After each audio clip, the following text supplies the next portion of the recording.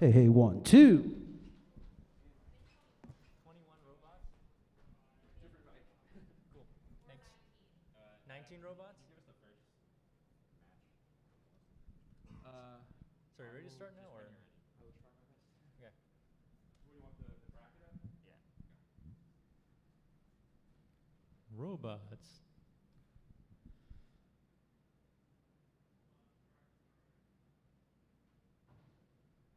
He's still updating it right now? Okay, that's fine. I'm Chris Rose, here with my co-host, Kenny Florian. Kenny, what's it like today in the box? Well, I think we've got a big day up ahead of us. We've got 21 robots here today. 21 robots. Wow, that's a lot.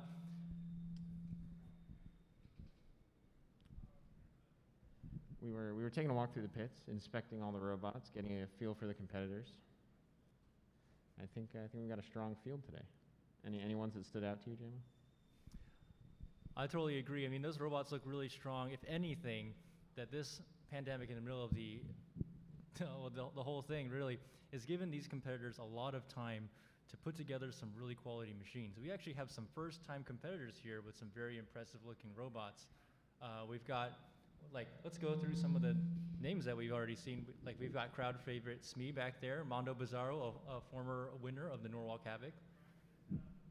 Yeah, and another thing we've noticed, a lot of 3D printing on all these robots. We're seeing more composite 3D prints, and people really have taken the time and utilized their 3D printers coming to this event.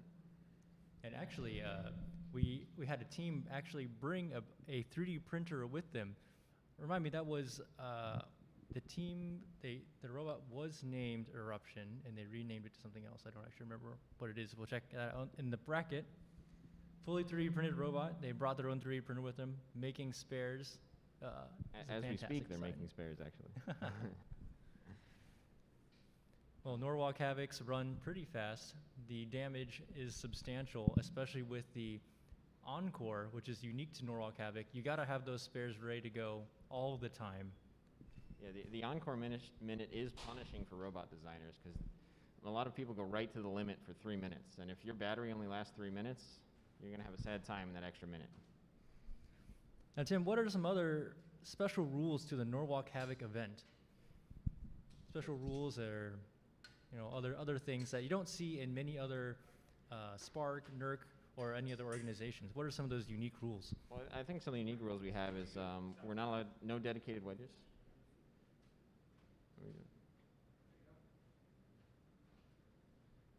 That's the bracket. That's the bracket. All right. So, who's up first? Okay. All right, well, we got the bracket all set up here. We have, how many robots do we have here? 19. 19?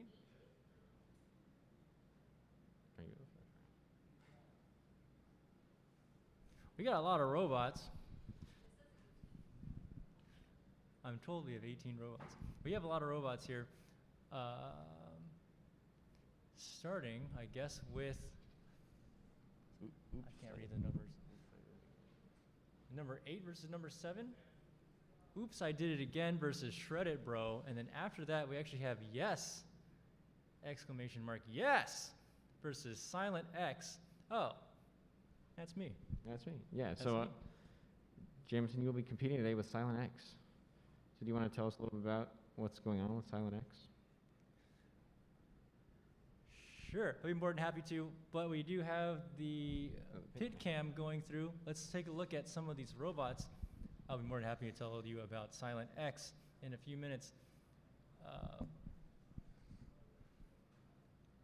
So that robot right there, that one will not be competing. That is a 30-pound robot that he brought to show in the pits. But you could also see before some of his smaller robots that will be competing today. So I believe he has 2 vertical spinners with him. And along the lines of one of the special rules of Norwalk Havoc, they have a weight bonus for non-wheeled motion. In the background of one of the previous shots, they actually had a gyroscopic walker, which gets a 2-pound weight bonus on top of 3 pounds. That's incredible. Yeah, I'm very excited to see how that gyro walker does. We were talking with him before, and that robot has a serious weapon on it. It's a large, heavy weapon because he doesn't have to dedicate that weight to drive power. And I think it's going to be exciting to see who he comes up against. Yeah, I would not want to get hit by that weapon at all. What's the trade-off exactly? It's called a gyro walker. How does a gyro walker exactly move around the box? So what happens is, as he adjusts his weapon power, the gyroscopic forces are going to pull him in one direction, and that's going to cause him to teeter forwards and backwards. So he does take a penalty of limited mobility, and that can be a big issue, especially against some of our faster competitors here. So I guess it'll be a matter of driver skill to see if they can navigate around that deadly weapon. Otherwise, they're going to feel the pound of pain that it can deliver. Yeah, I mean, it's definitely going to be a set of matches to watch, because either way, there's going to be destruction. Closer. Too far? Too close? And your face should touch the microphone. Face should touch the microphone. All right. Okay. We have 2 camera angles now. So we right now our competitors are actually split up between 2 separate pit areas. As they'll be coming down, we'll get everyone in the box, and then talking about some of our upgrades to the box. Our brick inside the box, has received significant upgrades for this event. So in the past, it was a cinder block that we use for our in-box camera, and that cinder box has been upgraded to a solid steel robot with a brushless drivetrain. Do we have a view of the arena right now to see the upgrades to Brett the Brick?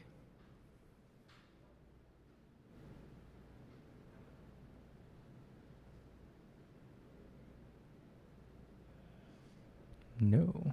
Okay, so in the meantime, so what do you think our competitors are going through right now? What do you think are the key final checks, things they should be looking at as they get ready for their first couple matches? Mm-hmm.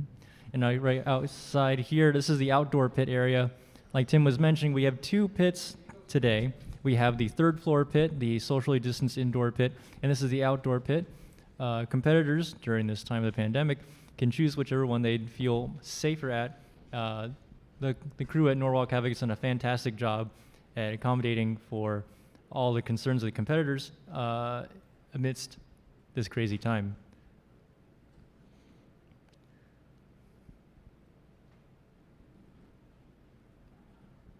Yeah, so that's a new camera I've never seen before. We have the top of the building view for everyone to see, the Norwalk area. Oh, there's Brett.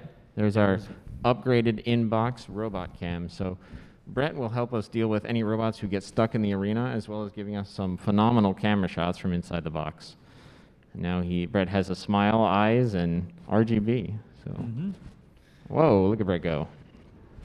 Brett the Brick is also no longer a cinder block. Brett the Brick is now welded 1/4-inch steel plates. This thing is a beast. I don't think our competitors are going to be able to damage this. Although I'm sure many of them will be willing to try. Inside of that is also a 4-wheel drive hub motor system based off of electric skateboards. This thing has some serious horsepower and speed. It's actually going to be toned down, I think, significantly, as not to crush our poor 3-pound competitors. This thing weighs, I believe, about 50 pounds. Wow. 5 times the weight of our existing competitors. Would not want that to fall onto your robot. No, I would not. But it is a very useful tool when you get stuck against the wall. Due to an unfortunate hit, Brett can come in and help unstuck you, keeping our match moving. And it's just one of the interesting things about the Norwalk Havoc Robot League that you will not find anywhere else.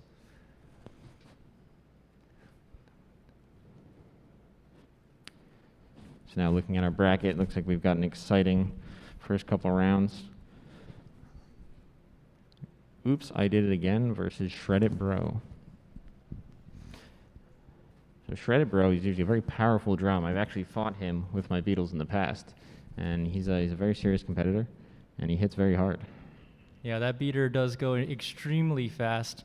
I mean, it is called Shred It Bro. He's going to do some shredding today, perhaps to Oops, I Did It Again. But we'll see. I actually have not seen Oops, I Did It Again fully assembled. Builder Izzy was assembling it as she came in.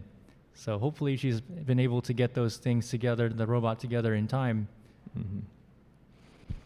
Yeah, we may have to jump to the next match. Yeah, I mean, these are the critical final moments for getting a robot together. Because a lot of competitors do show up, having this being the first time that they've had the robot together and been able to test it safely.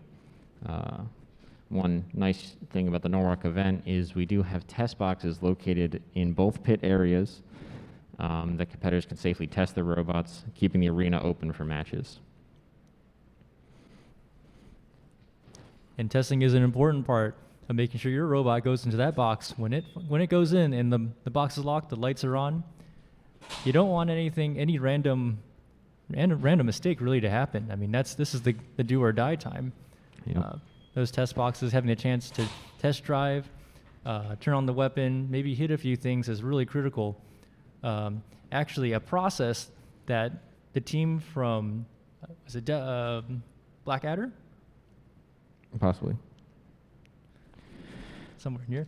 They were talking about extensively the amount of testing they've been doing since their last Norwalk event, including some of the upgrades to their robot, other than the snakeskin outer appearance. Mm-hmm. The upgrade to a higher battery count, and also the mitigation of some of the errors that they had observed during their testing. This is going to be a well-oiled machine, and maybe it'll go all the way. Yeah, but Blackadder is actually our youngest driver at the event. How old is he? I believe 10 years old. 10 years old? That's pretty young. 10 years old, our youngest driver. He's been driving, building, and testing his robot for weeks now, when we were talking to them earlier. So. And after talking to them about the Encore minute, I believe they said they have up to 7 minutes total of battery life. 7 minutes. That's an incredible amount of runtime. I think we can only add 1 minute to the Encore, but I think they'll be more than prepared if they go into a rumble or anything like that later on to be able to go the full distance and really kick some row butt. Mm-hmm. Yeah, I think that'll also cut down on their in-between match downtime because their charging will not take as long. That is a very good point. We mentioned previously that Norwalk Havoc does run pretty fast between matches. You've got to be prepared. You've got to have those spares. You've got to have that well-oiled pit crew, change those tires, change those batteries, and really make sure your robot's in tip-top shape. What's the fastest that you've ever had to make a return fight in your experience here at Norwalk Havoc? Yeah, so I think the fastest I've had that happen was actually after my fight with Jameson's robot, Silent Spring. After that match, I had to completely disassemble my weapon assembly, replace the bearings, and then rebuild it to go fight him again. So that was certainly a quick turnaround. But luckily, there's a big shop here that all the competitors have access to, and it really helps to get the robot back together quickly. Indeed. So perhaps we could pull up some of the images of our competitors today, and we could take a look.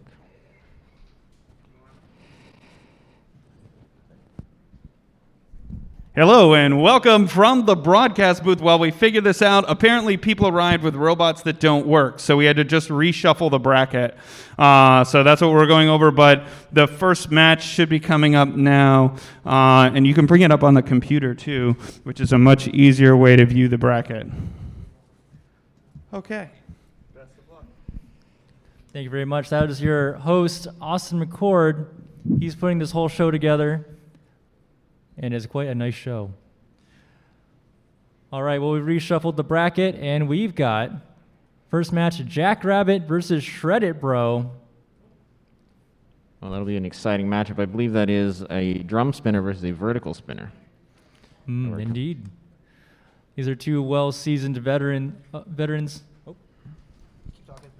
of the Norwalk Havoc circuit. Shredder Bro, as we mentioned previously, having that devastating high RPM egg beater weapon, and Jackrabbit, a vertical bar spinner. I believe it was 3D printed last time. I actually haven't seen it today. We're going to have to check this out. Mm-hmm. I mean, it'll be exciting to see because these are two seasoned competitors coming into this match. Both of them have made it to the semifinals in here at previous events, and I think it'll be an exciting start to our day. Get it comfortable? Yeah, I think it's good. Put this on first, then your mask. Oh. The mask will hold it in. That's what I've been doing, at least.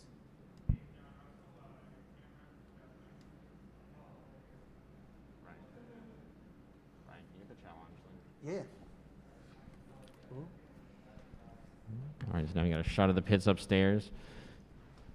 You can see all the competitors are working very hard trying to get their final touches in. I mean, you do really have to take your time to make sure you get all the finishing touches just perfect, because even the smallest connector not placed correctly could be the end of your match.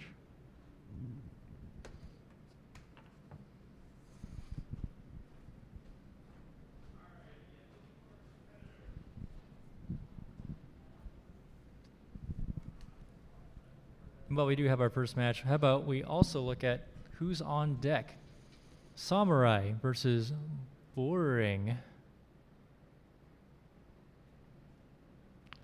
So I believe Samurai has a very large wedge, if I remember correctly. That's right. Samurai is employing the classic dustpan overhead saw design. We had a chance to see this one fit, and actually a testing video as of last night, slicing a piece of titanium in half. Wow. Quite impressive. That could certainly spell disaster for some robots with weaker top armor. That's right. These are what we're going to see today, I believe, are going to be in the 3-pound class primarily. 3 pounds, these robots definitely pack a punch, but a lot of them are pretty sparse on the top armor and some of their armor in general. A well-placed shot in a critical area could be the end of the road for any one of these robots. Yeah, I mean, because you really do get stuck between where to balance your weight in the robot. And as we look at our competitors today, you'll see how they've chosen to allocate that weight, whether it's putting more weight into their weapon or armoring up their wheels. That's totally right. And maybe now seeing this updated bracket, maybe we'll see how Boring has accommodated for their new opponent if they have the option to make some modifications between matches. I mean, this is going to be match number 1, but it could be end of day if a LiPo gets hit, the battery's highly flammable. It could be catastrophic. I wonder what Boring is going to do in response to their first opponent. Okay, it looks like we're loading into the arena now. So we have Shredded Bro and Jackrabbit in the arena. Shredded Bro has the blue egg beater, and Jackrabbit is the red uprighted vertical spinner. So looking at these two competitors here, it looks like both competitors have covered wheels.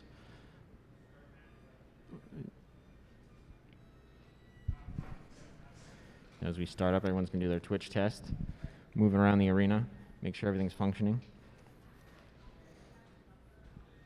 All right, looks like Shredded Bro is ready. Jackrabbit is moving into the red position. I'm really thankful these drivers picked the easy to identify colors, red to red, blue to blue.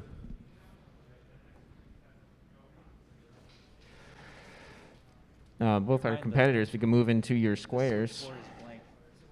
It's blank right now.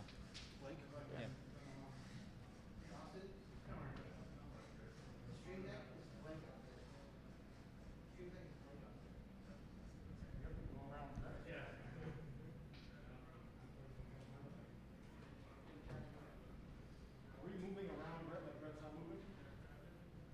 Just give us a sec. We'll try and get him moved. What is this Stream Deck? It's just got the default Stream Deck logo on it. What? Oh, Stream Deck did you display. quick companion? Oh, you disconnected the thing when you brought the laptop over. Did you disconnect the Stream Deck? Yeah. Okay. And would it just come back? No. So we gotta go back, launch GUI, and then you have to do. So looking closer at these two robots, it looks like both of them are utilizing UHMW to guard the front and sides of the robot. There you go. Okay. It's a very common material you'll see in the beetle weight fighting robots, ultra-high molecular weight polyethylene, for its toughness, impact resistance, and also ease of fabrication. Okay, so I think we're ready. We need to check with the competitors. Competitors, are you ready? Thumbs up, thumbs up. All right, let's start. All right, Brett has moved out of the way. The arena is clear. The doors are locked. And I believe we are now ready to start the match.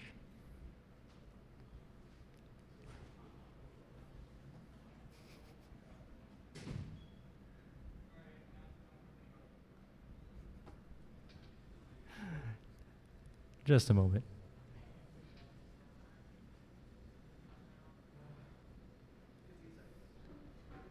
Okay, the countdown has begun.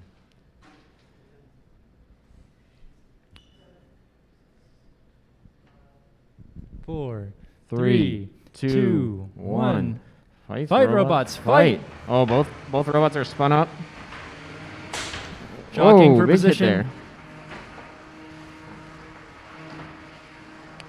This is starting to become a battle. Oh! Oh, Jackrabbit Shredded Bro connects gets on the launched in front the wedge air. of Shredded Bro. Doesn't look like he's lost his weapon. Still good to go. Ooh. Looks like Jackrabbit has had the advantage in the early few hits here. Another huge hit. Shredded Bro is trying to maneuver around Jackrabbit. Jackrabbit's holding steady, maintaining its position. Now that Shredded Bro's flipped back over, he can start getting some hits in. It looks like Jackrabbit's wedgelets are lower than Shredded Bro's. Oh man, look at the durability of Shredded Bro. All those hits, it's still working. Whoa. Uh-oh. Oh, he's stuck on his side. Shredded Bro stuck on its side. Back Nice. over.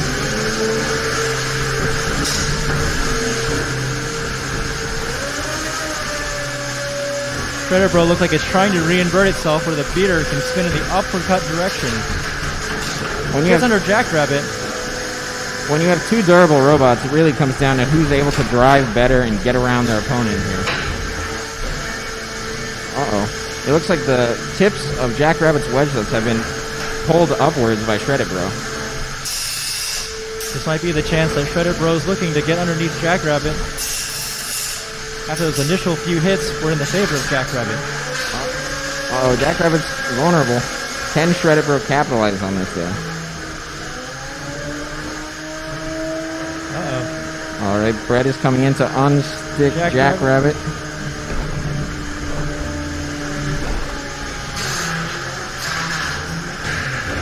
Shredded Bro taking full advantage of the vulnerability of Jackrabbit here. Oh, there goes the side armor of Jackrabbit. Shredded Bro is starting to pull him apart.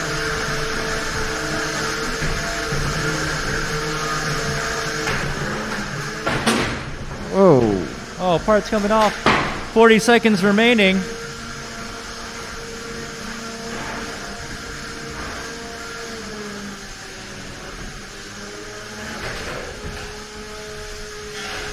It looks like with those compromised wedgelets, Jackrabbit is struggling to get underneath Shredded Bro. 20 seconds left. This is the time they want to make the last marks. Leave an impression on the judges. 10, 9, 8, 7, 6, 5, 4, 3, 2, 1. The end of the match. End match. End of match. Well, that was a great fight to start our Norwalk Havoc event. Yeah, that was certainly a heavy-hitting fight. Both robots exchanging blows, back and forth. We could take a look at some of the replays from that fight. I'd be excited to see some of the large hits. In the meantime, let's. Yep. I need to declare a winner right now. Shredded Bro. Shredded. Want to play Shredded? Shredded? I think that late combat was good. Yeah. Did a lot more damage. Yep. So I believe that match is going to go to Shredded Bro based on the damage done in the late match. Towards the end of the match, both of our robots had functioning weapons, but Shredded Bro was able to do more damage to the chassis of Jackrabbit.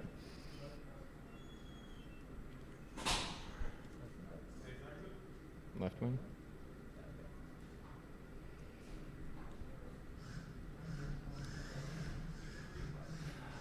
Early match, you can see here, Jackrabbit is actually getting the advantage, getting underneath Shredded Bro. That's a As Shredded Bro is trying to maneuver around the sides of Jackrabbit, but somehow those wedges always getting underneath Shredded Bro's wedge and flipping him up into the air. Yeah, it seems like Shredded Bro was just unable to get underneath Jackrabbit in those early hits. Yeah, see, he slides right up the wedgelets, and then it's almost a full contact hit from Jackrabbit. Wow. So now again, you can see them positioning. Everyone's trying to get around, trying to get under the wedgelets. Yeah, and then he gets that hit on the side and flips Shredded Bro. But both weapons continued spinning for the whole fight, which is really great to see. There's some nice durable robots right there.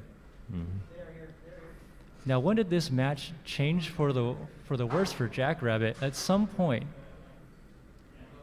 Shredded Bro gets underneath Jackrabbit and really turns the tide. I guess we'll see it in a few seconds, perhaps.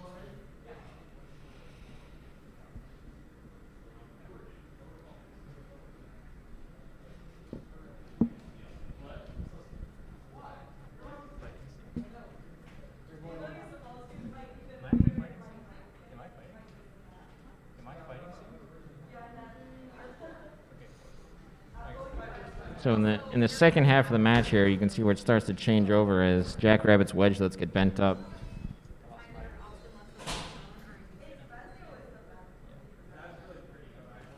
Oh wow, the Jackrabbit really does pack a punch in every single one of those hits. I thought that was almost end of the road there for Shredded Bro. He got stuck on his side, but using the torque from the beater to actually spin the robot down, that's a cool trick. Yeah, it definitely takes a lot of driving skill to be able to execute that on demand. Yeah, but here, see, that's where you can see the match changed over. So that hit right there took out Jackrabbit's wedgelets, and that was what was doing all the work for getting Shredded Bro up in the air. And now I think we'll start to see the match changing over.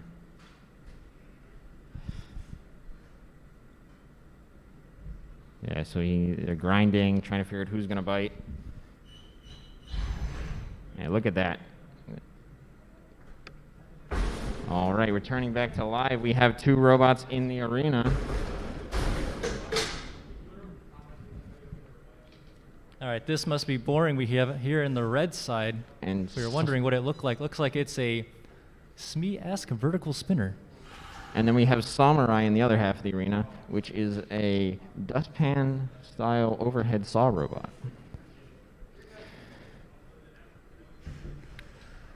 So it does look like Boring has an exposed set of drive motors. Those might be a pretty tasty target for Samurai. Indeed. Are both of these drivers ready? We got nods, we got nods. All right, let's start the countdown.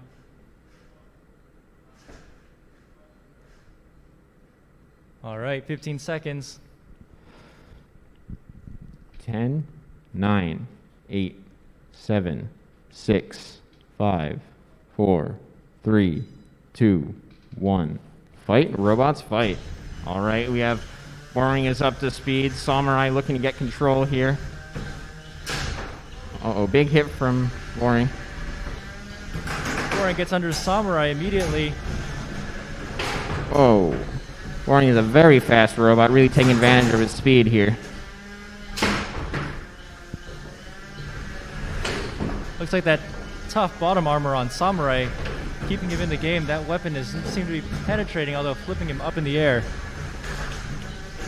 Samurai does have extremely thick top and bottom armor, which is really protecting his internals in this fight.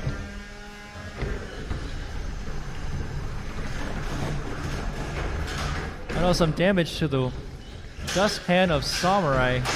Might have a hard time getting underneath Boring at this point.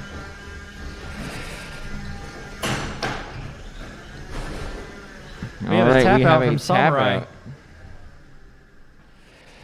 We have a tap out from Samurai, giving the win to Boring. It just seemed like the speed from Boring there was really, truly devastating.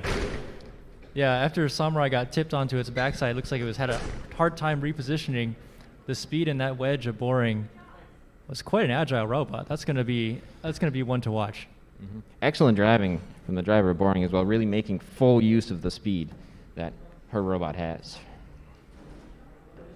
But at the same time, let's not count out Samurai. That was a durable robot. You know, hit after hit.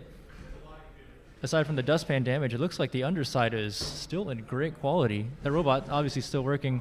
Driver Ryan Bieber is inspecting to make sure that it still works. Also a strong strategy to tap out early because it is a round robin format, so or not round robin. You do get double a double elimination.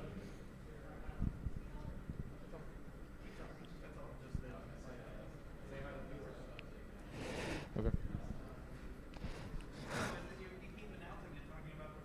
All right, so Samurai was actually able to get on top here a few times. That can be dangerous for a wedge bot when another robot pops up on top of you. But looking at the end here, yeah, but that early tap out can be a strong strategy before you lose too much of your robot in the early rounds.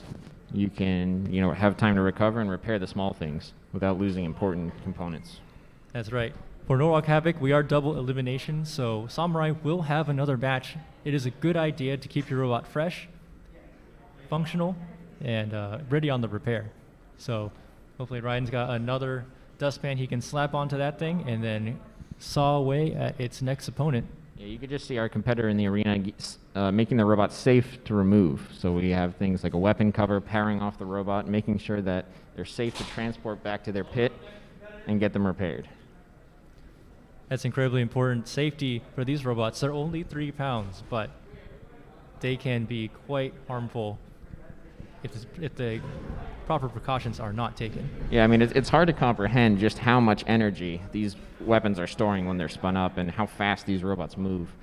They are only 3 pounds, but they can store as much energy as an AK-47 bullet.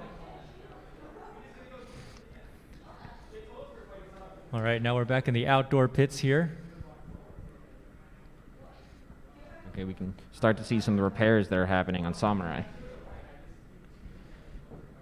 So most likely he's going to go in here, he's going to get the top plate off, and then we're going to get to see the repairs that are being made. But we're back in the arena.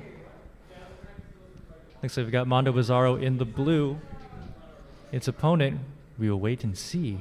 Mondo Bizarro is a veteran competitor. He's competed, I think, at almost every single Norwalk Havoc since the first one we've had. He has a strong drum that packs a hell of a punch. I believe you've had to fight him a few times, Jameson. Yeah, Mondo Bizarro, we've run into each other quite a few times. He always comes back with that powerful machine. The front, like Shredded Bro, has this vertically spinning egg beater with one difference. The difference being that it has the motor built directly into the beater, which is a mechanically simpler setup, and where it allows him to put all that extra, the saved space and saved weight into that drum. So that thing's got a lot of mass spinning really, really fast. It's a nasty robot. Yeah, as opposed to robots that use pulleys to drive their weapons typically lose mass in their weapon because that pulley system eats up their weight. And definitely a big design decision you have to make when you're putting a robot together. Now, as a proof to how devastating that robot can be, Mondo has won the Golden Dumpster Award before. Yep, he is certainly a veteran competitor. That drum is scary and it's very loud when it gets spun up.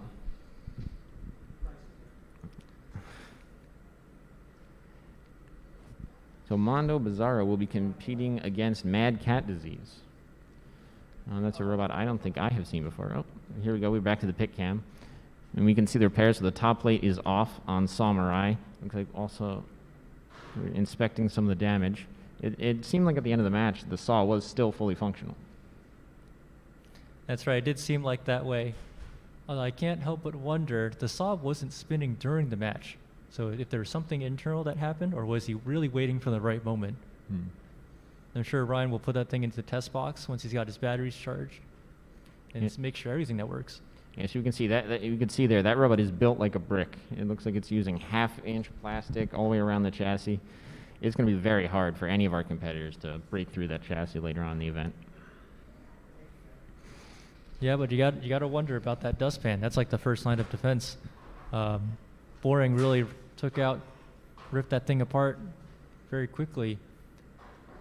Maybe he's got some time. He can try to reinforce that area, or that might happen again. Yeah, hopefully he's brought extras with him. If not, he might be able to whip a new dustpan or a wedge together while he's here at the event.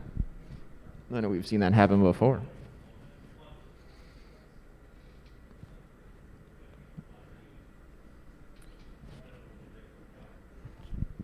Shredded Bro also has covered wheels. So that is another design decision you have to make, because if you're protecting your wheels, you do have to put more weight into your armor. And a lot of people want to go for the biggest, most powerful weapon they can put, and that is very strong when going against your opponents. But would you say defense is important too? Yeah, defense can be incredibly important. As you're saying, it's the weight trade-off. You've got a certain number of weight points. Remember, the max is 3 pounds unless you've got a mini-bot or a non-wheeled locomotion robot. How you want to spend it takes away from something else, right?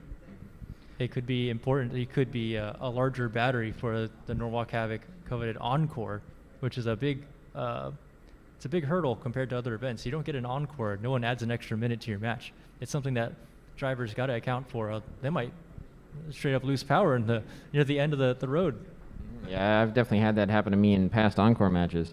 And our competitor who's in the arena right now, Mondo Bizarro, has actually run a mini-bot in previous events. It doesn't look like we're seeing it here today. He just has the primary bot, but in the past he ran a 1 pound version of Mondo Bizarro, which was very exciting to see. Like father, like son.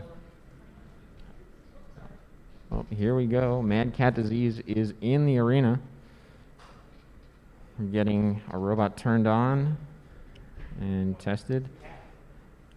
It looks like Mad Cat Disease is a lifter wedge, which might be difficult for Mondo Bizarro to make their way through. Final adjustments to that wedge. Get it flat to the floor. Make sure Mondo cannot get underneath you. Well, that plastic looks thick. Could be a pretty durable robot. I gotta wonder, what's the armor effects of fur? It will be interesting. Maybe it's to distract or disguise themselves in the arena. All right, once our competitors are in our corner, Mondo looks like he's putting on the final touches right now, that final piece of tape to go on the robot, protect your wires. Really, it's more to keep them inside the robot. You can never have too much duct tape.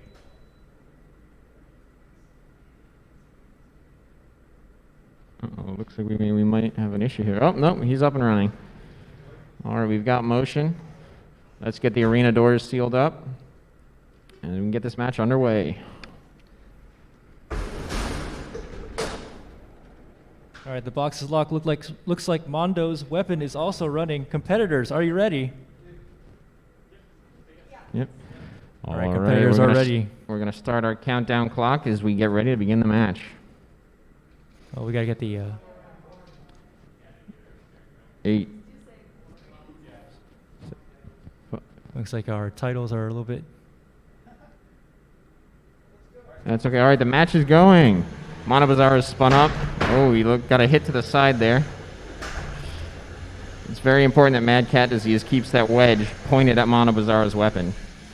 Look at the strategy of Mad Cat Disease. Also, leaving the arm in the up position is not to get damaged by that nasty drum of Mondo Bizarro. Now actually using it as a clamping device. Well, looks like Mondo is getting control back, but he still is struggling to get by that wide wedge.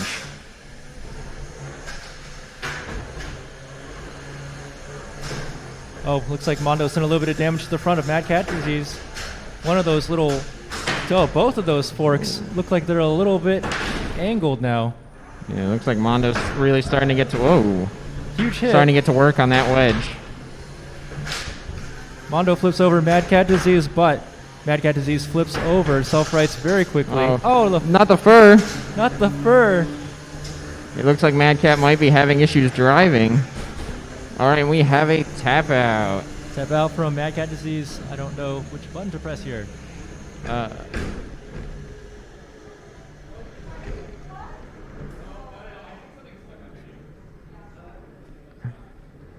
Mondo Bizarro wins the match from a tap out. Brett helps retrieve the robot.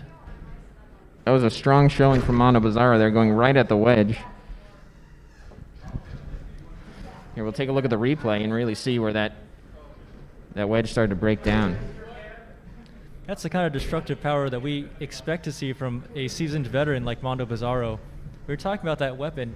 I think it almost weighs nearly a pound for a 3 pound robot. That's a lot of mass. That is 1/3 of the weight he has. Yeah.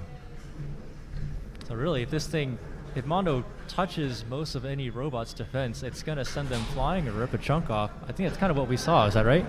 There's strong control from Mad Catter here. If she was able to keep this up for the majority of the match, I don't think Mondo would have been able to do much.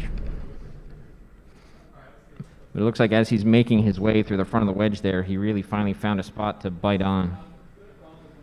But again, look at that. That wedge is working beautifully. Well, that was a nice maneuver by Mad Cat. I totally missed that, ramming Mondo into the wall, flipping him over. Yeah, but that was a critical hit there. And we'll see in slow motion. He bites on that wedgelet and just sends Mad Catter flying. Wow, that's a lot of energy. And the quick self-right.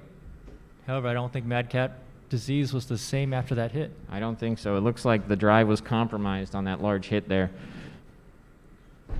Although we're still seeing some motion, but it looks like only one side of the drivetrain is working.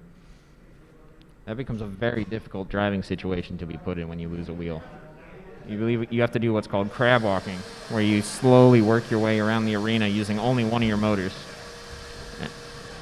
Yeah, and then when you're fighting against an opponent like Mondo, if you're already down on mobility, that was kind of Mad Cat Disease's primary advantage over Mondo, is that maneuverability. If you're down half your drive, it's definitely an uphill climb. Yeah, I mean, making sure your drivetrain is bulletproof during those matches is just so critical, especially when your control is how you take care of your robots. But it looked like Mondo just got the right hit to remove that control from Mad Catter.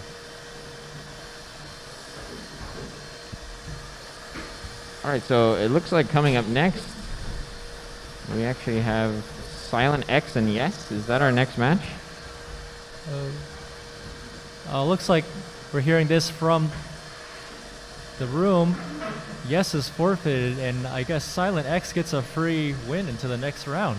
All right, well, congratulations. You've advanced to the next round, Jameson.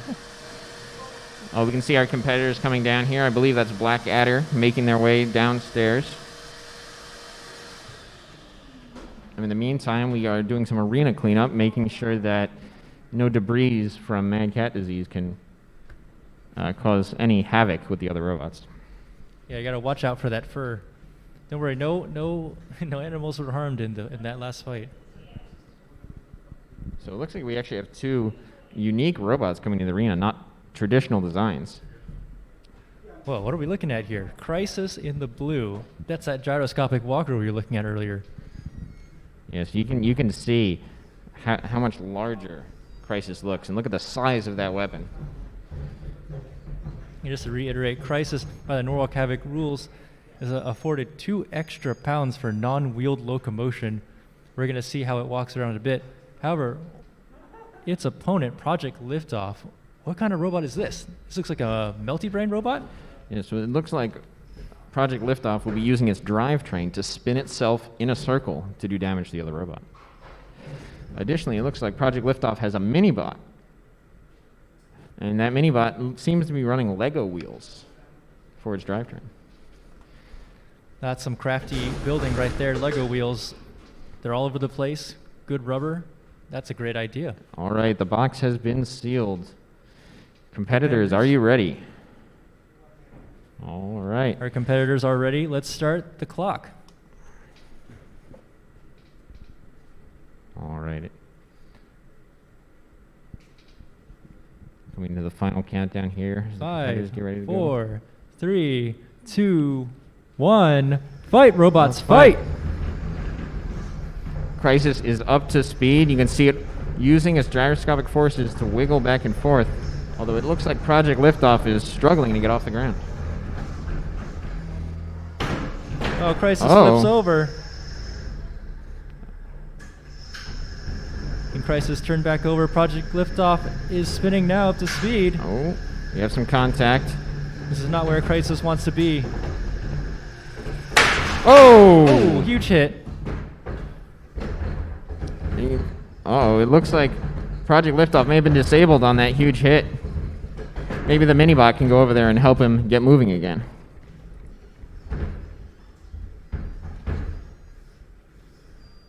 We're going to need to see some movement from Project Liftoff soon. So looks like he was just stuck on the ground. The mini-bot has helped him get going.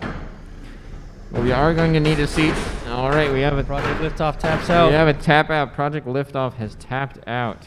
So Crisis having a little bit of a crisis, but manages to deliver a big enough hit, or maybe Project Liftoff did, to escape with the win. all right, so hopefully we'll get to see that big hit that knocked out Project Liftoff. So you can see the motion here is so interesting. Look at how the weapon is pivoting back and forth as it shuffles forward through the arena. Looks like he's going after that mini-bot there.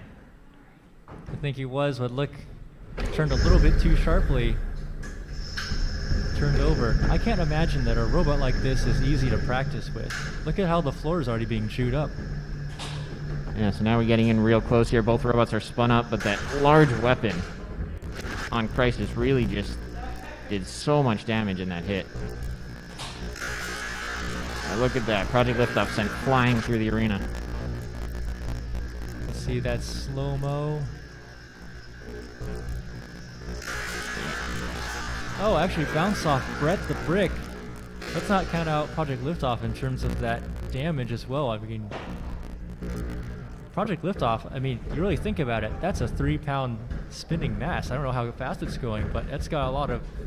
We talk about Mondo Bizarro having 1 pound being a lot. 3 pounds is also...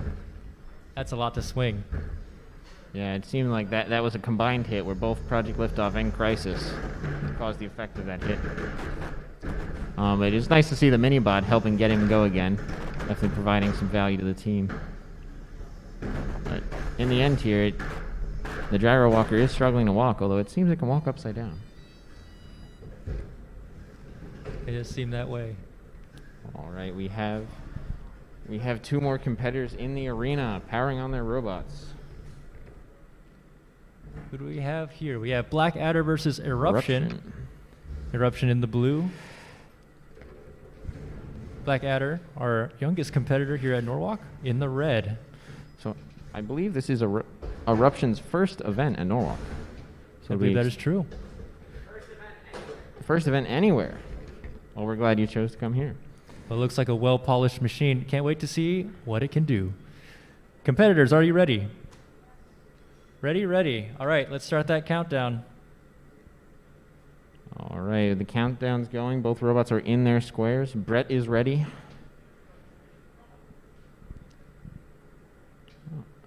4, 3, 2, 1. Fight, robots, fight. All right, both robots are spun up. Now listen to the noise of those 2 robots. Whoa, huge hit from Eruption. Uh-oh, it looks like we have 2 weapons disabled after that hit. And Eruption is struggling to move, but it looks like he's just stuck on the ground. Oh, Black Adder is spinning back up. All right, Eruption taps out. knockout. After that massive hit. Holy cow, look at the front of the weapon of Eruption. Oh, look, that was a lot of damage from Black Adder there. Looks like it did a little bit of a... Did the weapon of Eruption snap down the middle? That is what it looks like. Could we get the Brett cam moved in on Eruption? Here's a replay. Looking for one huge hit in a few seconds. Oh, look at that hit. Wow. Both robots sent flying.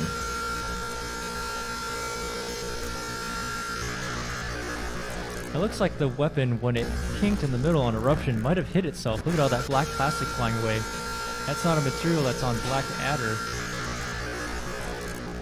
I mean, the amount of energy in that hit, that is a hard hit for any robot to survive.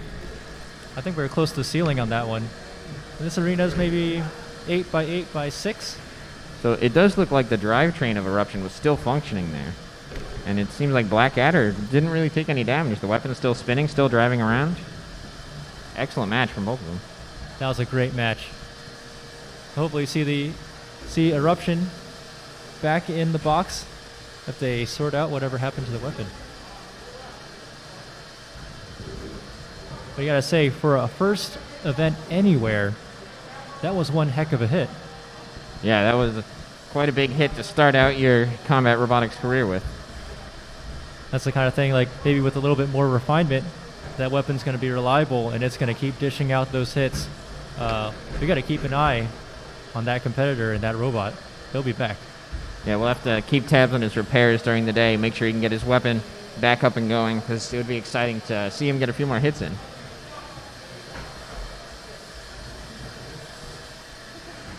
All right, now that we're getting the arena cleared.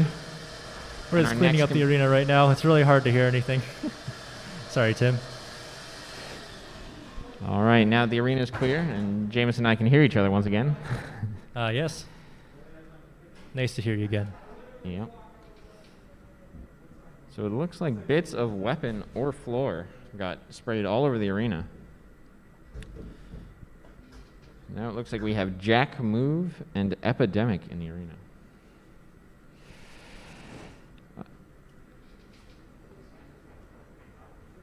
Looks like we have two very different building styles from these two competitors. We have a lot of plastics and 3D printing on one robot, and a lot of sheet metal on the other.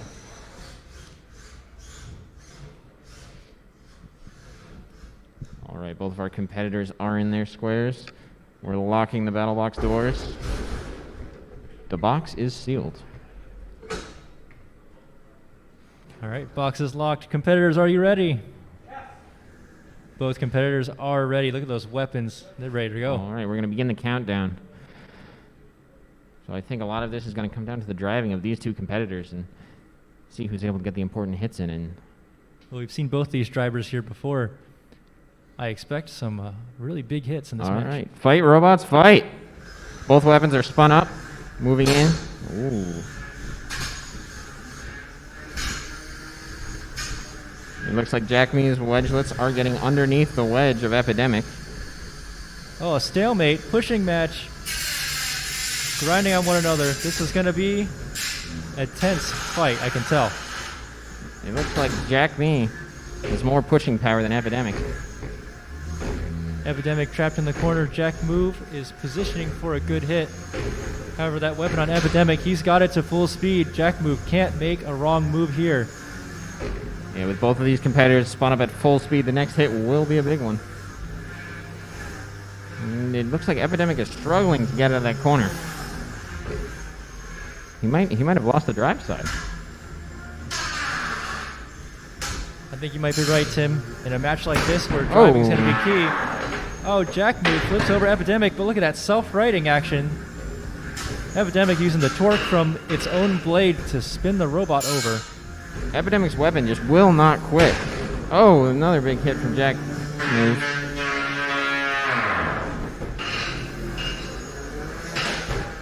Oh, and Epidemic self-rights once again.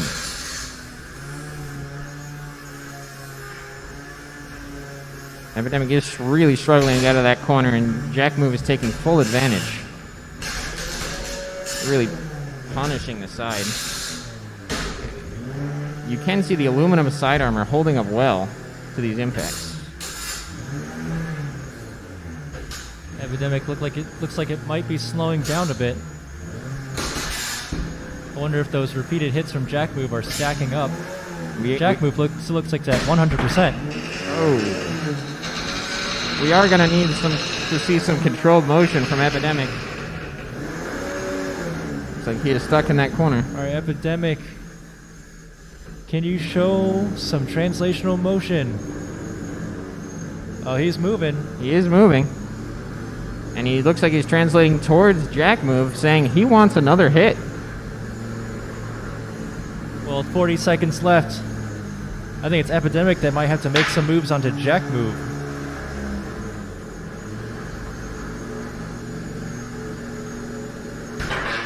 Jack Move is really taking his time to get the hit he wants to take. Oh, and Epidemic is flipped back over. It looks like he's still struggling to drive around the arena. Looks like we might be entangled here. We're down to our last match. It's 10 seconds remaining. Jack Move looks like he's playing it smart. 5, 4, 3, 2, 1. That's the end of the fight. All right, I think we're going to have to give that one to Jack Move there. Yeah, I think Jack Move definitely won this fight. He had an early advantage by putting Epidemic into the corner. In the beginning, it looked like a really close driving match. Yeah, I mean, it really came down to who could get that early hit. And it looks like in the beginning of the match here, they were really playing for position and who could push harder. But once Epidemic got pushed into that corner, Jack move really took advantage of it. Yeah, stuck in the corner and one drive side down. It's not where you want to be. No, but after that, Jack move, really playing it smart, taking its time. He knew he had the advantage and made sure he didn't make any mistakes. That's a smart driver. it was amazing how well Epidemic was able to self-right consistently during that match. And using only the weapon. Yeah, that's the kind of weapon that you don't want to get hit by. I think if Epidemic, this is double elim, it's still got another shot, so we got to watch out for Epidemic. Fix their drive issues and to really deliver that weapon. I imagine the punch it could bring if it could self-right like that. Yeah, I mean it's easily throwing itself up in the air. You can see the robots loading into the arena. In the arena, we have Nitro Hornet and Smee. You can see the weapon lock on Nitro Hornet there as everyone's getting powered on. Smee, have you brought a mini-bot to the arena with you? Oh, so we have a mini-bot in the arena. So it looks like that is an undercutter? Is that only weapon, that mini-bot? Well, you're about to find out. You have to watch. We will have to watch and find out. Jameson is figuring it out, I can tell. Oh. Oh. Okay, I think I know what this might do, but he's going to show us how this thing works. So both of these competitors have competed at Norwalks before. A strong spinner and probably one of the most difficult driving opponents you can face in the arena. Smee. That's right, Smee is known for being the widest robot to ever compete at Norwalk Havoc and maybe to compete in most events around the world. But Smee employing what looks like a new strategy with a mini-bot and a secret he has not yet revealed to us. I think we're going to find out really soon what this thing does. It looks like an undercutter with no wheels. Interesting. All right, we're shutting the arena.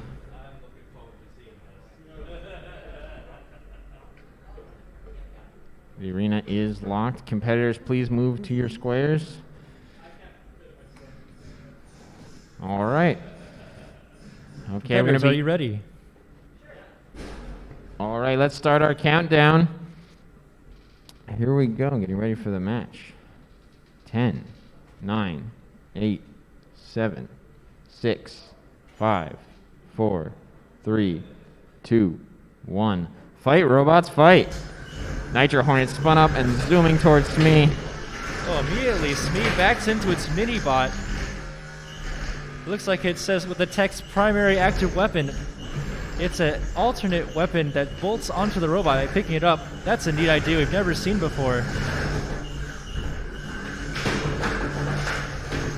Nitro Hornet gets underneath Smee for a moment there. That's a rare occurrence. But now Smee pushing Nitro Hornet into the wall. Looks like Nitro Hornet was able to bend up one fork on Smee's wedge. Oh. Nitro Hornet being behind Smee is a very dangerous position for him to be in.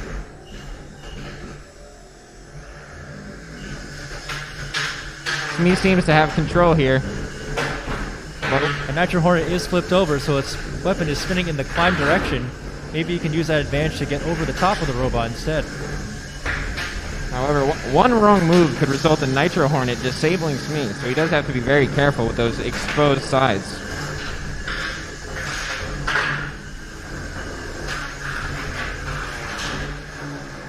Looks like the bar weapon on Smee, the mini-bot, is not spinning actively. However, with this show of control, Nitro Hornet is just getting bullied into the corner by Smee, but he's spun back up now. It appears Smee's weapon is no longer spinning. Perhaps Nitro Hornet disabled it.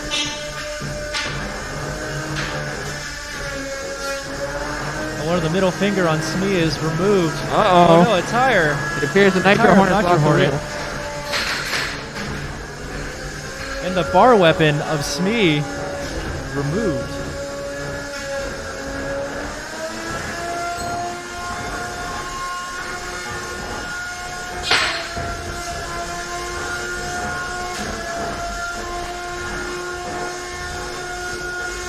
Nitro Hornet is still managing to move efficiently through the arena.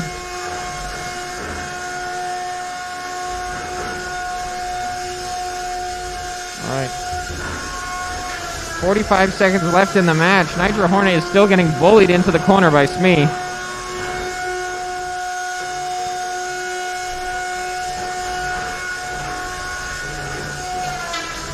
Nitro Hornet really struggling to get any hits in on Smee. Coming up on... Although he was able to disable that primary weapon. Smee doing a victory spin. 20 seconds left in the match. Smee is spinning to win. Uh-oh. Oh, the mini-bot off of The Smee. mini-bot is now stuck to Brett. Oh, the battery's out and everything. We've got 6 seconds left. 3, nail biter. 2, 1. That's the end of the match. This is... You can see the mini-bot of Smee is now stuck to Brett.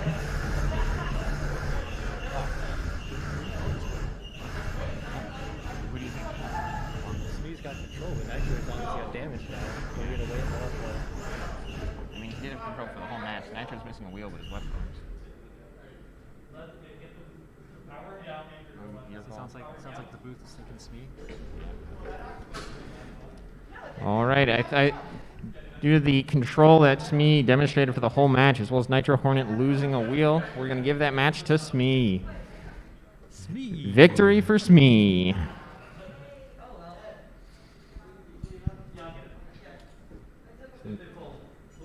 But wow, what a nail biter! Nitro Hornet really coming alive in that last minute. Although having one wheel only, managing to do damage and being pretty unpredictable. That was a close one. That was a very close one. It was interesting. You missed in the beginning here, but Smee right now actually weighs 4 pounds with the use of their mini-bot connecting to their primary robot to take full advantage of the weight bonus. So you can see here the struggle that Nitro Hornet has just getting around that wide wedge of Smee. That's probably the hardest part because you really need to get lucky to get around it.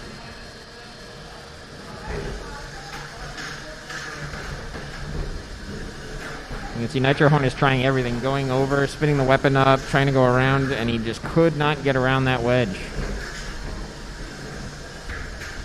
I cannot hear anything with this thing in my ear, Yeah. unfortunately. Coming up here, you do see Smee does lose the primary weapon of his robot, so you can see it's spun down right here. But I believe in a few hits, Nitro Hornet actually removes it from the mini-bot. Nitro Hornet is stuck in the corner, but you can see him thinking, I'm not staying here, and he spins his weapon up to full speed.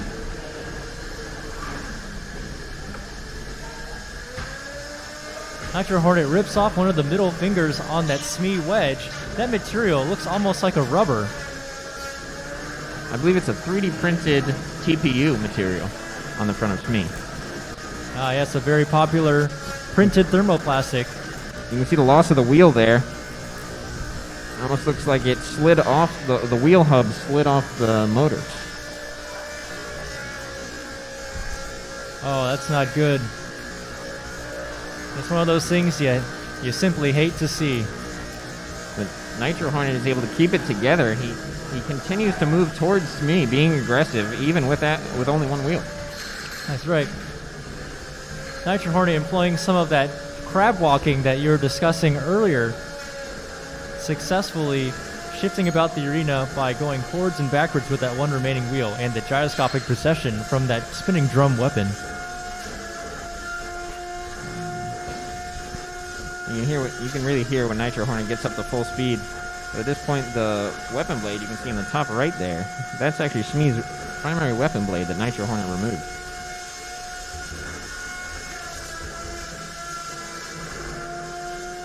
And then again, just Smee does such an excellent job of keeping Nitro Hornet in the corner here, really limiting his movement.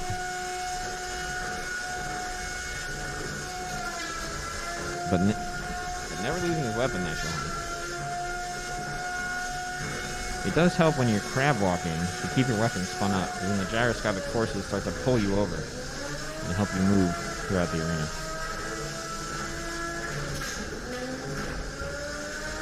Oh, you can see that right there. So that is Smee's mini-bot that is magnetically attached to the primary chassis. Nitro Hunter pops it off there, and then it gets stuck to Brett. Because Brett is now a steel brick.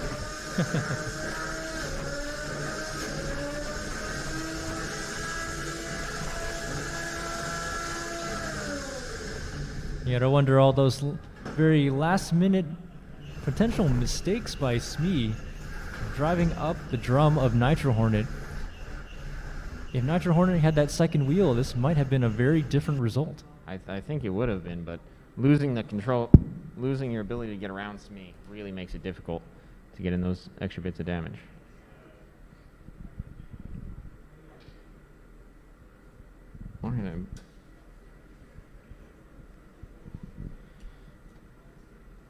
All right, so we can see the competitors getting ready in the pits here. This is our outdoor pit area.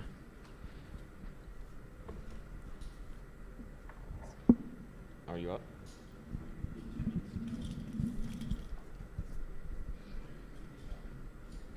All right, so I believe Jameson is actually going to go get ready for a match now. And what we can see here is Epidemic putting the final touches on the robot. It looks like he was doing some work on the drive motors, getting it set up. The matches that just happened, like in the downmix, and I don't know if we want to get some of those competitors to come see and watch them. As you can see, the repairs happening. The first thing that happens when anyone gets their robot back in the pit is they're pulling the top plate off. They're doing everything they can to make sure the mistakes don't happen again. So it looks like here, yep, you can see Nitro Hornet going at those motors, trying to diagnose that problem he had with the wheel falling off. Because that is not something he wants to happen later in the event. However, you can see it looks like his drum was in perfect condition there.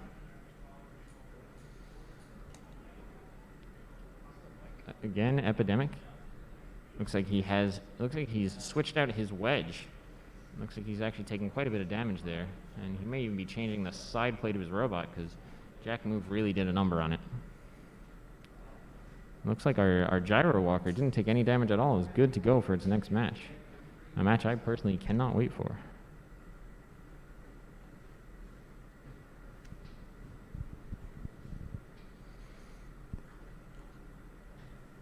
So here you get a nice look at the insides of the robot here. They're packed so tightly because you want to save every gram you can when trying to put these robots together. You can see in that full body spinner here, that is a steel ring going all the way around. That is a lot of hard spinning mass to hit other robots with. Pairs coming out in the robots with patches being put on. You can start to see the damage really build up on these robots.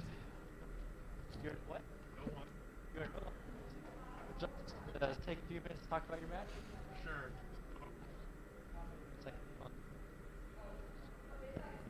Looks like we have Jameson going out to take a look at our competitors repairing their robots.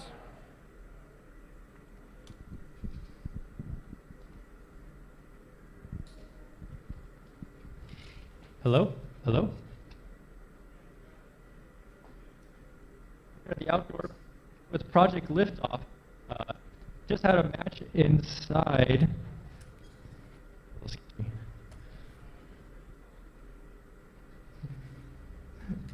Oh, okay. Let's step somewhere over here. Is this good?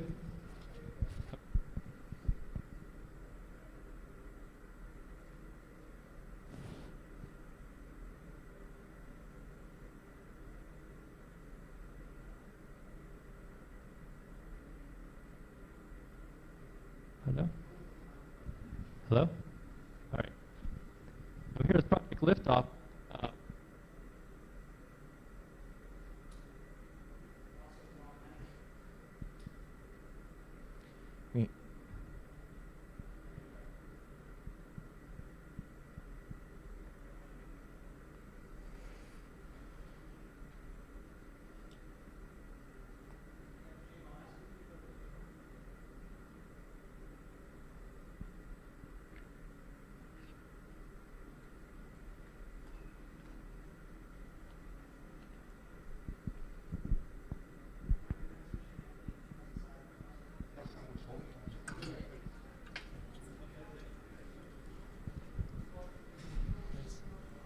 Outsider. You can see our gyro walker match replays are happening here. I believe we're Okay. All right, so I'm here with Andrew. I'm here with Andrew to talk about his match. I'm here with Andrew at Project Liftoff. So Project Liftoff is a multi-brain spinner, so the full robot spins. So initially I started spun the wrong way, and then when I switched the direction, I started maneuvering over, and we had that first big hit on the gyro walker, and at that point the wire on my voltage regulator broke, so I lost all logic control of the bot. So I just finished repairing that. It took about 15 minutes, but it was kind of hard to diagnose because we lost surface mount components. Wow, that's incredible. So just one little component in there, just as and that was all she wrote, right? Yeah, I think it was a resistor on the power distribution board. So. It was a resistor on the power distribution board, so one millimeter size component, and that's it for the bot. Wow, incredible how just such a tiny little component inside these robots can really change the game for them. What have you done to improve the robot and prevent that from happening again? So we repaired it. We jumpered in new 5-volt power from an auxiliary 5-volt converter, and now we just dumped hot glue on the whole thing. So we're hoping nothing moves around at this point. That's awesome. Hot glue saves the day. Well, we look forward to seeing your next match. You're not out yet. Not yet. So let's see more Project Liftoff action in the elimination round. Thank you, James. Thank you.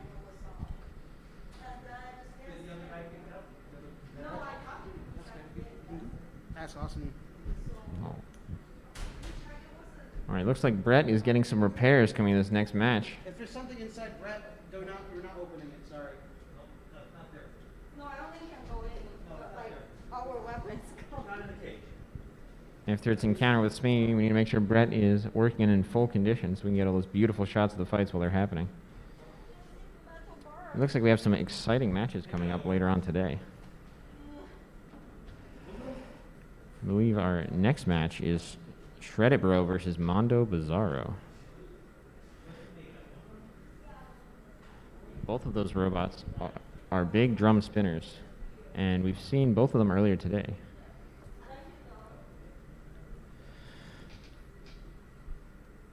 So James, does it look like, do you think Project Liftoff is going to be lifting off later today?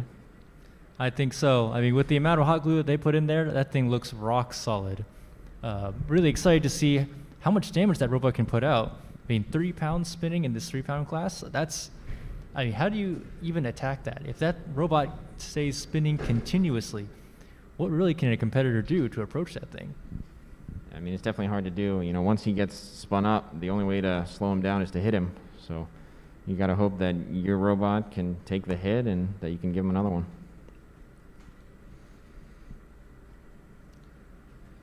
I think Black Adder is another one of our robots to watch here. He really did a lot of damage with his horizontal spinner in that fight against Eruption that we're looking at now.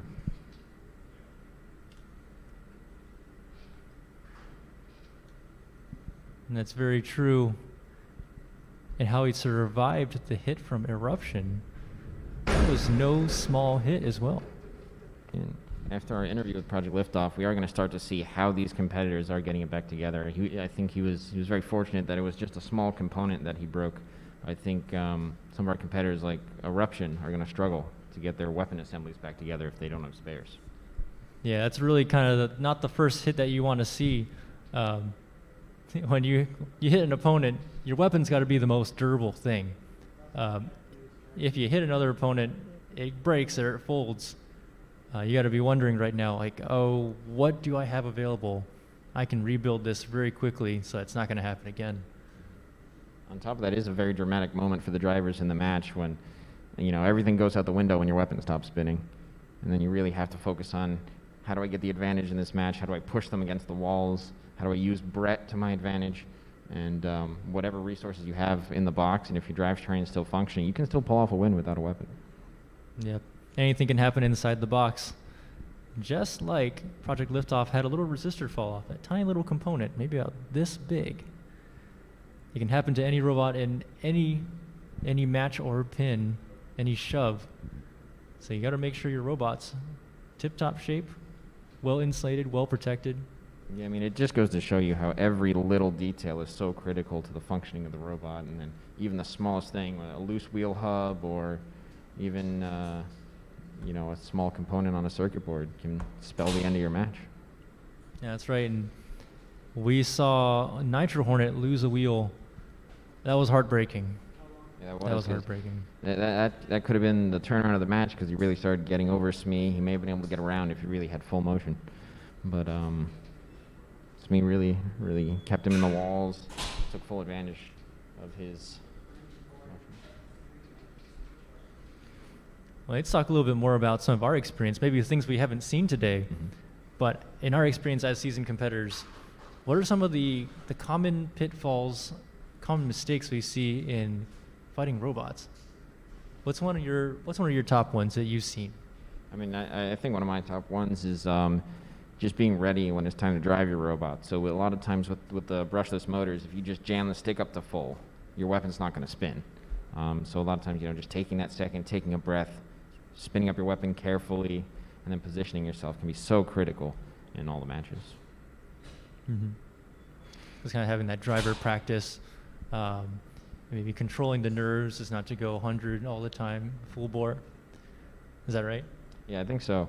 And I think that's where you really start to see the veterans will pull out a small advantage, just their experience that they've built over competition after competition really, prepares them for fights. And on top of that, keeping your wheels on is really a big one. Robots with exposed wheels have to be very careful, like Nitro Hornet, because the wrong turn can spell the end of their controlled translational motion. That's right. And along those same lines, like some of the things that I've seen, some rookie mistakes, we'll say, is the use of thread locker and when to apply it. Sometimes, you'll come across a set screw or something to hold a wheel hub on. You don't put any thread locker. When these robots spin up, they vibrate loose a little bit. All those screws will start to back out, and suddenly your robot's just falling apart in front of your eyes. Use a thread locker, just a little bit. A device, a very mild glue used to dampen out those vibrations so that your fasteners stay in. But you have to give it a few hours to actually cure. So what we see is, step one, okay, I'm going to use some thread locker. That's great. I'm going to use some thread locker in advance. Let's talk somewhat more about that match preparedness. Getting the robot ready before the event, far enough in advance that thread locker can cure so that your screws don't back out, the robot doesn't vibrate apart. It's probably number one things I've seen rookie mistakes. So would you recommend to our first-time competitors putting together a checklist of what they need to get ready before each match? Totally. There's always be a checklist of things, even if it's I need to inspect something that might not be bad, like solder joints. You never know. When your robot's flying across the arena, things get jostled, things get rubbed together. Another silly thing I've seen, insulation on solder joints. They rub away, and then suddenly they short together. Your robot shuts off. And that's a really hard thing to diagnose as well. You don't want to be in that position. Always put in that little extra bit of care to make sure that your robot is totally ready to rock. Yeah, I think also a lot of competitors, it's very important to keep your electronics protected. And that is, to keep them isolated from the vibrations of the robot, because your electronics are some of your most sensitive components on the robot. And I think a lot of competitors underestimate how robust they are. And what you'll start to see, and I'm sure on your robots, you are, shock mounting your electronics, making sure that the big hits and the big vibrations aren't transferring their force to your electronics. Yep, and it could be as easy as adding just, a little shim of foam. That could be the difference it makes. Leave a little bit of space, put some foam in there, pad everything apart. It could be the difference that it makes between a tap out loss and a fantastic victory. Mm-hmm. Yeah, I think another thing we see with our drive motors is there's two types of motors that we typically see competitors using, and that would be brush DC motors and brushless DC motors. And one of the complications with the common types of brushless DC motors is they have a spinning can. And a lot of times, if you use them on your drivetrain, that'll end up on the inside of your robot. And I know I've run into difficulties before. You have to manage your wires to make sure that when your brushless motor is spinning, that you're not losing wires. If your wires are rubbing into them, you can lose important electronics components. Yeah, it's nothing worse than having your wires tangle up and wrap around spinning parts inside your robot. I mean, there's the rubbing aspect. You could totally eat through your insulation. But if we're to, say, wrap around, catch, you're going to end up with a big, ball of yarn inside your machine, and who knows what it's going to pull out. I mean, these motors have some serious power for 3-pound robots. Yeah, I mean, so some of these robots, they can build up to almost a horsepower equivalent energy inside the robots, or equivalent applied out energy. Well, it looks like we might have some action inside the box. Blueberry is maybe doing a test drive. A wide format undercutter robot. It has the 2 wheels all the way on the far ends with the spinning weapon slung in the middle. I believe we're starting to see more and more of this type of robot where they're really going for these tall wheels, trying to get, the important parts of the robots above the opponent.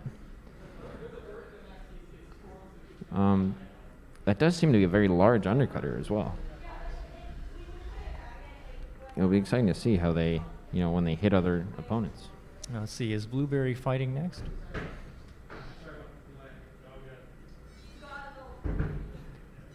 Blueberry will be fighting Boring in match number 10. Believe that. All right, we're getting 2 competitors are getting in the arena, getting their power turned on. So there's actually 2 different ways that most drivers turn on their robots. Some drivers just plug in their batteries or use a link, and others use a power switch. So I believe in this match we've actually seen both methods. A heavily debated topic in the robot community. Which is better, links or switches? I am a fan of switches. Oh, don't make me vote here. I use a little bit of both. I've dabbled in both things, let's say. Hard to have a preference. But one thing's for sure, when you got wires connected, electricity flows. And that's really what you want in the end. All right, the box is locked. Competitors, are you ready? We have a sure. You ready? And a thumbs up. All right, we're going to start our match countdown, where we have, I believe that's Boring and Blueberry are in the arena and getting ready to go in our final 10 seconds here. 5, 4, 3, 2, 1. Fight, robots, fight. Both robots spinning up. Blueberry taking its time.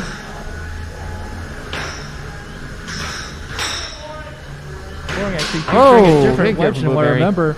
Oh, a huge hit. Looks like he managed to get a wheel.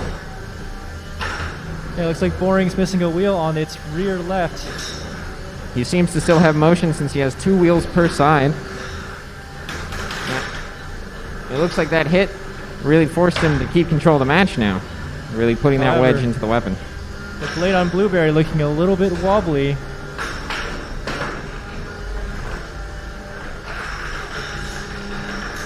We're really seeing a lot of that wedge getting pieced apart and getting thrown around the arena, but it seems to still be holding up well. Blueberry not giving in though, continuing to just pound that wedge. Boring stopped the blade of Blueberry for a second.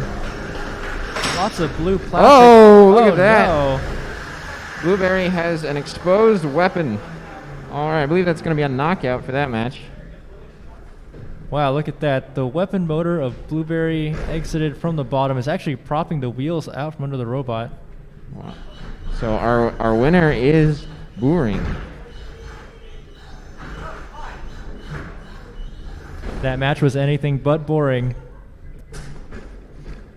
That was both weapons were spinning the entire time until one of them was removed from the robot. You can see the replay here. You can see that big hit. You can see that wedge just holds up so well. That was a great hit on the end of the wedge of Boring. Boring being the aggressor looks like really applying the pressure to Blueberry. Blueberry's weapon not giving up, but slowly getting looser and looser. You gotta wonder, when did that crack start to form in Blueberry's weapon system? I mean, it's good to see the redundancy on Boring, having those 4 wheels per side really prevented him from losing his controlled motion there. That's right, if Boring was a two-wheeled robot, if it lost that tire, it would not have the maneuverability to keep up that attack onto Blueberry. It could be anyone's guess as to what the outcome could have been. I mean, this is becoming an increasing difficulty for drivers trying to get around these really wide wedges. Oh, there's the hit.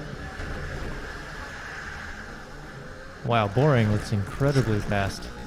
It looked like that weapon mount just ripped right out of the bottom of the chassis on Blueberry.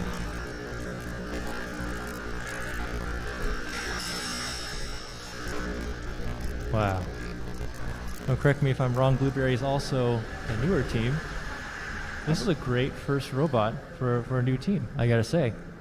Yeah, I mean, their weapon was strong straight through to the, till it, ripped out from the chassis. It probably would have kept spinning as well. Solid drivetrain, This is the first time I've seen them at the event. Yeah. All right, well, we get the arena cleared. I now have the chat up in front of me. Brett giving us a light show inside the arena. That's right, the new and improved Brett, in addition to being heavier and made of steel, also has programmable lights. I believe in the past we had too many occurrences of robots being able to break Brett. I believe we had him broken in half once. This Brett, I do not think any of these robots would be able to break this Brett. Brett currently displaying LED mode Police Brett with the flashing red and blue eyes. He will come get the badly behaving robots and remove them from the arena. Now on the back of Brett is actually a large marine switch that can be accessed by any robot that can touch that high. I'm told by the event organizer, if you can turn off Brett, you win the match. I wonder if any competitors are going to try and take up on that offer. It is shockingly high, although I do think the gyro walker can reach that. I think he can. Also, a lot of these robots really do go flying. Some even hitting the roof. You can see all the remnants of the wedge there. That wedge is really ablative armor. As it gets removed, it's just wearing down the other weapon assembly. Let's see if we can't get some of these pieces out of here. Little machining curls. Take a look at them. Looks like they're making nice chips, cutting away that wedge. And tells me Blueberry has a very sharp weapon.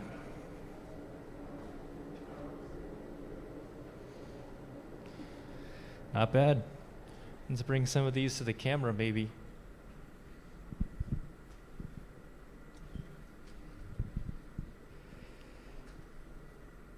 We have It's some like shot remnants glass. from the arena, as well as Blueberry's wheel, parts of his wheel.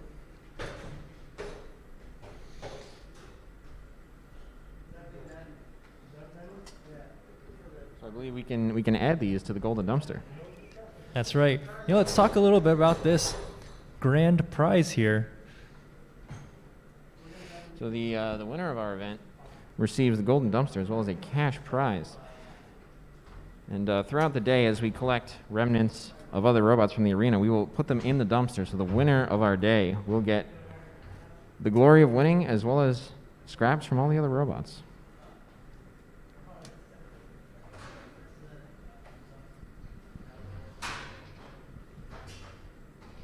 We've had previous winners of the event turn their dumpsters into all sorts of different things. The robot Squishy turned his into a LiPo battery charger for his robot. I think that's probably one of the most ingenious uses I've seen for the golden dumpster. I mean, being that this actually is a pretty hefty steel trophy, will contain a lithium battery fire pretty well. Another good use I think I've seen for the golden dumpster is actually a miniature robot, a smoking dumpster, which another builder actually built in a vape system, which outputs a kind of a decorative smoke as it runs around an event hall. Dumpster fire, pretty cool. Looking at chat here, people are asking for a heavyweight Brett, 250-pound Brett. Someone in chat's asking for. I think that would be quite a heavy robot. 250 pounds of Brett. Could you imagine? How about a Walker Brett? A Walker 500-pound Brett. 500-pound Walker Brett. I think I'd like to see that. Or a multi-Brett.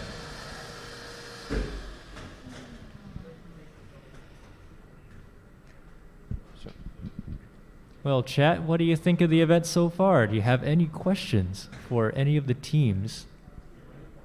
We can wrangle them.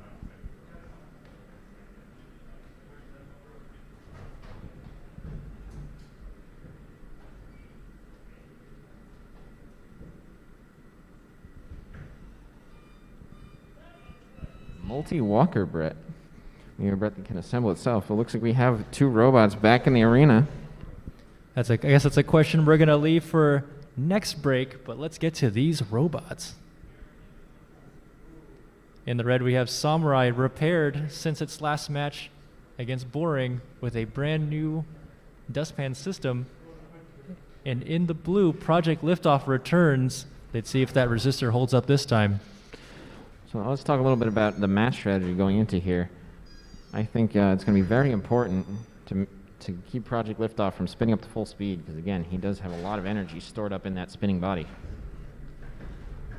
That's right, and if anything we've seen from Samurai in its previous fight, it's got quite a bit of durability, so let's see if it can pull it off. Mm-hmm. He's also going to have to contend with that mini-bot that's going to be trying to push him off course. They could be the game changer here. If that mini-bot can set Samurai off on the wrong course, that gives Project Liftoff just that extra second it needs to get up to a deadly speed. Indeed. All right, the box is locked. We're going to start our countdown now. Our competitors are in their squares, roaring and ready to go. We're going to have an interesting matchup ahead of us here. 5, 4, 3, 2, 1. Fight, robots, fight. All right, Project Liftoff trying to get up to speed, but Samurai is right on top of him. Samurai bullying the mini-bot out of the way. I don't know if the mini-bot's going to be able to do much to help Project Liftoff. It looks like Samurai is really taking those impacts pretty well. Project Liftoff staying spun up. Looks like that electronics problem is fixed. Friendly fire. Oh. Mini-bot's still okay, though. That mini-bot is just getting punished by... Project Liftoff faster than Samurai can chase around, but... Looks like there may have been damage to the primary weapon on Samurai. Oh, looks like the saw assembly on Samurai might be a little bit bent. Oh, looks like Samurai has him in his grasp, holding him against the wall. The Samurai can still demonstrate control. He's got a solid pin in the corner. Can the mini-bot do anything to release him?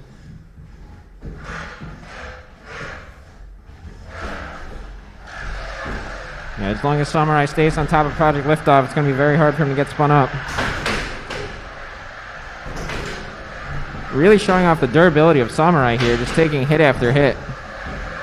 Oh no, Samurai now on its back after that last hit is a position it does not want to be. Can he turn back over? It looks like some damage to that arm might be preventing the self-right from working correctly. But he is still able to move throughout the arena. This is Project Liftoff's chance to get up to full speed if he can maintain control. Looks like he's doing it here. All right, Samurai, we're going to have to see some motion. Oh, looks like the arm is still alive.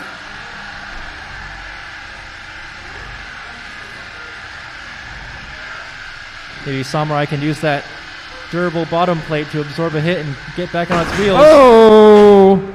Samurai is not afraid of those hits. Looks like he hit from is Project stuck Liftoff. upside down. Does the arm of Samurai work? All right, I think... Gonna have to show us some motion, Samurai. Samurai, we're going to need to see some motion. All right.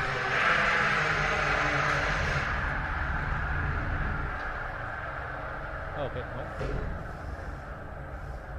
That's not the button it's supposed to be. Did he tap out? And that's a knockout. That's a knockout. All right, so that is a victory to Project Liftoff.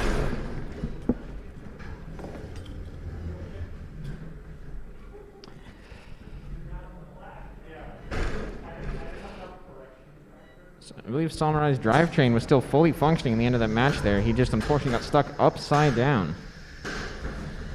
Definitely one of the dangers of building a saw robot. You can see Project Liftoff here. His drivetrain just does not quit as he bounces around the arena over and over again.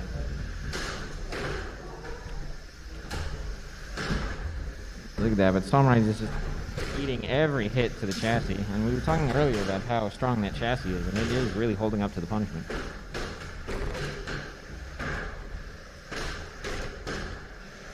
Looking at the chassis of Samurai, I don't actually think there's any real damage onto it done. That's a durable robot.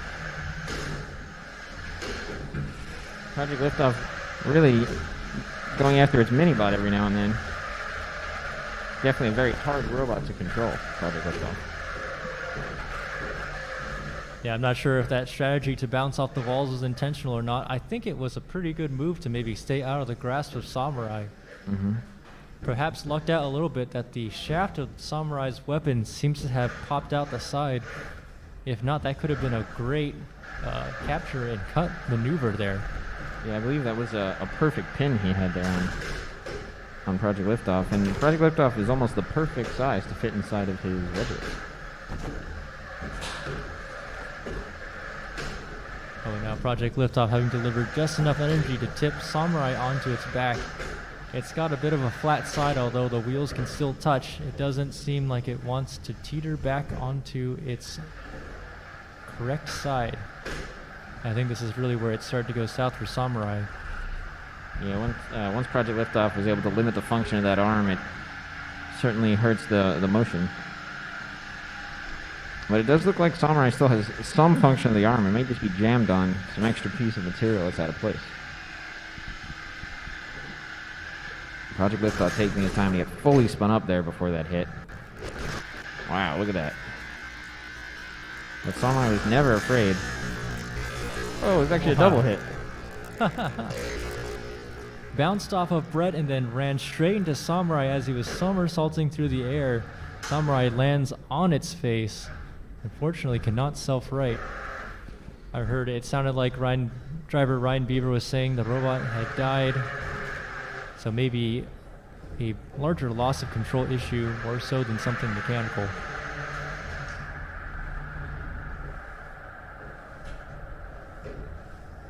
Well, what a great showing from Project Liftoff. We were really wondering about the power that robot could deliver.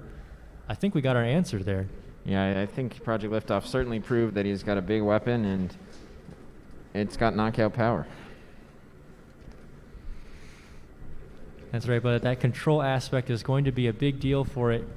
That last hit it could deliver, if it could spin up like that every time, I'm not sure if its opponents would allow it the time to do that, but if it could do that. All right, it looks like we have a countdown to lunch here. Oh. 3, 2, 1, lunchtime. 1 hour remaining. I'm going to need to see some motion.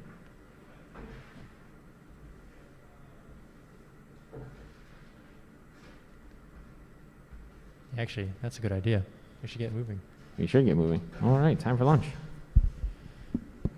We'll be resuming fights in an hour. So join us back then. I believe in the meantime we'll be doing fight replays. Replay those fights.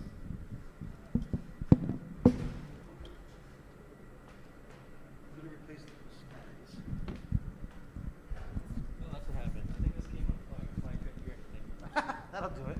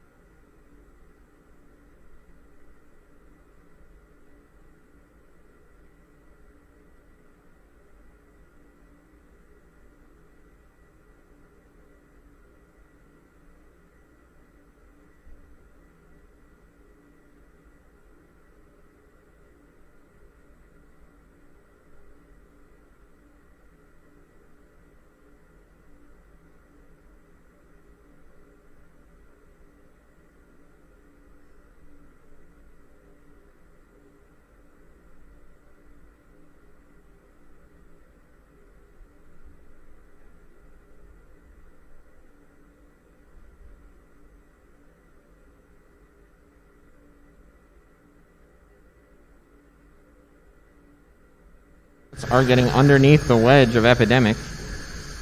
Oh, a stalemate, pushing match, grinding on one another. This is going to be a tense fight, I can tell. It looks like Jack Me has more pushing power than Epidemic. Epidemic trapped in the corner. Jack Move is positioning for a good hit. However, that weapon on Epidemic, he's got it to full speed. Jack Move can't make a wrong move here. Yeah, with both of these competitors spun up at full speed, the next hit will be a big one.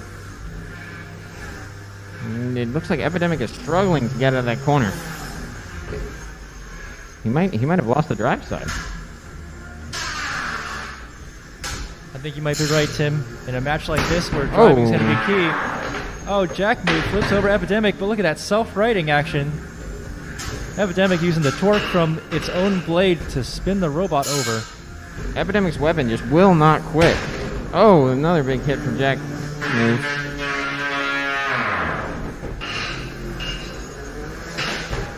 Oh, and Epidemic self-rights once again.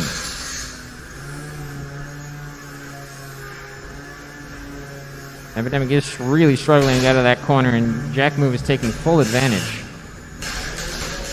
Really punishing the side. You can see the aluminum side armor holding up well to these impacts.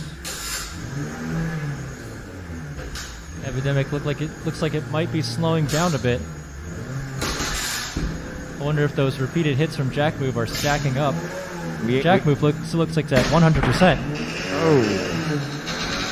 We are going to need to see some controlled motion from Epidemic.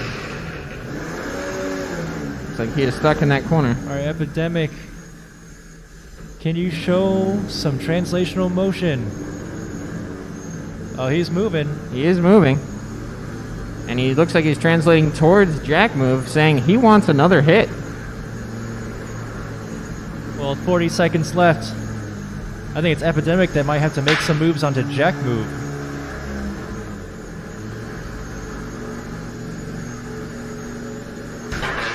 Jack Move is really taking his time to get the hit he wants to take. Oh, and Epidemic is flipped back over. It looks like he's still struggling to drive around the arena. Looks like we might be entangled here. We're down to our last match. It's 10 seconds remaining. Jack Move looks like he's playing it smart. 5, 4, 3, 2, 1. That's the end of the fight. All right, I think we're going to have to give that one to Jack Move there. Yeah, I think Jack Move definitely won this fight. He had an early advantage by putting Epidemic into the corner. In the beginning, it looked like a really close driving match. Yeah, I mean, it really came down to who could get that early hit. And it looks like in the beginning of the match here, they were really playing for position and who could push harder. But once Epidemic got pushed into that corner, Jack Move really took advantage of it. Yeah, stuck in the corner and one drive side down. It's not where you want to be. No, but after that, Jack Move really playing it smart, taking its time. He knew he had the advantage and made sure he didn't make any moves. Countdown. Here we go, getting ready for the match. 10, 9, 8, 7, 6, 5, 4, 3, 2, 1. Fight, robots, fight! Nitro Hornet spun up and zooming towards Smee. Oh, immediately, Smee backs into its mini-bot. Looks like it says with the text primary active weapon. It's an alternate weapon that bolts onto the robot by picking it up. That's a neat idea we've never seen before. Nitro Hornet gets underneath Smee for a moment there. That's a rare occurrence. But now Smee pushing Nitro Hornet into the wall. It looks like Nitro Hornet was able to bend up one fork on Smee's wedge. Oh. Nitro Hornet being behind Smee is a very dangerous position for him to be in.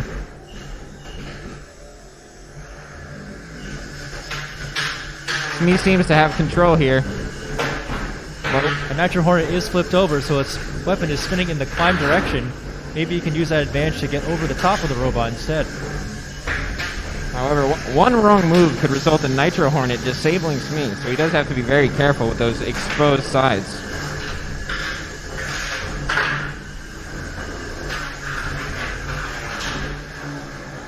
Looks like the bar weapon on Smee, the mini bot, is not spinning actively.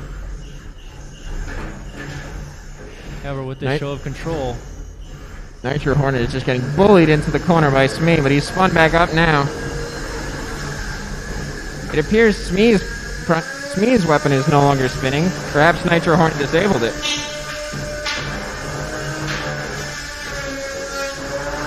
one of the middle finger on Smee is removed. Uh-oh. Oh no, a tire. It appears the Nitro Hornet's lost the wheel. And the bar weapon of Smee removed.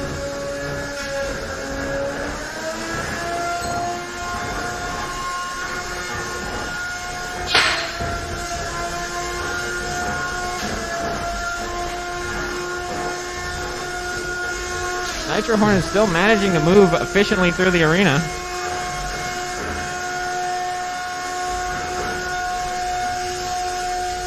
All right. 45 seconds left in the match. Nitro Hornet is still getting bullied into the corner by Smee.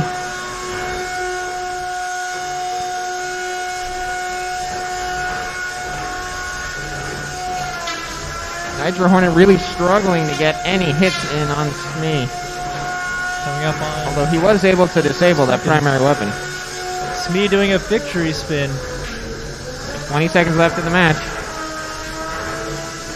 Smee is spinning to win. Uh-oh. Oh, the mini bot off of The Smee. mini bot is now stuck to Brett. Oh, the battery's out and everything. We've got 6 seconds left. 3, nail biter. 2, 1. That's the end of the match. This is... You can see the mini bot of Smee is now stuck to Brett.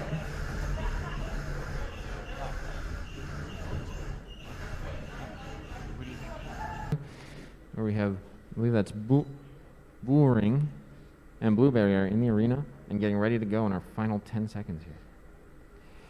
5, 4, 3, 2, 1. Fight, robots, fight. Both robots spinning up. Blueberry taking his time.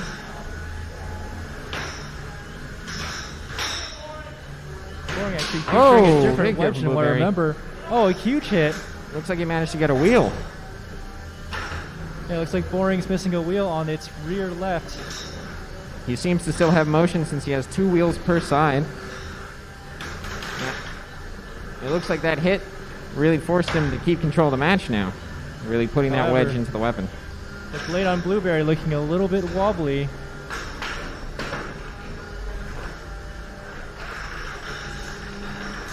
You're really seeing a lot of that wedge getting pieced apart and getting thrown around the arena, but it seems to still be holding up well. Blueberry not giving in though, continuing to just pound that wedge. Well, Boring stopped the blade of Blueberry for a second. Lots of blue plastic. Oh, look at that. No. Blueberry has an exposed weapon. All right, I believe that's going to be a knockout for that match. Wow, look at that. The weapon motor of Blueberry exited from the bottom is actually propping the wheels out from under the robot. Wow. Start our countdown now. Our competitors are in their squares, roaring and ready to go. We're going to have an interesting matchup ahead of us here. 5, 4, 3, 2, 1. Fight, robots, fight. All right, Project Liftoff trying to get up to speed, but Samurai is right on top of him. Samurai bullying the mini-bot out of the way. I don't know if the mini-bot's going to be able to do much to help Project Liftoff. It looks like Samurai is really taking those impacts pretty well. Project Liftoff staying spun up. Looks like that electronics problem Oh is no, fixed. friendly fire. Oh, Mini-bot's still okay though. that mini-bot is just getting punished by... Project Liftoff faster than Samurai can chase around, but Looks like there may have been damage to the primary weapon on Samurai. oh, looks like the saw assembly on Samurai might be a little bit bent. Oh, looks like Samurai has him in his grasp, holding him against the wall. The Samurai can still demonstrate control. He's got a solid pin in the corner. Can the mini-bot do anything to release him?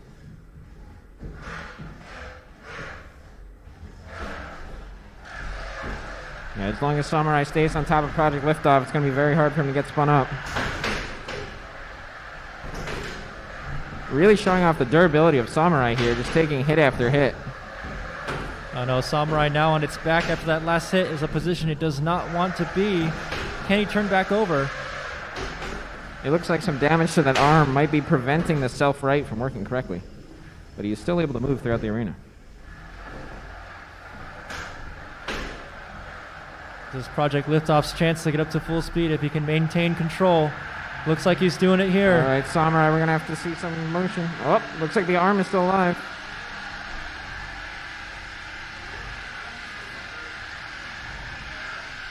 Maybe Samurai can use that durable bottom plate to absorb a hit and get back on its wheels. Oh! Samurai is not afraid of those hits. Oh, Looks like huge he hit from is stuck Project upside Liftoff. down. Does the arm of Samurai work? All right, I think... Gonna have to show us some motion, Samurai. Samurai, we're going to need to see some motion. All right.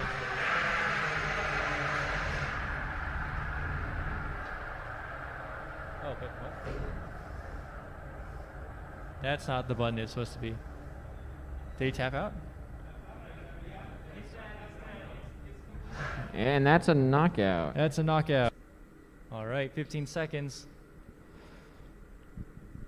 10, 9, 8, 7, 6, 5, 4, 3, 2, 1. Fight, robots, fight. All right, we have Boring is up to speed. Samurai looking to get control here. Uh-oh, big hit from Boring. Boring gets under Samurai immediately. Oh, Boring is a very fast robot, really taking advantage of his speed here. Looks like that tough bottom armor on Samurai keeping him in the game. That weapon doesn't seem to be penetrating, although flipping him up in the air.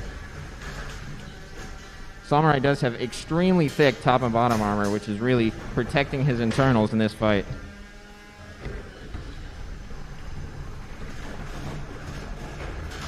I know some damage to the dustpan of Samurai. Might have a hard time getting underneath Boring at this point.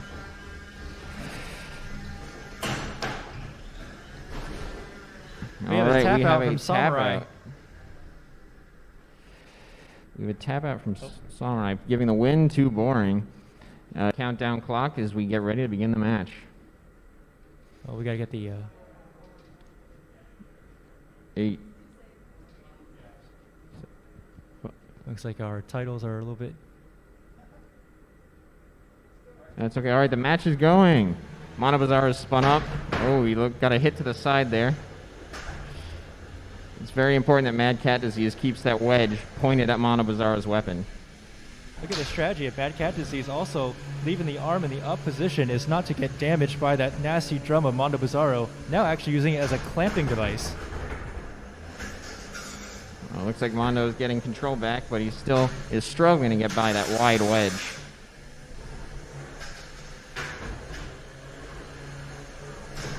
Oh, looks like Mondo's done a little bit of damage to the front of Mad Cat Disease. One of those little... Oh, both of those forks look like they're a little bit angled now. Yeah, it looks like Mondo's really starting to get to... Whoa. Huge hit. Starting to get to work on that wedge. Mondo flips over Mad Cat Disease, but Mad Cat Disease flips over, self-rights very quickly. Not the fur. Not the fur. It looks like Mad Cat might be having issues driving. All right, we have a tap out. Tap out from Mad Cat Disease. I don't know which button to press here. All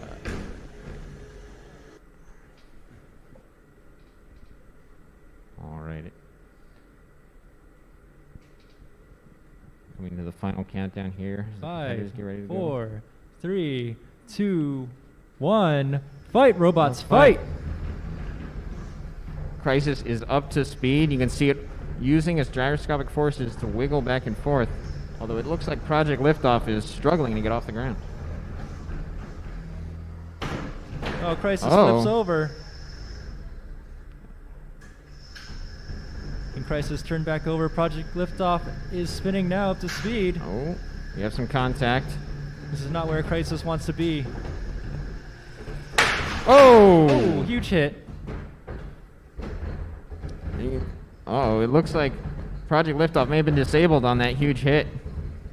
Maybe the Minibot can go over there and help him get moving again.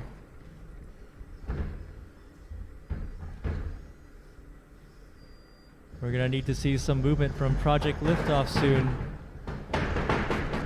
So looks like he was just stuck on the ground. The Minibot has helped him get going. But we are going to need to see. All right, we have a Project Liftoff taps out. We have a tap out. Project Liftoff has tapped out. So Crisis having a little bit of a crisis, but manages to deliver a big enough hit, or maybe Project Liftoff did, to escape with the win.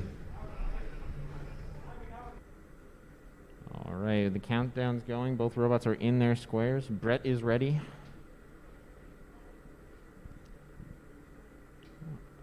Four, three, two, one. Fight, robots, fight. All right, both robots are spun up. Now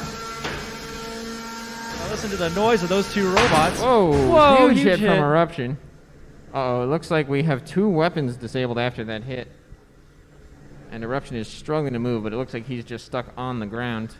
Oh, Blackadder is spinning back up.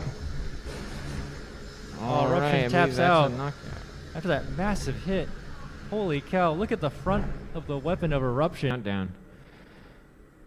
So I think a lot of this is going to come down to the driving of these two competitors and see who's able to get the important hits in. And Well, we've seen both these drivers here before. I expect some really big hits in this match. all right, fight, robots, fight. Both weapons are spun up, moving in. Ooh. It looks like Jack Me's wedgelets are getting underneath the wedge of Epidemic. Oh, a stalemate, pushing match, grinding on one another. This is going to be a tense fight, I can tell. It looks like Jack Me has more pushing power than Epidemic. Epidemic trapped in the corner. Jack Move is positioning for a good hit. However, that weapon on Epidemic, he's got it to full speed. Jack Move can't make a wrong move here. Yeah, with both of these competitors spun up at full speed, the next hit will be a big one. And it looks like Epidemic is struggling to get out of that corner. He might have lost the drive side. I think you might be right, Tim. In a match like this where driving's going to be key. Oh, Jack Move flips over Epidemic, but look at that self-righting action. Epidemic using the torque from its own blade to spin the robot over. Epidemic's weapon just will not quit. Oh, another big hit from Jack Move.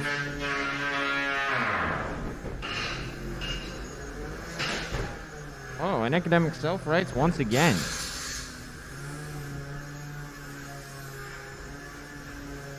Epidemic is really struggling to get out of that corner, and Jack Move is taking full advantage. Really punishing the side.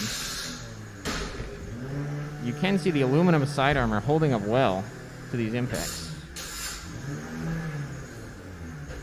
Epidemic looks like it might be slowing down a bit. I wonder if those repeated hits from Jack Move are stacking up. Jack Move looks like that 100%. Oh. We are going to need to see some controlled motion from Epidemic. Looks like he is stuck in that corner. All right, Epidemic.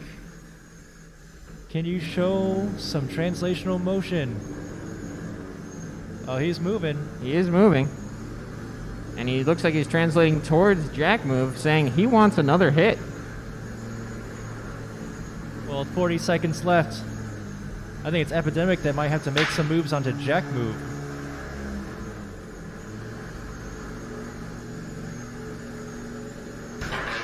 Jack Move is really taking his time to get the hit he wants to take. Oh, and Epidemic is flipped back over. It looks like he's still struggling to drive around the arena. Looks like we might be entangled here. We're down to our last match. It's 10 seconds remaining. Jack Move looks like he's playing it smart. 5, 4, 3, 2, 1. That's the end of the fight. All right, I think we're gonna have to give that one to Jack Move there. Yeah, I think Jack Move definitely won this fight. He had an early advantage by putting Epidemic into the corner. In the beginning, it looked like a really close driving match. Yeah, I mean, it really came down to who could get that early hit. And it looks like in the beginning of the match here, they were really playing for position and who could push harder. But once Epidemic got pushed into that corner, Jack Move really took advantage of it. Yeah, stuck in the corner and one drive side down. It's not where you want to be. No, but after that, Jack Move really playing it smart, taking its time. He knew he had the advantage and made sure he didn't make any mistakes. Countdown. Here we go, getting ready for the match. 10, 9, 8, 7, 6, 5, 4, 3, 2, 1. Fight, robots, fight! Nitro Hornet spun up and zooming towards me. Oh, immediately, Smee backs into its mini-bot. It looks like it says with the text primary active weapon. It's an alternate weapon that bolts onto the robot by picking it up. That's a neat idea we've never seen before. Nitro Hornet gets underneath Smee for a moment there. That's a rare occurrence. But now Smee pushing Nitro Hornet into the wall. Looks like Nitro Hornet was able to bend up one fork on Smee's wedge. Oh.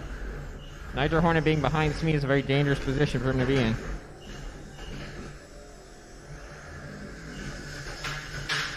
Smee seems to have control here.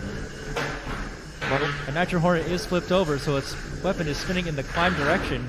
Maybe you can use that advantage to get over the top of the robot instead. However, one wrong move could result in Nitro Hornet disabling Smee, so he does have to be very careful with those exposed sides.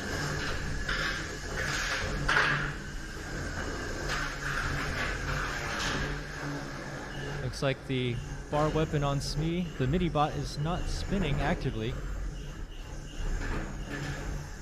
However, with this show of control, Nitro Hornet is just getting bullied into the corner by Smee, but he's spun back up now.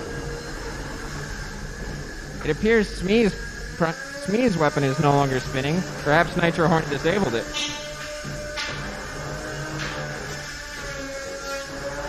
and one of the middle finger on Smee is removed. Uh-oh. Oh no, a tire. It appears the Nitro Tire of Hornet Nitro lost the Hornet. wheel. And the bar weapon of Smee removed.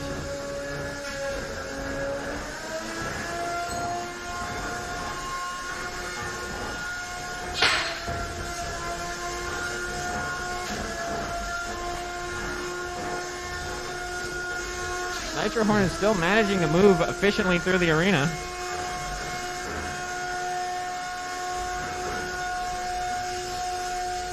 All right. 45 seconds left in the match. Nitro Hornet is still getting bullied into the corner by Smee.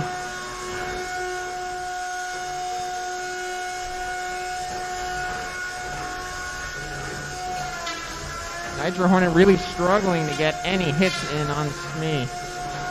Coming up on Although he was able to disable that primary weapon. Smee doing a victory spin. 20 seconds left in the match.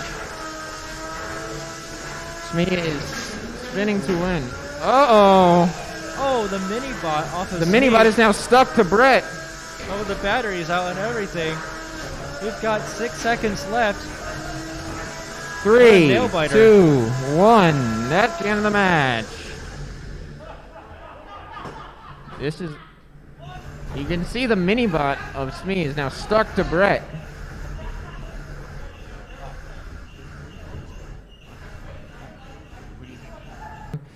Where we have, I believe that's Booring and Blueberry are in the arena and getting ready to go in our final 10 seconds here. 5, 4, 3, 2, 1. Fight, robots, fight. Both robots spinning up. Blueberry taking its time.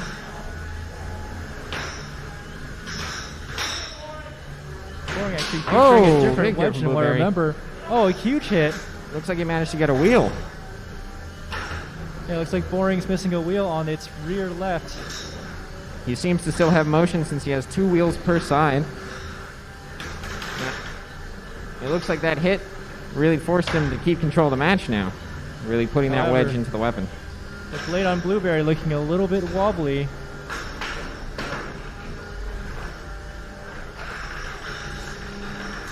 We're really seeing a lot of that wedge getting pieced apart and getting thrown around the arena, but it seems to still be holding up well. Blueberry not giving in, though. Continuing to just pound that wedge. Well, Boring stopped the blade of Blueberry for a second. Lots of blue plastic. Oh, look at that. No. Blueberry has an exposed weapon. All right, I believe that's going to be a knockout for that match. Wow, look at that. The weapon motor of Blueberry exited from the bottom is actually propping the wheels out from under the robot. Wow. Start our countdown now. Our competitors are in their squares, roaring and ready to go. We're going to have an interesting matchup ahead of us here.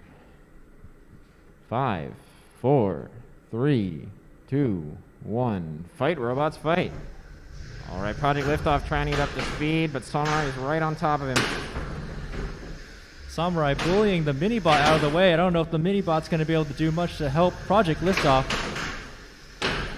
It looks like Samurai is really taking those impacts pretty well. Project Liftoff staying spun up. Looks like that electronic problem is fixed. Friendly fire. Oh, Mini-bot's still okay, though. that mini-bot is just getting punished by... Project Liftoff faster than Samurai can chase around, but... Ooh. Looks like there may have been damage to the primary weapon on Samurai. Oh, looks like the saw assembly on Samurai might be a little bit bent. Oh, it looks like Samurai has him in his grasp, holding him against the wall. The Samurai can still demonstrate control. He's got a solid pin in the corner. Can the mini-bot do anything to release him?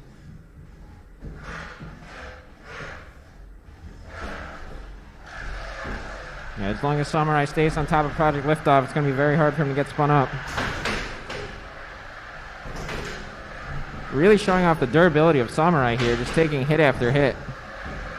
Oh no, Samurai now on its back after that last hit is a position it does not want to be. Can he turn back over? It looks like some damage to that arm might be preventing the self-right from working correctly. But he is still able to move throughout the arena.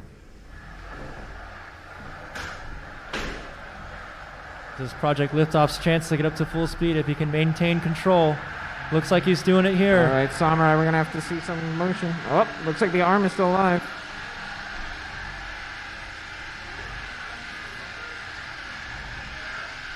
Maybe Samurai can use that durable bottom plate to absorb a hit and get back on its wheels. Oh! Samurai is not afraid of those hits. Looks like huge he hit from is Project stuck upside Liftoff. down. Does the arm of Samurai work? All right, I think... Gonna have to show us some motion, Samurai. Samurai, we're going to need to see some motion. All right.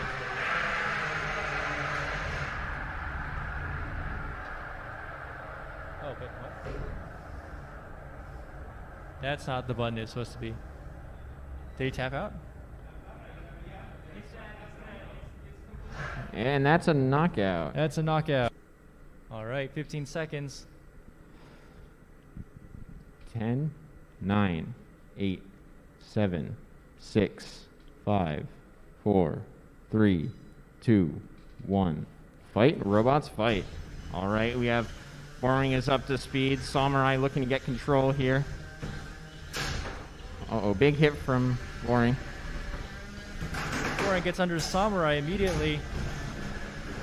Oh, Boring is a very fast robot, really taking advantage of his speed here. Looks like that tough bottom armor on Samurai keeping him in the game. That weapon doesn't seem to be penetrating, although flipping him up in the air. Samurai does have extremely thick top and bottom armor, which is really protecting his internals in this fight.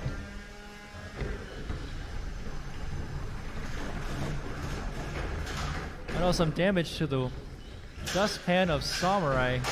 Might have a hard time getting underneath Boring at this point.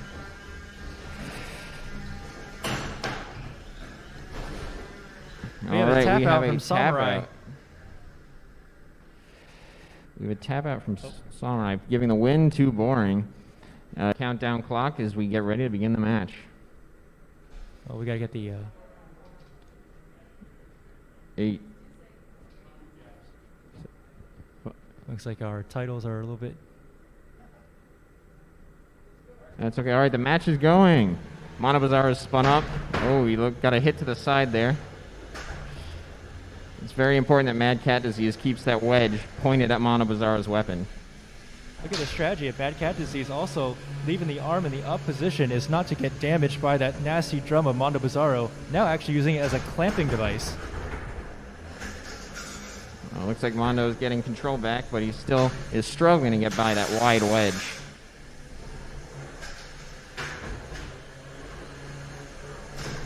Oh, looks like Mondo's done a little bit of damage to the front of Mad Cat Disease. One of those little... Oh, both of those forks look like they're a little bit angled now. Yeah, looks like Mondo's really starting to get to... Whoa.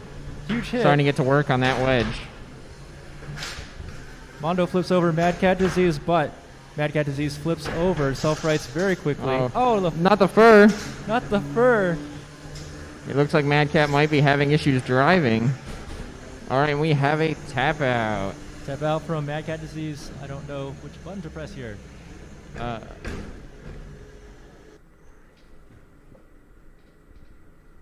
right. Coming to the final countdown here. 5, Get ready to 4, 3, 2, 1. Fight, robots, fight! Crisis is up to speed. You can see it using its gyroscopic forces to wiggle back and forth, although it looks like Project Liftoff is struggling to get off the ground. Oh, Crisis flips over.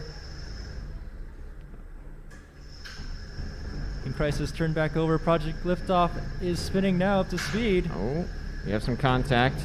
This is not where Crisis wants to be. Oh! Oh, huge hit. Oh, it looks like Project Liftoff may have been disabled on that huge hit. Maybe the Minibot can go over there and help him get moving again.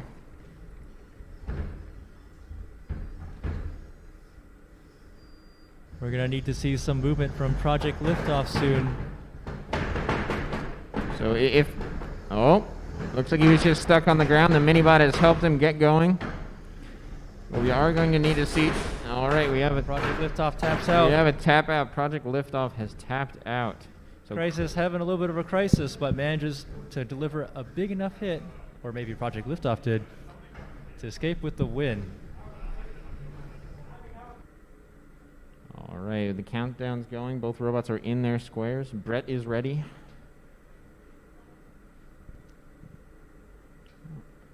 Four, 3, 2, 1.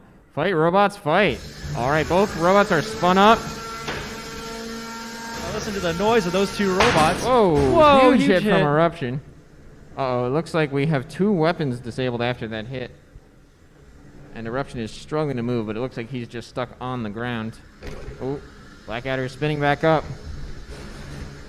All Eruption right, taps that's out. a knockout. After that massive hit. Holy cow, look at the front of the weapon of Eruption. Countdown. So I think a lot of this is going to come down to the driving of these 2 competitors and see who's able to get the important hits in. And Well, we've seen both these drivers here before. I expect some really big hits in this match. all right, fight, robots, fight. Both weapons are spun up, moving in. Ooh. It looks like Jack Me's wedgelets are getting underneath the wedge of Epidemic. Oh, a stalemate, pushing match. Grinding on one another. This is going to be a tense fight, I can tell. It looks like Jack Me has more pushing power than Epidemic. Epidemic trapped in the corner. Jack Move is positioning for a good hit. However, that weapon on Epidemic, he's got it to full speed. Jack Move can't make a wrong move here. Yeah, with both of these competitors spun up at full speed, the next hit will be a big one. And it looks like Epidemic is struggling to get out of that corner. He might have lost the drive side. I think you might be right, Tim. In a match like this where driving's going to be key. Oh, Jack Move flips over Epidemic, but look at that self-righting action. Epidemic using the torque from its own blade to spin the robot over. Epidemic's weapon just will not quit. Oh, another big hit from Jack Move.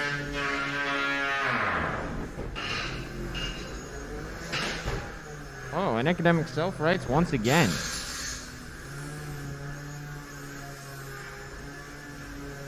Epidemic is really struggling to get out of that corner, and Jack Move is taking full advantage. Really punishing the side. You can see the aluminum side armor holding up well to these impacts. Epidemic looks like it might be slowing down a bit. I wonder if those repeated hits from Jack Move are stacking up. Jack Move looks like it's at 100%. Oh. We are going to need to see some controlled motion from Epidemic. Looks like he is stuck in that corner. All right, Epidemic. Can you show some translational motion? Oh, he's moving. He is moving.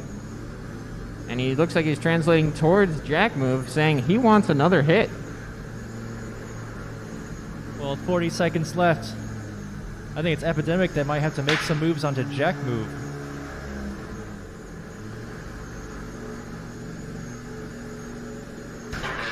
Jack Move is really taking his time to get the hit he wants to take. Oh, and Epidemic is flipped back over. It looks like he's still struggling to drive around the arena.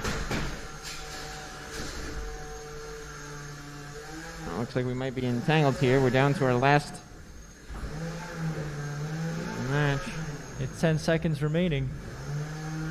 Jack Move looks like he's playing it smart. 5, 4, 3, 2, 1. That's the end of the fight. All right, I think we're gonna have to give that one to Jack Move there. Yeah, I think Jack Move definitely won this fight. He had an early advantage by putting Epidemic into the corner. In the beginning, it looked like a really close driving match. Yeah, I mean, it really came down to who could get that early hit. And it looks like in the beginning of the match here, they were really playing for position and who could push harder. But once Epidemic got pushed into that corner, Jack Move really took advantage of it. Yeah, stuck in the corner and one drive side down. It's not where you want to be. No, but after that, Jack Move really playing it smart, taking its time. He knew he had the advantage and made sure he didn't make any mistakes. Countdown. Here we go, getting ready for the match. 10, 9, 8, 7, 6, 5, 4, 3, 2, 1. Fight, robots, fight! Nitro Hornet spun up and zooming towards me. Oh, immediately, Smee backs into its mini-bot. It looks like it says with the text primary active weapon. It's an alternate weapon that bolts onto the robot by picking it up. That's a neat idea we've never seen before. Nitro Hornet gets underneath Smee for a moment there. That's a rare occurrence. But now Smee pushing Nitro Hornet into the wall. Looks like Nitro Hornet was able to bend up one fork on Smee's wedge. Oh. Nitro Hornet being behind Smee is a very dangerous position for him to be in.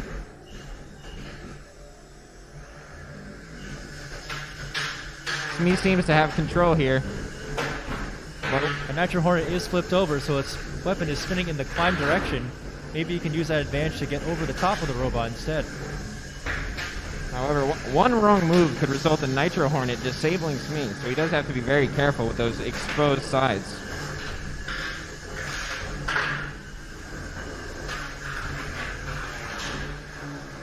Looks like the bar weapon on Smee, the mini-bot, is not spinning actively.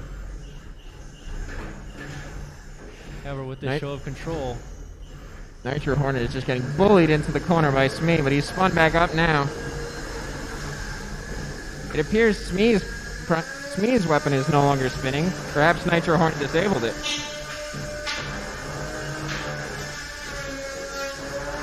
and one of the middle finger on Smee is removed. Uh-oh. Oh no, a tire. It appears the Nitro Hornet Nitro lost the Hornet. wheel. And the bar weapon of Smee removed.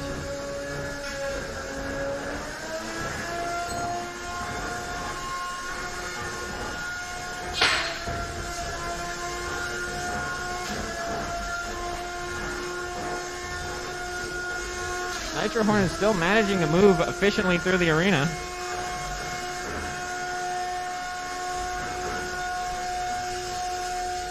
All right. 45 seconds left in the match. Nitro Hornet is still getting bullied into the corner by Smee.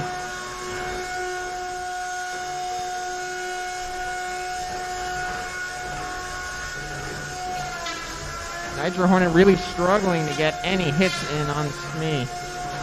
Coming up on Although he was able to disable that primary weapon. Smee doing a victory spin. 20 seconds left in the match. Smee is spinning to win. Uh-oh. Oh, the mini-bot off of The Smee. mini-bot is now stuck to Brett. Oh, the battery's out and everything. We've got 6 seconds left. 3, nail biter. 2, 1. That's the end of the match. This is... You can see the mini-bot of Smee is now stuck to Brett.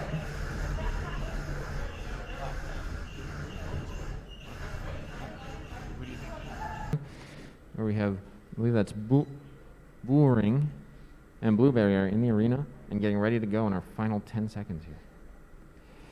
5, 4, 3, 2, 1. Fight, robots, fight. Both robots spinning up. Blueberry taking his time.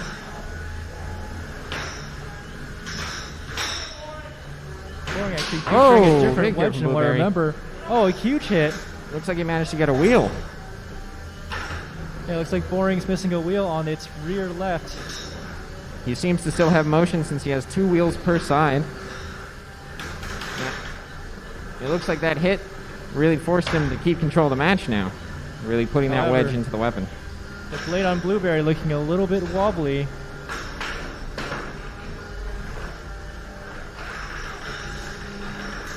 We're really seeing a lot of that wedge getting pieced apart and getting thrown around the arena, but it seems to still be holding up well.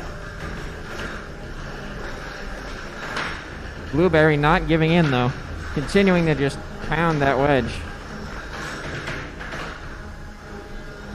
Well, Boring stopped the blade of Blueberry for a second. Lots of blue plastic. Oh, look at that. No. Blueberry has an exposed weapon. All right, I believe that's going to be a knockout for that match. Wow, look at that. The weapon motor of Blueberry exited from the bottom is actually propping the wheels out from under the robot. Wow. Start our countdown now. Our competitors are in their squares, roaring and ready to go. We're going to have an interesting matchup ahead of us here. 5, 4, 3, 2, 1. Fight, robots, fight. All right, Project Liftoff trying to get up to speed, but Samurai is right on top of him. Samurai bullying the mini-bot out of the way. I don't know if the mini-bot's going to be able to do much to help Project Liftoff. It looks like Samurai is really taking those impacts pretty well. Project Liftoff staying spun up. Looks like that electronic problem Oh is no, fixed. friendly fire. Oh, Mini-bot's still okay though. that mini-bot is just getting punished by... Project Liftoff faster than Samurai can chase around, but Looks like there may have been damage to the primary weapon on Samurai. oh, looks like the saw assembly on Samurai might be a little bit bent. Oh, looks like Samurai has him in his grasp, holding him against the wall. The Samurai can still demonstrate control. He's got a solid pin in the corner. Can the mini-bot do anything to release him?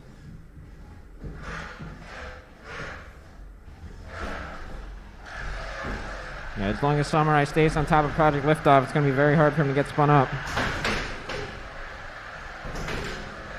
Really showing off the durability of Samurai here, just taking hit after hit. Oh no, Samurai now on its back after that last hit is a position it does not want to be. Can he turn back over? It looks like some damage to that arm might be preventing the self-right from working correctly. But he is still able to move throughout the arena. This is Project Liftoff's chance to get up to full speed if he can maintain control.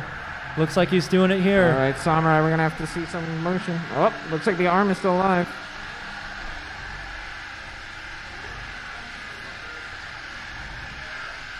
Maybe Samurai can use that durable bottom plate to absorb a hit and get back on its wheels. Oh! Samurai is not afraid of those hits. Oh, Looks like huge he hit from is Project stuck upside Liftoff. down. Does the arm of Samurai work? All right, I think... Gonna have to show us some motion, Samurai. Samurai, we're going to need to see some motion. All right.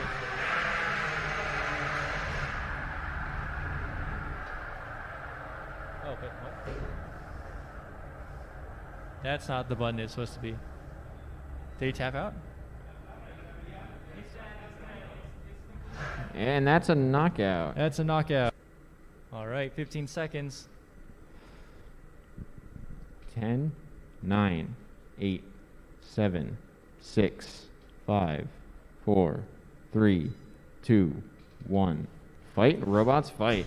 All right, we have Boring is up to speed. Samurai looking to get control here.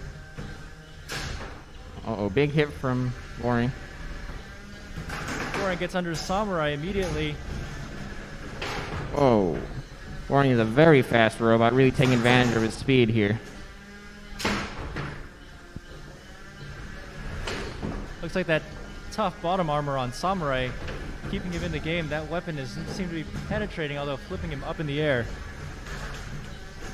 Samurai does have extremely thick top and bottom armor, which is really protecting his internals in this fight.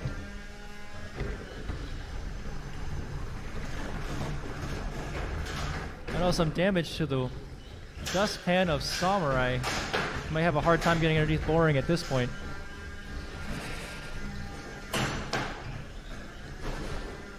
We have a tap out from Samurai.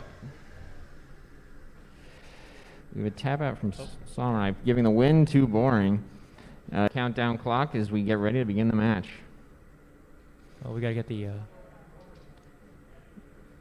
8. looks like our titles are a little bit. That's okay. All right, the match is going. Monobazaar is spun up. Oh, he got a hit to the side there.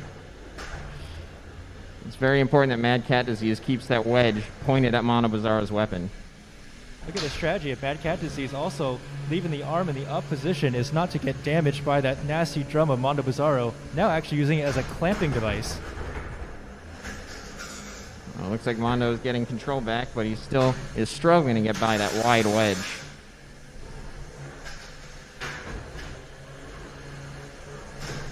Oh, looks like Mondo's done a little bit of damage to the front of Mad Cat Disease. One of those little... Oh, both of those forks look like they're a little bit angled now. Yeah, it looks like Mondo's really starting to get to... Whoa. Huge hit. Starting to get to work on that wedge. Mondo flips over Mad Cat Disease, but Mad Cat Disease flips over, self-rights very quickly. Not the fur. Not the fur. It looks like Mad Cat might be having issues driving. All right, we have a tap out. Tap out from Mad Cat Disease. I don't know which button to press here. All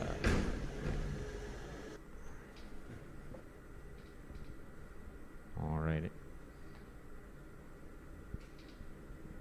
Coming to the final countdown here. 5, Get ready to 4, 3, 2, 1. Fight, robots, fight! Crisis is up to speed. You can see it using its gyroscopic forces to wiggle back and forth. Although it looks like Project Liftoff is struggling to get off the ground. Oh, Crisis flips over. And Crisis turned back over. Project Liftoff is spinning now up to speed. Oh, we have some contact. This is not where Crisis wants to be.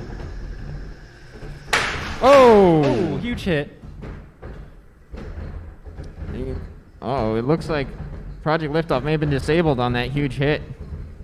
Maybe the Minibot can go over there and help him get moving again.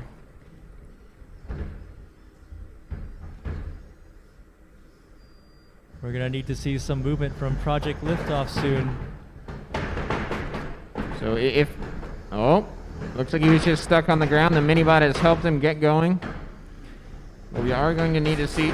All right, we have a Project Liftoff taps out. We have a tap out. Project Liftoff has tapped out. So Crisis having a little bit of a crisis, but manages to deliver a big enough hit, or maybe Project Liftoff did, to escape with the win. All right, the countdown's going. Both robots are in their squares. Brett is ready.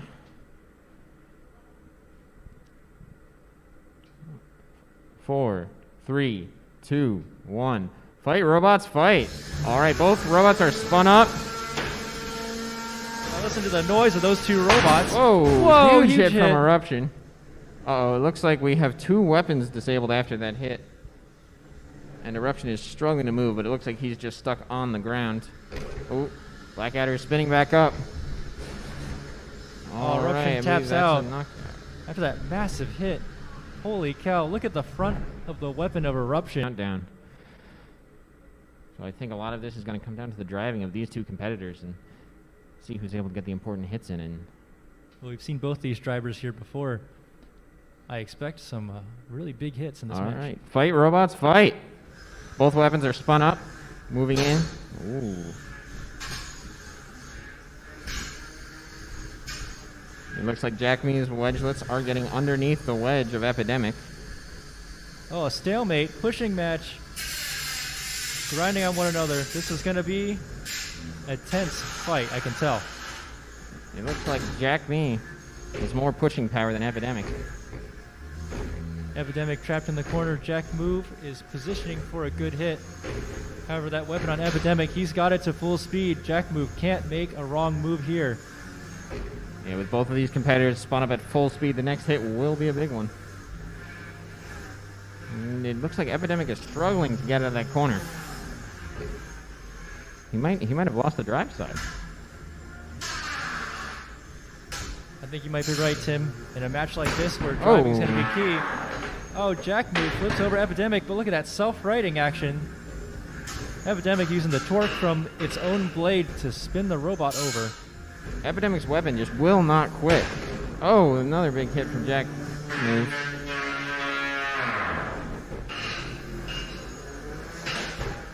Oh, and Epidemic self-rights once again.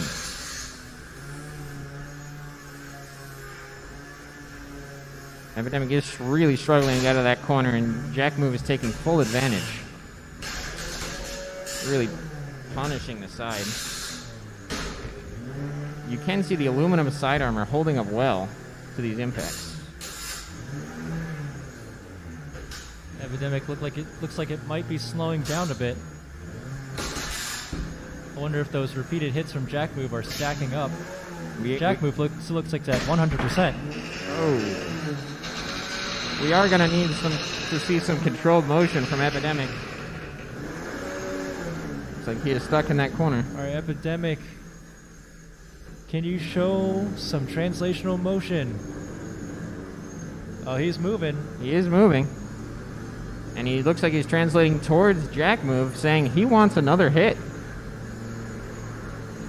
Well, 40 seconds left.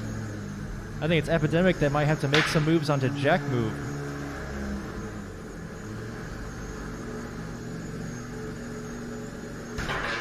Jack Move is really taking his time to get the hit he wants to take. Oh, and Epidemic is flipped back over. It looks like he's still struggling to drive around the arena. Looks like we might be entangled here. We're down to our last match. It's 10 seconds remaining. Jack Move looks like he's playing it smart. 5, 4, 3, 2, 1. That's the end of the fight. All right, I think we're gonna have to give that one to Jack Move there. Yeah, I think Jack Move definitely won this fight. He had an early advantage by putting Epidemic into the corner. In the beginning, it looked like a really close driving match. Yeah, I mean, it really came down to who could get that early hit. And it looks like in the beginning of the match here, they were really playing for position and who could push harder. But once Epidemic got pushed into that corner, Jack Move really took advantage of it. Yeah, stuck in the corner and one drive side down. It's not where you want to be. No, but after that, Jack Move really playing it smart, taking its time. He knew he had the advantage and made sure he didn't make any mistakes. Countdown. Here we go, getting ready for the match.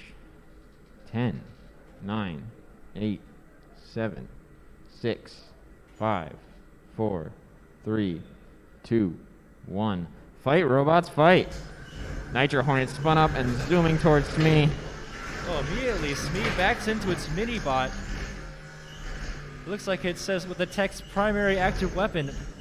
It's an alternate weapon that bolts onto the robot by picking it up. That's a neat idea we've never seen before. Nitro Hornet gets underneath Smee for a moment there. That's a rare occurrence. But now Smee pushing Nitro Hornet into the wall. Looks like Nitro Hornet was able to bend up one fork on Smee's wedge. All right, that's the end of lunch Nitro Hornet being encore. behind Smee is a very That was a dangerous great position for him to performance. be in. I don't know about you. I had a great lunch. It was a good lunch. Hopefully all our builders got to take advantage of the hour to get a little bit to eat and get the robots ready to go. Well, let's hope it was enough. Let's see who we've got next on our bracket. You can see the upstairs pit area, some of the builders lounging, finishing up the last bit of their lunch. It looks like they need another encore there. Unfortunately, I don't think we have one for them. No, we don't have that capability. Let's see what matches we could have. We could have Shredded Bro versus Mondo Bizarro. I think that will be an exciting match. Two powerful drum spinners going at it. Both very reliable, too. Indeed. And we have Silent X versus Crisis. Ooh, that could be a good one. Crisis, reminding everybody, is that gyroscopic walker that I was talking about. Would have to have a good driver to try and get around the sides. That's going to be a challenge for me, and a challenge I will willingly accept.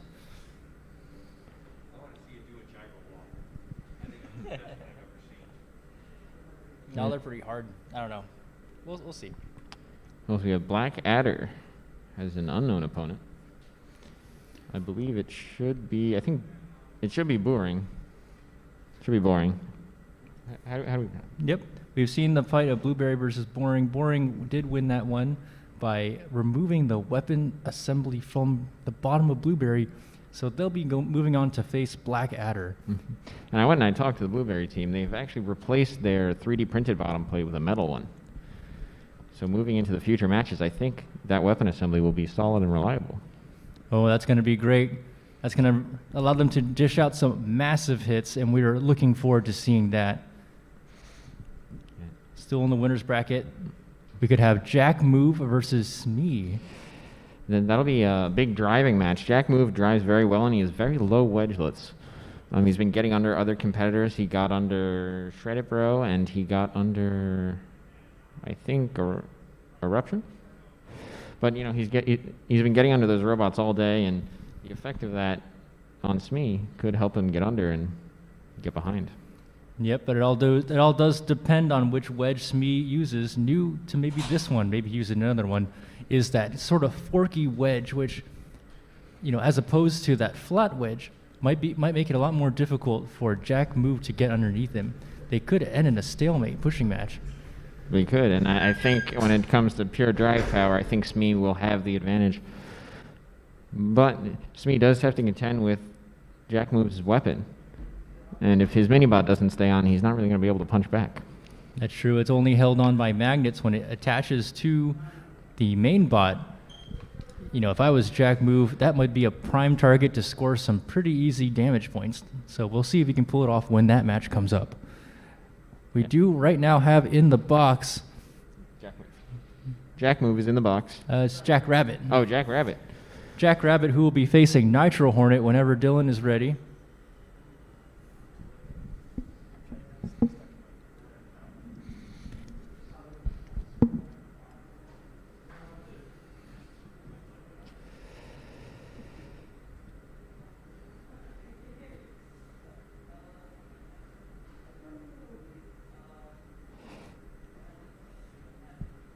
So Jack Rabbit is actually also the builder of Jack Move. He's making and maintaining both robots today, which will certainly be a challenge as the matches go on.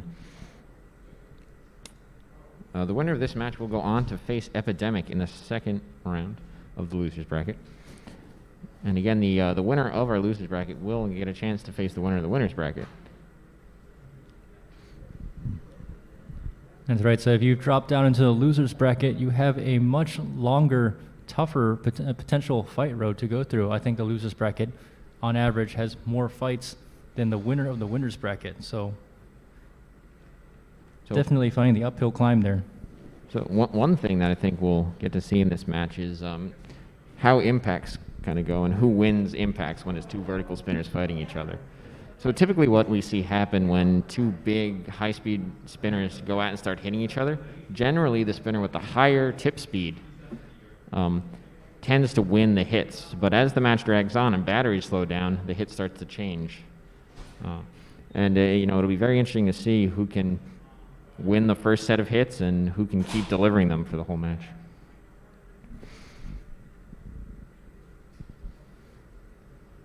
We have some other matches lined up. Eruption versus Blueberry is a match that will be happening a little later today. And so I went and I talked to Eruption. He had some serious damage delivered to his weapon assembly. The bolts holding his weapon assembly together sheared on that big hit in his match earlier today. Wow, that's some nasty damage. Do you know what he has done to fix that, or maybe improve it in this time during the lunch break? While I was up there, he was investigating potentially drilling holes in his weapon and get some larger bolts in there. He did have a backup assembly, so I think what he's going to do is come into the match using that new assembly. But I'm talking to him, I think he's going to not go as hard into hits as to keep his weapon assembly safe, but still delivering hits throughout the match. That sounds like a smart move, considering what tools we have here, and it's not a fully fledged machine shop, but it's enough to make small improvements, but not really something you could make an entire weapon assembly. It sounds like Eruption is going to make the most out of what he's got, and instead of maybe rebuilding the robot here, take a more strategic driving strategy to maintain his robot throughout the tournament. I mean, a lot of the way the drivers go into these fights and the way they approach another robot can really affect how the hit goes, whether it's in their favor or it's not in their favor. So keeping track, if you're fighting a horizontal spinner, which direction he's spinning can really help you turn into him and get that advantage. I don't know if you want to talk to that a little bit with your undercutter, how you like to hit other robots. Yeah, sure, just checking on to time. More than happy to talk about my robot, Silent X, which I brought here. Silent X stands for Silent Spring Experimental, meaning that this is like the Silent Spring robot that we've known and loved for several Norwalks, except that the internals and some of the materials used are completely different than the other one. The whole purpose being maybe there's something better that the current robot does not yet exhibit, and so this is a test platform. It might lose, it might explode, but we're going to find out how much fun testing can be.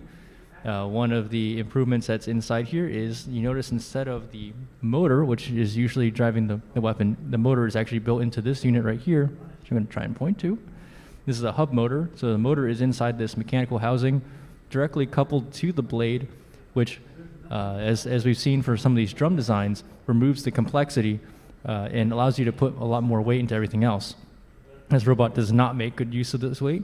It is actually 4 ounces underweight, so maybe if this concept proves out that it could be optimized in some future iteration. That's just one of many differences between Silent X and Silent Spring. So it's really interesting that you chose to go with the hub motor on that version of Silent Springs. What would you say are some of the key differences, either maybe in maintenance or in design, of a hub motor versus a pulley system? Well, one thing for sure about the differences between a belt-driven system and the hub motor system is weight distribution. It's something you can tell, certainly when you drive this thing around, is that a result of the motor being all the way further up in the robot, further away from the wheelbase, the center of gravity shifted from maybe about here to somewhere around here. As a result, this robot tends to be front-heavy and slides around a lot, so you don't have as good traction. And sometimes when you want that maneuverability, the robot feels sluggish to respond. If the tires don't have the grip, someone could easily get around you. And this is something that I've experienced with similar designs in the past. The belt-driven system allows you to put that motor mass somewhere else. In the existing robot, it lives about in this region right here, and that's the majority of the mass except from the blade. And this blade weighs about the same as it does for Silent Spring. This is actually one of Silent Spring's spare blades. The belt-driven system allows me to transmit power from here to the blade at a distance, so I can maintain my center of gravity more closer to the wheel axle and maintain as much weight over the wheels as possible for traction, drivability. As a result, the robot is a lot more nimble than this one. But one thing we are trying here is their coated latex wheels. So this is a foam wheel you can buy from FingerTech Robotics, 2.5-inch diameter. That's been coated in actually a body latex, so latex paint they use for costuming. And this latex grip is just enough to add the grip on top of the wheels that would normally slip in an environment due to the fact that the center of gravity is so far off. So hoping this combination of things will make the hub motor system a lot more viable as opposed to the belt-driven system. Yeah, and I think wheels are really something a lot of teams pay attention to. A lot of people, 3D print their wheels and then coat them. We've seen pure foam wheels that they buy from a number of different vendors. People make almost all their parts and they buy, what they can. Yeah, it's really exciting to see innovations in the robots and the changes everyone's making. Yeah, I've even seen some solid casted wheels too. So like you said, 3D printed, the core is 3D printed, and then they actually did maybe a polyurethane or a silicon cast into a mold, so and integrated with all the grooves inside of the wheel to make a really solid unit. It's a little heavier than the foam, but should be a much more durable wheel than anything we've seen before. We can see Project Liftoff up on the screen, kind of putting the final touches on as they get ready to come back into the arena. But we've got them a little bit up later on.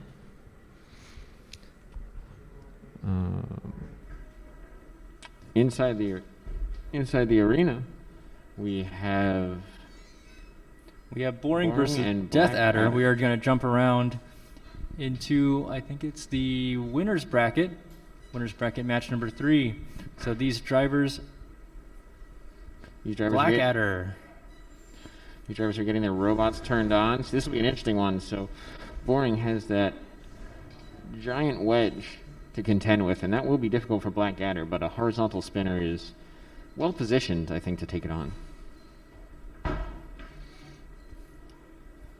Boring sporting out some of the damage that received from Blueberry earlier in the day. Let's see if Blackadder can add on to that damage and maybe make a break through that wedge. Yeah, I think for Blackadder, this match is going to be all about trying to either flip Boring over or just get around that wedge. And I know, builders say a lot, I'm going to get around and go to the wheels, but that's not really an easy thing to get done. Everyone's got a strategy until the first hit. All right, the box is being locked. The robots look like they're functional. Competitors, are you ready? Ready. Let's start the countdown. 10, 9, 8, 7, 6, 5, 4, 3, 2, 1. Fight, robots, fight. All right, they're both off. Both weapons are spun up. Oh, Boring makes his way across the match. Blackadder spinning up. The weapon is stalled by Boring. Boring trying to get in close and hit him with that vertically spinning bar. Yeah, Blackadder's really going to have to get away to be able to get that weapon spun up.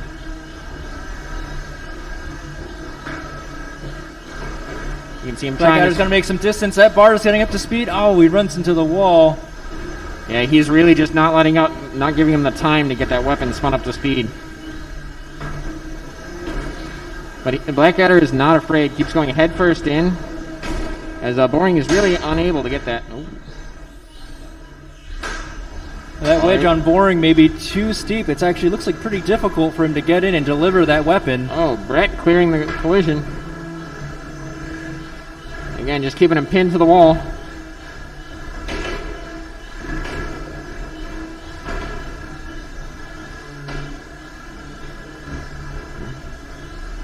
Looks like Blackadder. Oh! Huge hit there. Flips over Blackadder, but Blackadder's getting spun up. Again, just keeping him in those walls is very difficult. Looks like he's. Oh, Blackadder's free. Again, just getting stuck on that wedge of Boring. Trying desperately to get spun up, but Boring just keeps delivering the hits. Minute 30 remaining. Both robots still active. It looks still working. It looks like Blackadder might be having some drive difficulties. The weapon on Blackadder trying to get up. You can see the jittering. Hopefully there's no internal damage. Okay, we still have motion. Boring really struggling to push Blackadder up his wedge to get the hits with the vertical spinner. Oh no, but the vertical, oh, never mind. Boring spins up its vertical spinner once again. Maybe trying to save a little battery there. Oh, Blackadder spinning up. but Boring is just not letting it happen. Alright, we've got 40 seconds left in the match. Blackadder might be getting it going here. It almost looks like he might have a phase loose on that brushless motor. You can see it switching into position. Yeah, Boring being a bit of a good sport, letting Blackadder maybe get to speed. Oh, but he does maybe an early victory spin. But is it a victory?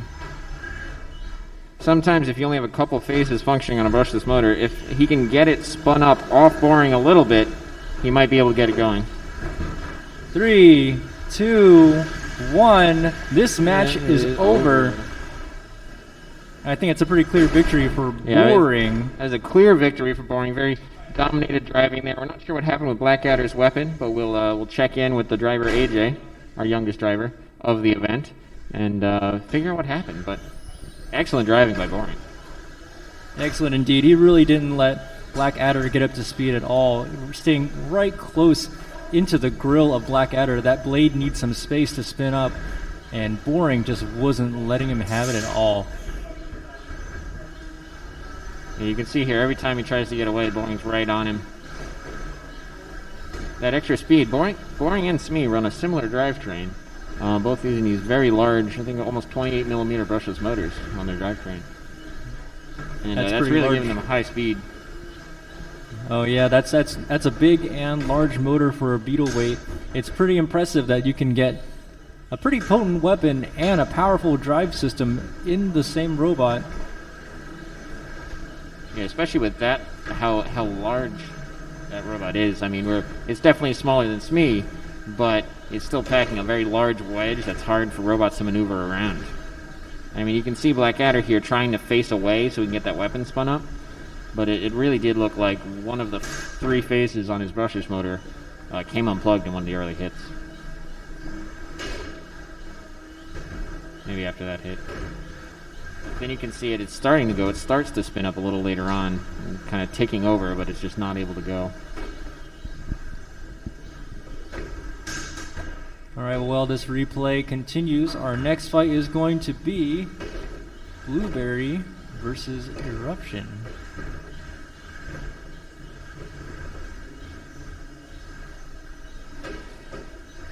All right, back into this replay. Again, you can just see Boring just absolutely controlling the match. But you can see the weapon cogging a little bit there, something preventing it from spinning up. And one thing that's kind of hard to see from the camera, but Boring, the driver of Boring was doing his best to help Death Adder get spun up actually during that match. All right, it looks like we have Eruption and Blueberry in the arena.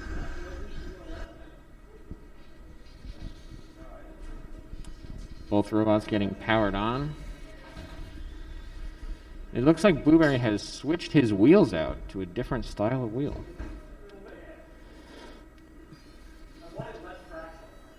Very interesting. Blueberry driver is saying he wanted less traction, so he switched to these wheels. So it looks like Eruption has gotten his weapon back together. Kind of. All right. You can't hear it from here, but these drivers are having fun. It looks like they're great friends. Okay, robots drive to the your side of the arena. We've been competing against each other for a long time and not about. Interesting. A lot of our competitors did start out doing different types of high school robotic competitions or college robotic competitions, eventually coming to BattleBots. All right, drivers, are you both ready? We have a sure and a nod.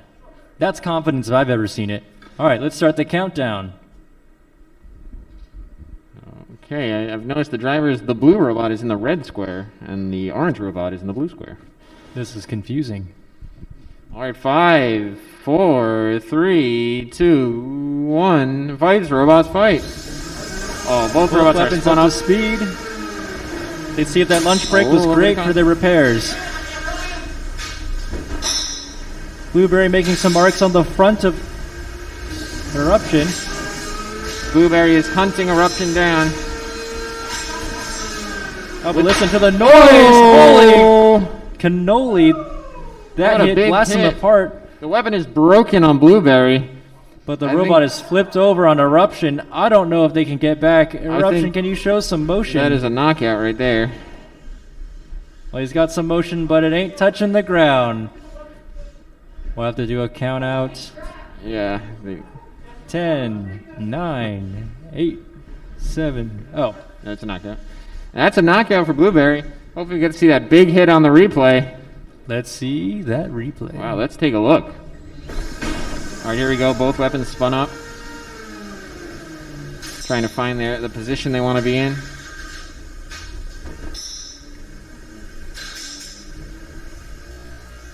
And here we go. Eruption is spinning up to full. Both robots are up to full speed.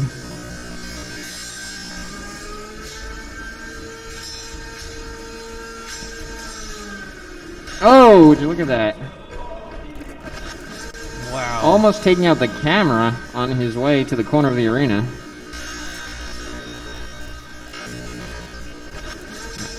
That hit almost disabled both robots, actually. Blueberry lost his weapon on that hit. Luckily, the design of Blueberry allows it to drive in many different ways. If it was flipped over, it would still be able to move. I think Eruption requires the use of the weapon maybe to continue driving. I think one cool effect you can see here is as Eruption's trying to...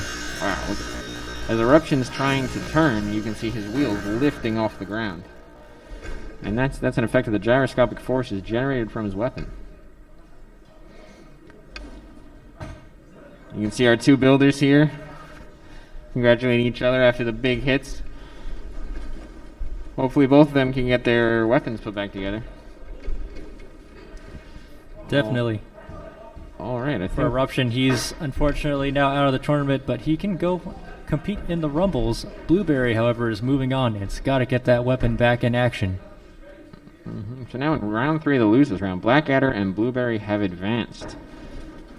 And now I believe we're looking for the winner of Nitro Hornet and Jackrabbit. I believe that's our next match. And the winner of that match will fight Epidemic. So we can see most of the builders are cleared out of their pit area there. Hopefully everyone's got their robots ready to go.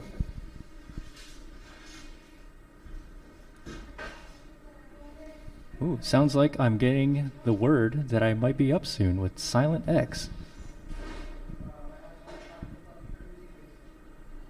All right, so the Silent X match. Silent X versus Crisis. Again, that is our gyro walker robot that weighs 4 pounds. I think one other interesting thing about that robot is because of the height of its weapon, he's hitting where most robots aren't expecting to get hit. Like, yes, if you're a taller robot, he's going to hit you in the side armor, but I think he's certainly in position to hit people on the top of their robot. I'm going to say goodbye to Jameson. Good luck in your match. I'm being summoned. Don't forget your robot. Let's see what happens. All right, and let's see what's going on in the pits, see if anyone's doing any repairs. Also take a look at chat.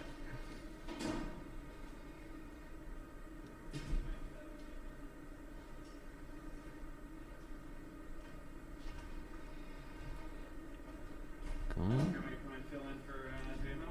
Yeah, if you want.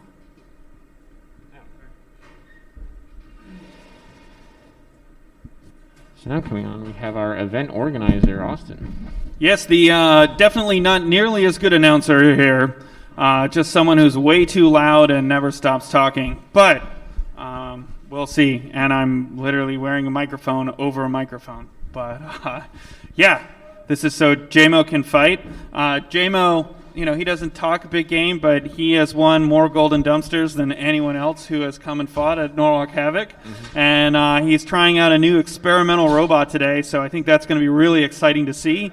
And then super excited to see Crisis here, who emailed about the rules and thought up some creative ways as to how he could potentially have like a 7 or 8 pound robot. And I was like, no, we don't really interpret the rules that way.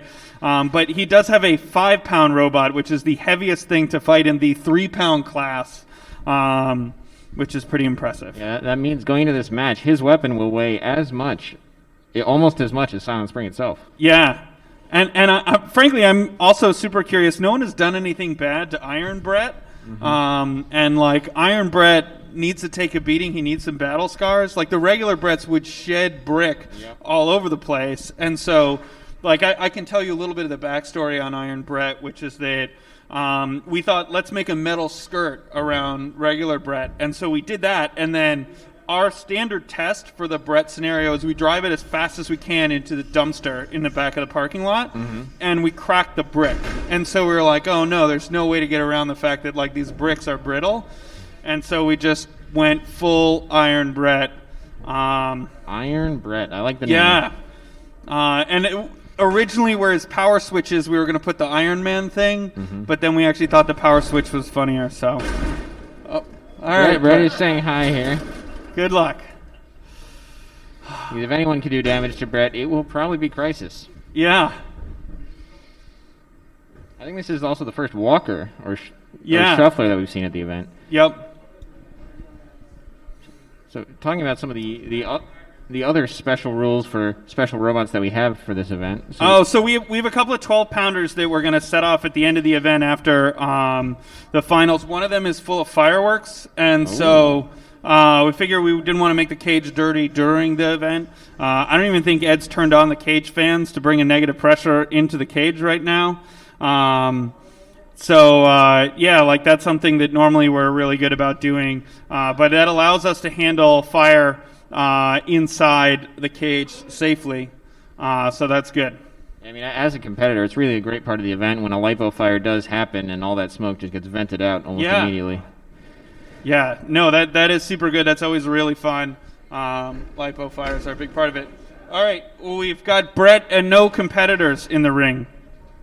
What happened? I need some servo Oh, Crisis having a crisis. Crisis is having a crisis. All right, so we've got another competitor that we're going to put in. Looks like we're going to go to another match, which means I'm relieved of duty, and I will return you to a much better Masters of Ceremony. The one, the only JMO. Who also has his transmitter. Yeah, excellent. Oh, he's just being humble. He's quite good himself. All right, I am the Padawan, if anything at all. Welcome back, Jameson. That was a short match. That was a short match. Well, sometimes things happen in the box when the electrical gremlins come out, even though you put it in the test box. Just having a little bit of issues. He's got to fix his servo, which is responsible for the two weapon assembly and then the other part to pivot, which is basically his mobility. So a pretty important part. It's something you don't want to go into a match without. So he's going to take a look at that and see if he can't put it back together. All right, coming into the arena, we have Jack, Move, and Smee. So again, I believe this will be a heavy driving match as we see Jack Move doing everything he can to move around Smee. Looks like Smee has repaired some of that earlier damage to the forks in the front.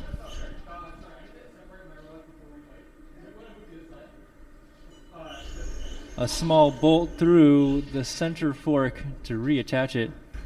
So due to the way that our rules at Norwalk Havoc work, Smee must start as a multi-bot because he is taking the 1 pound weight advantage of being a multi-bot. Now afterwards, he does recombine into one Super Smee.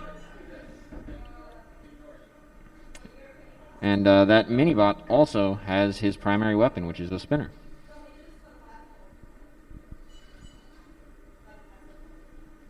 Now, I do believe those two halves are electrically independent of one another. The only thing connecting them is some magnets, and that's why we saw it leave Smee earlier in the day. All right, competitors, are you ready? Competitors are ready. Let's start that countdown. All right, we got the countdown underway. Our competitors are in their respective sides of the arena.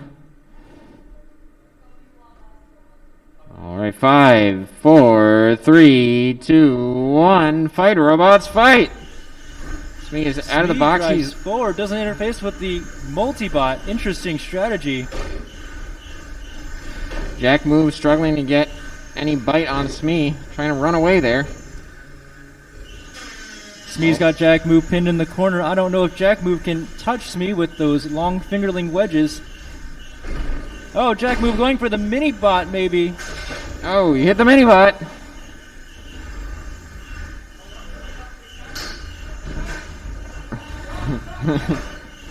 Jack Move taking advantage of the vulnerable mini bot. Smee doesn't like it. I'm not sure how this works out for the damage points. If Jack Move totally destroys that mini bot. It looks like Jack Move is actually able to get under Smee. But unfortunately, he can't get far enough in to really get a big hit off.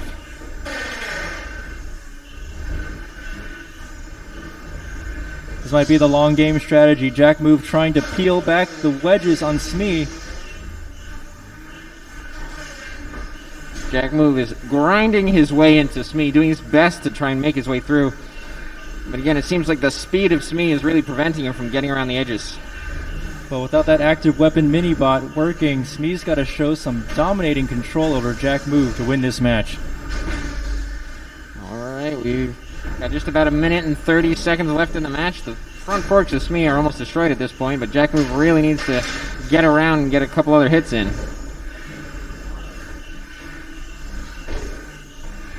Although with all the grinding he's been doing, Jack Move's weapon is still just up to speed.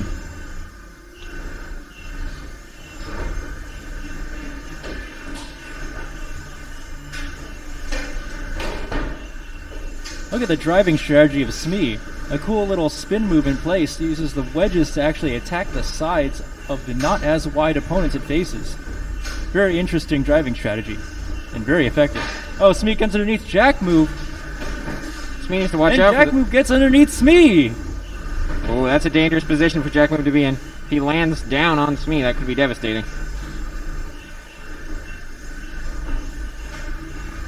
And again, it does seem Jack Move is really struggling to get any big hits here in on Smee. Grinding off parts of that wedge. About 30 seconds remaining. Here's the chance for the robots to make lasting impressions on the match. Whoa. A nice slam by Smee. Another!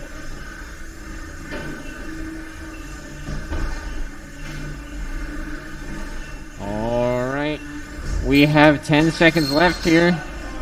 But we're going to call an encore for this match. So we've called the encore. We've added 1 minute to the clock. They're going to have to keep going. This is where their battery is really put to the test.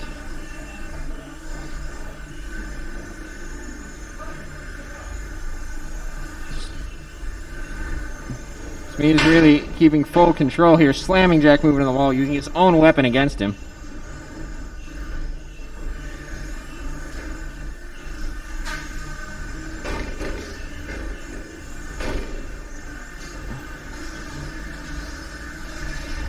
Jack Move is very slowly making his way through the center there. Both these robots, very robust drivetrains. Despite all those slams into the wall, Jack Move is still spinning. No damage seems to be done. A very durable robot. Both robots, very durable.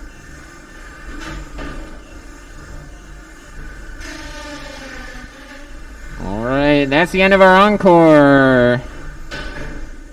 Alright, I think. Alright, and Smee is the winner of that match. A fantastic control by Smee there. In the beginning, it was dicey, but... Yeah, but you can see here Smee just doing such a great job pivoting around Jack Move. So anytime he tries to translate around, Smee's rotation is just so much faster. It really is a struggle for competitors to deal with, it seems. Yeah, it's definitely a challenge. There's not many robots that are shaped like Smee. Smee is kind of the original wide robot. And so if you haven't fought Smee yet, you might not know how to handle a robot like this. It's certainly difficult. I've had my fair share of difficulties with Smee in the past. His large wedge, when he's not running these forks, is very hard to get through with most spinners. So you're really just waiting for that opportunity to grab the wheels on the side or when you ride over the top of him. And when those opportunities do come, you really have to capitalize on them. You can see here, Jackbox was really digging into the wedge, but he just couldn't get that big bite he needed. Yeah, that design of the front fingerling wedge, fantastic against vertical spinners, it looks like. There's not much to grab onto, and even if they do, the material shreds away before it can lift the robot and toss it up into the air. Somewhat ablative? I would say that's a strong ablative armor. If he was using something harder, something stronger, like a metal, Jack Move probably would have hit it, bit into it, and really thrown Smee. But because that material just keeps coming apart, Smee just didn't get tossed. I think it was basically the perfect match for Smee. No, perfect driving for sure. However, that poor mini-bot, let's not forget. We did not see a spin up from that, and it sounds like it suffered some catastrophic damage in terms of the battery. Yeah, I mean, that extra minute is punishing on the batteries. But loading into the arena, we have Shred-It Bro. Shred-It Bro is an egg beater spinner that can really put down a lot of damage. Shred-It Bro! Running a different front wedge this time. Actually, not the wedge at all. It has the two forks on either side of the beater. Who's Shred-It Bro fighting in this upcoming match? Shred-It Bro is fighting Mondo Bizarro. This will be a heavy-hitting match from both sides. Indeed. I think that choice with the forks makes a lot of sense as well, because Mondo will also be running a similar fork design on either side of its drum. If Shred-It Bro was to run the wedge, there's a high chance that it would start out similar to its move versus Jackrabbit, getting underneath that wedge and tossing Shred-It Bro around. This way, they have exposure weapon to weapon, and maybe they can trade blows in that sense. Yeah, I think what we're really going to see put to the test here is who has the lower wedgelets and whose weapon assembly is going to hold up for the duration of the match. And I see the drivers have also done us the liberty of matching their colors to their starting corners. Excellent work, guys. Okay, Mondo Bizarro putting on the final touches, plugging in that battery. It's always important to have that final piece of tape. If you forget it, you might not be ready for the match. It's like a ritual, I gotta say. As a tape user myself, you gotta have that tape. You almost psych yourself out if you don't put that piece of tape over your electrical connectors. It's an important piece of tape. I mean, it would be the worst thing if you had your exposed wires and somebody came by and just turned your robot off because it cut the power wires, which we have seen happen. And believe it or not, we have seen that in Norwalk's past. Not a situation you want to be in. All right, our competitors are in their corner. It's time to lock the box.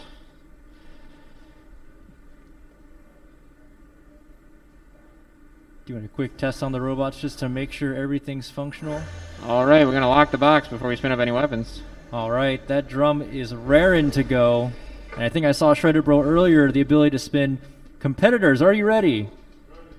Ready. Let's get that countdown. The countdown's going. The two competitors are in their sides of the arena. I think this is going to be a match to watch. 5, 4, 3, 2, 1, fight, robots, fight. Both robots up to speed. Jumping out of the gate, Whoa. Both robots so fast. Shred-It Bro doing wheelies when he accelerates. Mondo with the early flip. Shred-It Bro's back on his feet. Shred-It Bro hits back onto Mondo. The camera. The camera in the corner is knocked over. Both weapons at full speed. Big hit from Mondo. Nice hit. And check out the bouncy wheel guards of Shred-It Bro, preventing extra damage from landing on the wheel. Everybody's losing stickers. Still spun up. Everybody trying to get the advantage on their opponent.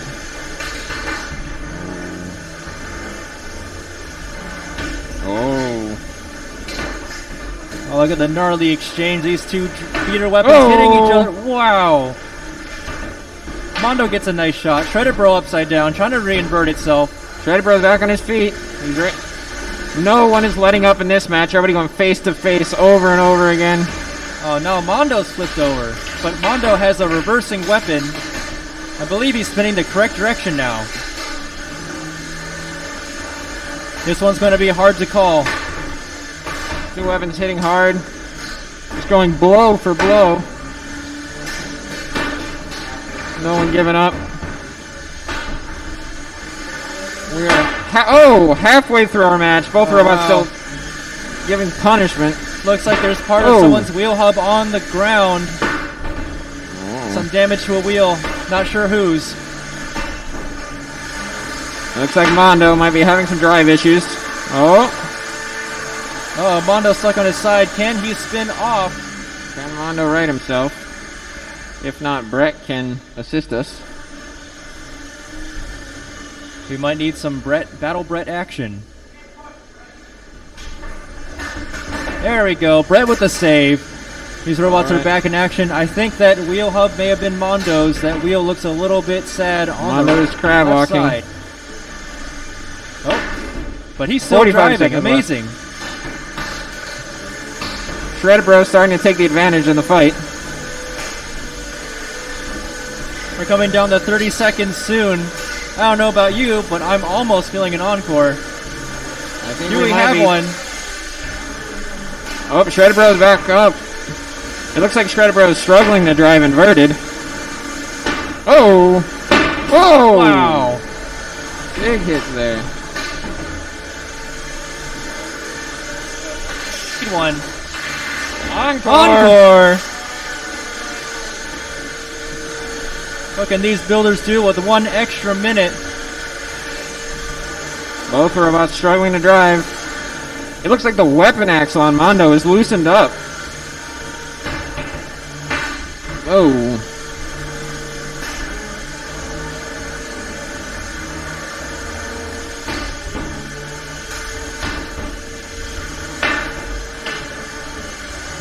Both these robots' weapons will not stop. Well, these hits are massive. Such a back and forth battle. I'm almost speechless. It looks Flip like after flip. It looks like Shreddit is controlling this last minute.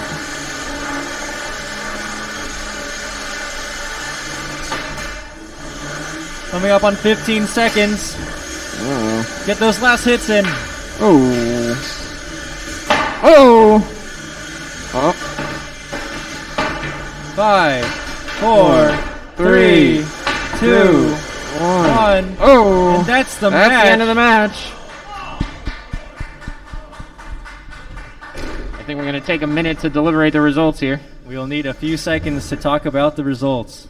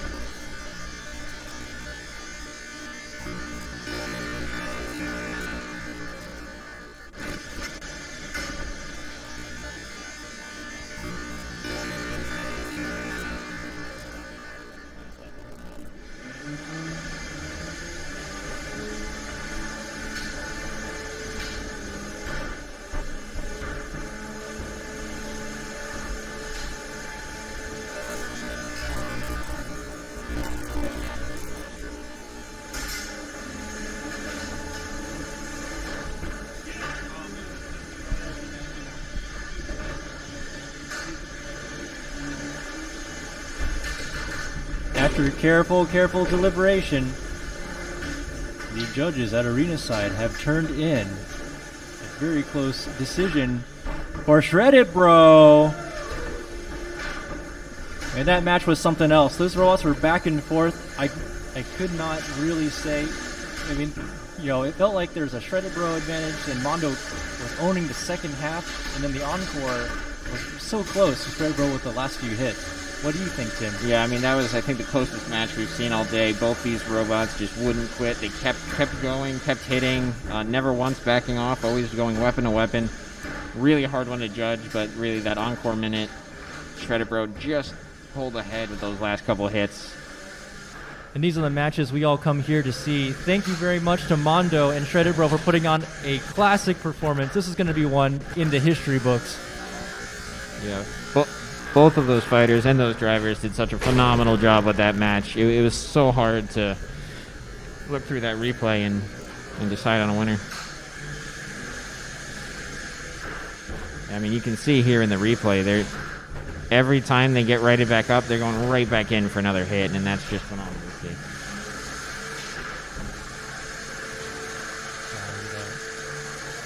Yeah. Then we have our unstick coming from Brett, I believe.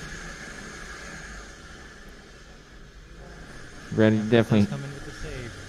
Iron Brett to the rescue. Shredder Bro is here just waiting for the next hit, and bang, they're right back at it. 4 minutes straight, no battery death, no weapon death. Both drives working. Yeah. Wheel guard stayed on. These are incredibly stout robots. Certainly some tough competition. Look at that. Mondo with the flip of Shredder Bro. Shredder Bro, looks like he maybe turns back over. Yeah, it seems like Shredder Bro in this match is really struggling to drive on his head. But once he gets back over, he's perfect and he's ready to go. Look at that gyro dance maneuver. He gets back over, but Mondo kicks him back, giving him a little assistance there. The Shredder Bro back on the attack. Really close fight. I mean, you can see here they're just going back and forth, punch for punch here. No one giving up. And again, definitely looks like Mondo is more comfortable on his head than Shredder Bro was. And that might have to do with how sharp the wedgelets on Shredder Bro are. They look like razors coming into the arena. Mondo also having the reversible weapon controller when he gets flipped over, as he is right now in this replay. He's actually reversed the weapon, so he doesn't need to do the gyro dance that Shredder Bro needed to do in order to get back into this fight. It looks like it's about time for your match, Jameson. Oh, well, I guess I better get ready. Have fun, all right. He's going to grab Silent Spring. He's going to get in there against Crisis. This should hopefully be an exciting match for us as we have our heaviest weapon at the event, I believe. Spinning up and trying to take on Silent Spring.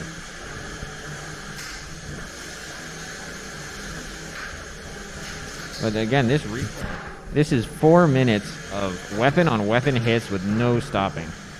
That was truly a match that we're going to watch replays of for the rest of the day.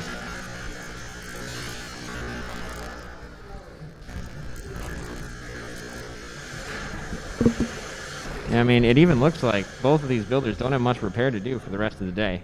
I mean, we'll check in on that in the pits later on, but they seem to be doing a great job with the reliability of their robots. All right, we have Austin back here while Jameson begins his match. They're in the arena getting set up. Silent Spring's turned on. I believe Crisis is also turned on. I'm really excited to see this match. Silent Spring and Crisis are here. I think it's Silent X, but yeah, so as they're getting ready, you know, we're getting ready for this match, and I think it's going to be a pretty big deal, and I'm going to try to do a better job announcing than I have in the past. Yeah, because Silent Spring is... Yeah. Okay, I think we're both ready. Both robots are in there. Or Silent X if you're trying to pick it from the drop-down. All right. Drivers, you ready? All right. Let's hit that start match button. 15 seconds on the clock. Here we go. Counting down, final 10. Crisis versus Silent X. This is going to be a lot of energy. I always like it when you got a vertical and a horizontal spinner against each other. That's like when you get the biggest fight. Robots fight. Let's go. Both robots spun up. Ooh, they let each other get up to full speed here. This is going to be careful driving to avoid that big weapon by Jameson. Yeah. Oh, he's on his head. Silent X.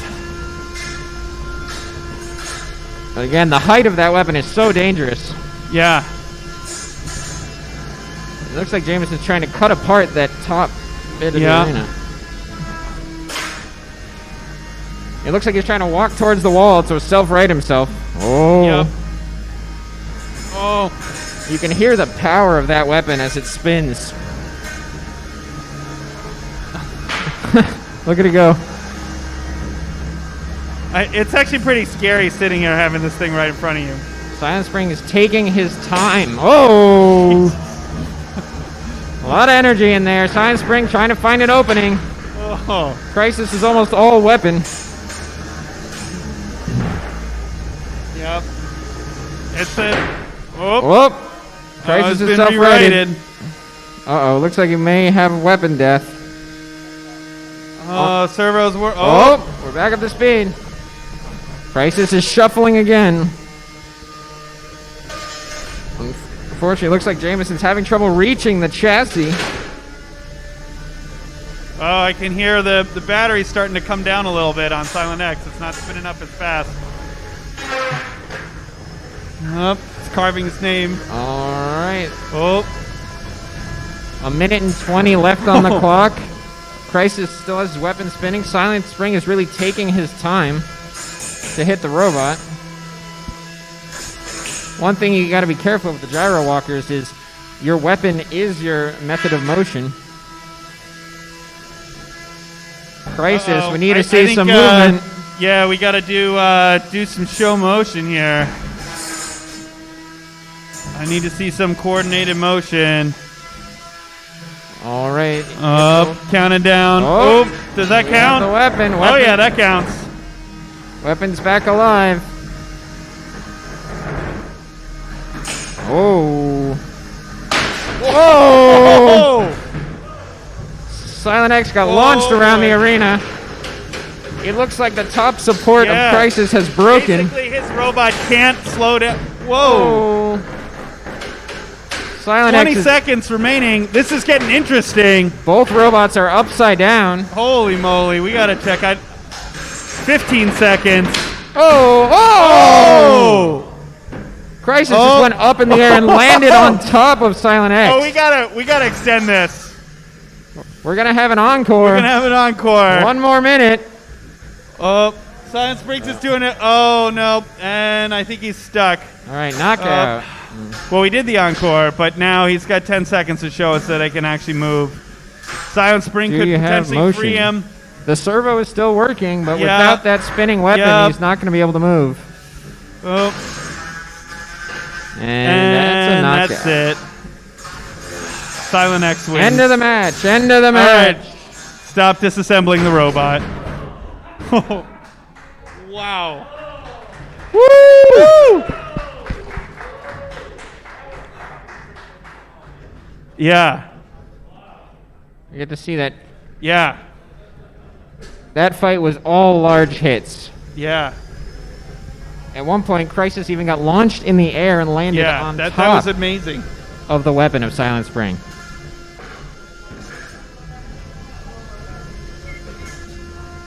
So you can see Crisis here just vibrating around the arena. That servo is working so hard to keep it moving.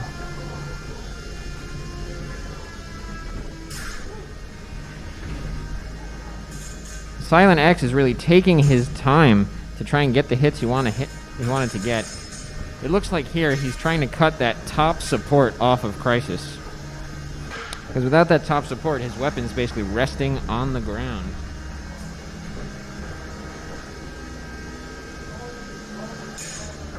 Yeah.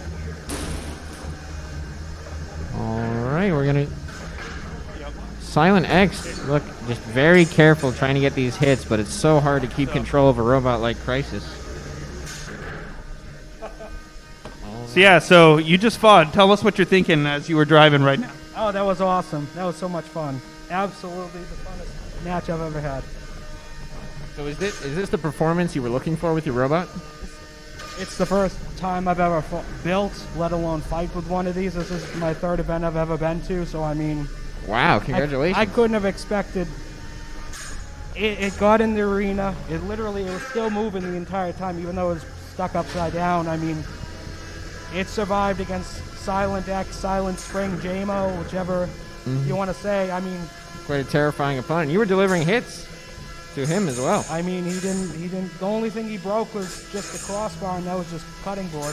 So what were you thinking when you were upside down and vibrating around the arena? Did you have control there, or were you just taken for a ride? Well, I was able to, as I swayed the body, was able to move it a little bit, but not. As I swayed the body, I was able to manipulate it a little bit, but not a lot. Well, it looked to us like you were having a great time kind of surfing around the arena. I was having a blast. So it did look like during that match, Silent X was really trying to target this top hoop of your robot. Yeah. Do you think you could tell us what function that is for your robot? Well, as it showed, it keeps it so it can still spin upside down. Mm-hmm. And now that it broke off, that's the reason why I was stuck. Yeah, I mean, you can see there, look, Silent Spring flying around the arena. Yeah, I mean, this is definitely a durable bot, I must say. If it was taking direct hits and breakdancing in the arena. Now look at that massive hit. Silent Spring still flying through the air. You're already on the ground. So how much does your weapon assembly weigh in Crisis? Do you know? The bar itself is, I don't know, about a pound and a half. Pound and a half, pound and 3/4. Plus motor, plus mounting assembly. That's a Yeah. lot of weapon. Yep. Austin had said that you had emailed event organizers to ensure that you could have 5 pounds to work on your robot. Do you want to explain kind of what rules you're using to do that? What do you mean? Like, So how does it work, or? So you're using the walker weight bonus, Yes. and that is 2 pounds. Yes. So did most of that go into chassis weight, weapon weight? Where did you allocate it? So my the way I gear it is I have multiple discs for different weight benefits. So basically I targeted around 3 to 3.5 pounds just for the chassis alone, Wow. and then I can change the disc for different weight bonuses. That's a really smart strategy. So you can tailor your aggressiveness to your opponent. Yeah. So and then this is your other robot that you brought with you. Yeah. Exciting. I'm gonna wish you the best of luck in the rest of your matches. I know you've got some repairs to do, so I won't keep you for too long. But Awesome. Excellent job. I think that was one of the most exciting matches we've had today. Awesome. Thank you very much. You're welcome. Good luck. All right. So now we'll take a look at chat. Silent X versus Silent Spring. We would need 2 JMOs to drive to make it fair, and we only have 1. I'm taking a look at chat now if anyone else has questions.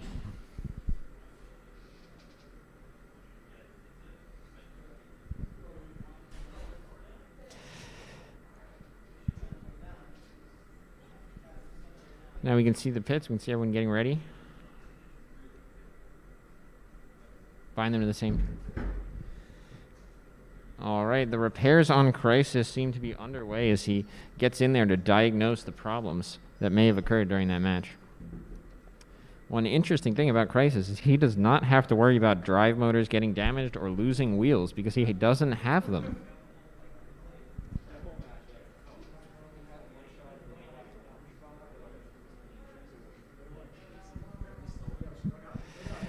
So with that win, Silent X advances to fight Shred It Bro in match 27. And now I'm going to welcome back Jameson. All right, back in action. So Jameson, what were you thinking as that fight was progressing? I was thinking he's got a really big weapon, and I wanted to hit my weapon because that's kind of the point of all these things. We build these toys to see how hard they hit and what's going to break what. So I really wanted to do is find a way of getting my blade to hit his. And his blade, he was sideways, hovers off the ground a little bit, really hard to do. But we did connect, and check this out. I don't know if the camera can see this.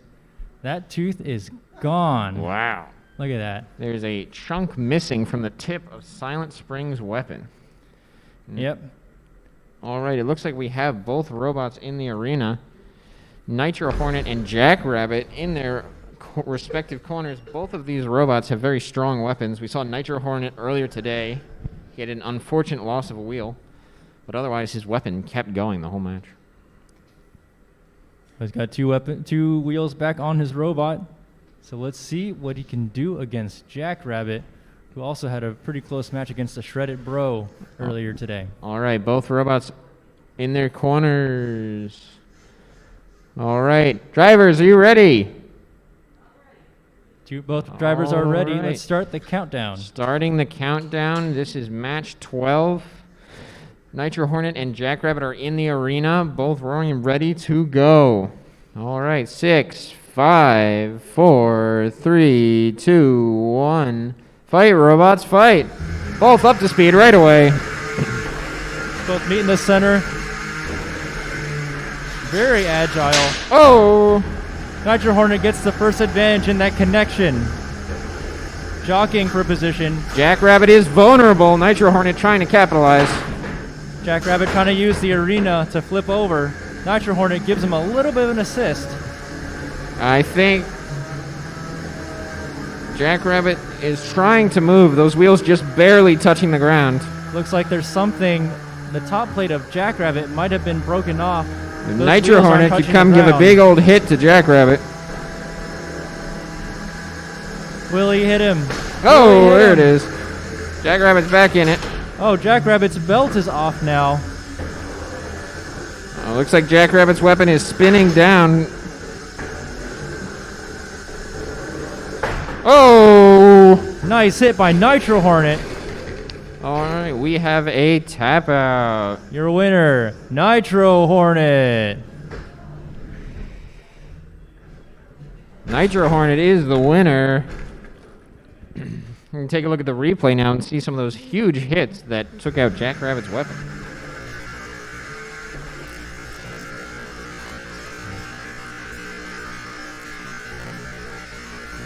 So you look at this, both competitors being really aggressive right outside of the box, going weapon on weapon. Now it's very hard for big vertical spinners to make precise turns because the wheels lift off the ground when they try and move. You can see here, Jackrabbit's stuck upside down and his wheels are just barely touching the ground. All right, here we go. Bam! So Nitro Hornet hit him and then he bounced off the wall. Very nice of Nitro Hornet here to give Jackrabbit that hit he needed to right back over. And the match ended up in his favor too. Sometimes with those events where you're being sportsmanlike, if freeing your opponent sometimes bites you back. In this case, Nitro Hornet still rewarded with the win. Yeah, I mean, a big advantage of Nitro Hornet here is he's fully invertible. And some of our robots go for symmetry when they're upside down, and other robots go for upside down driving mechanisms, whether that's wheels that stick through their chassis or ears that they can ride on. And, it looks like Jackrabbit's chassis here may have just been a little bit too big for those wheels to touch the ground. Yeah, you see that hit on the back of Jackrabbit right there. There's a piece of plastic that seems to be protruding from underneath the robot after, or on top of the robot rather, after one of the hits delivered by Nitro Hornet. It's isolating the wheels from the ground, preventing it from motion that it might have been able to have. All right, coming up next, I believe we have Yes versus Project Liftoff. If you remember, Project Liftoff is our full body spinner, using its drive motors to spin all 3 pounds in a circle to do damage. And for the first time, we are seeing the robot Yes with an exclamation mark. And a smiley face, says driver Alex Horn. Seeing Yes for the first time, it is a 4-wheel drive vertical spinner with a large wedge on the front, which should serve it very well, deflecting the big hits from the full body spinner.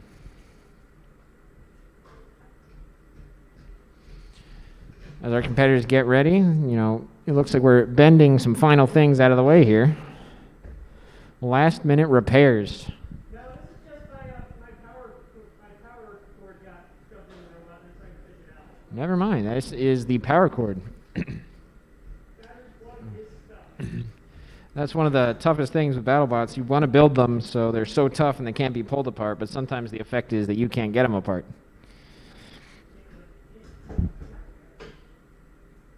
Looks like we've got one connector out. We're working on the second.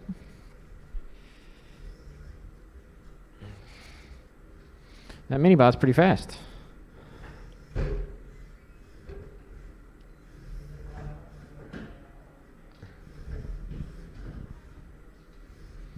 So that mini-bot could actually be very effective here in trapping Yes in part of the arena. Whether it gets under his wedge, gets near the wheels, it could actually have a big effect in this match.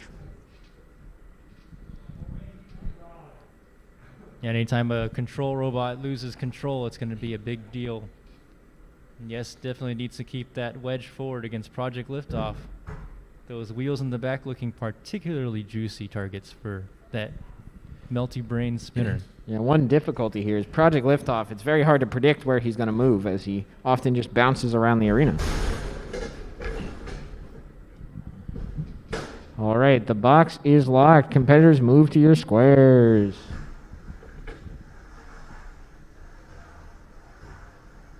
You can hear that wedge scraping against the ground as he moves to the arena. Drivers, are you ready? All right, both drivers are ready. We're going to start the countdown. The box is locked. The competitors are in their positions. Controllers are at the ready.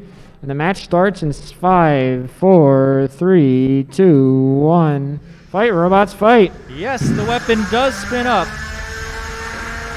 Project Liftoff getting to full speed in the blue corner. The mini-bot distracting Yes. The mini-bot is too fast to catch. Distracted no longer. Here he goes. Oh! Going for Brett. Project Liftoff still spinning. Yes, Yes launches is- Project Liftoff into the air. However, Yes Yes has turned into no, no, no. does not appear to be moving. Calling on Project Project Liftoff to hit it. He wants the hit. Oh, Gets now a he's wedge in. taunting him. He's calling for the hit. We're going to give him one more hit. But we do need him to show motion. All right. Once the timer comes out, it will be a knockout. Yes has been oh no'd. Oh, Driver no. says the robot has been turned All right. off. That's a knockout. Your winner, Project Liftoff. All right. A couple really large hits there, sending Project Liftoff flying around the arena. You can see, Yes tried to go after that mini-bot, but it's just too fast to catch. Probably an important quality in a mini-bot, because they cannot fight those big robots. Oh, flying like a frisbee around the arena. Actually looks like the wedge of Yes just pushes Project Liftoff enough into the corner for it to hit the corner and launch itself across the arena. I was really hoping for that blade to connect. We would have seen some really nice sparks there. So this is almost 2 matches in a row now where we've had robots that are using unconventional methods of motion. We had Crisis and now Project Liftoff, both of which don't move like traditional robots.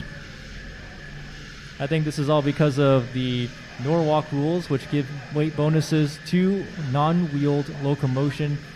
Well, I guess Project Liftoff here is still wheeled. However, Crisis, as previously noted, does get a weight bonus. It's a 5-pound robot, which is absolutely crazy in a 3-pound category. However, Project Liftoff, being the melty robot and also having a mini-bot, is allowed 1 pound of bonus. Actually, more so just because it has the mini-bot. Which not necessarily means that it's a 1-pound mini-bot. It could be a lot less, and it could be a maybe 3.5-pound spinner instead. Yeah, and even if your mini-bots aren't doing damage to your opponents, just keeping the driver distracted can do a lot to let you get that hit you really need. And now we have 2 competitors coming to the arena. We have Mad Cat Disease and Oops, I Did It Again. We have seen Mad Cat Disease, but I don't believe we've seen Oops, I Did It Again in the arena today. We checked in on them earlier, and they were still building their robot, so I believe this is going to be the first match test of the robot. We're excited to take a look. Well, let's hope they've had the chance to run it a few times in the test box, get those early game gremlins out. You can see a battery balance lead sticking out the front of the robot there. And an exposed link. Luckily, Mad Cat Disease does not have a spinning weapon. Instead, it has a lifter that it can use to flip over. Oops, I did it again. It appears that the weapon assembly on Mad Cat Disease is missing a nut. Or, oops, I did it again. Yes, on Oops, I did it again. Oops, I did it again is missing the lock nut that holds the shaft on their weapon assembly. However, she's going through with the fight. All right, we're locking the doors. Builders, are you ready? Drivers, you ready? We have 2 thumbs up. Let's get the countdown started. All right, we're starting the countdown. We have Oops, I Did It Again and Mad Cat Disease in the arena. All right, 7, 6, 5, 4, 3, 2, 1. Fight, robots, fight. Oops, I did it again is spinning up. That weapon sounds pretty good, Oh. actually. Whoa! Oh, Mad Cat Disease getting in real close. Still spinning. Looks like a little stuck in the corner, but making their way out. Oh, the shaft is beginning to vibrate out. He hit the electronics of Mad Cat Disease. Some of the electronics are spilling out, but still fully functional. Looks like the top plate on Mad Cat Disease is looking a little bit loose. But can Oops, I Did It Again spin up? Looks like that servo's walking away from the rest of the robot. Oops, I Did It Again looks like it's upside down, which means the bar is spinning in the downwards direction. Maybe able to deliver a blow through the top of Mad Cat Disease. Oh my goodness. Avert your eyes.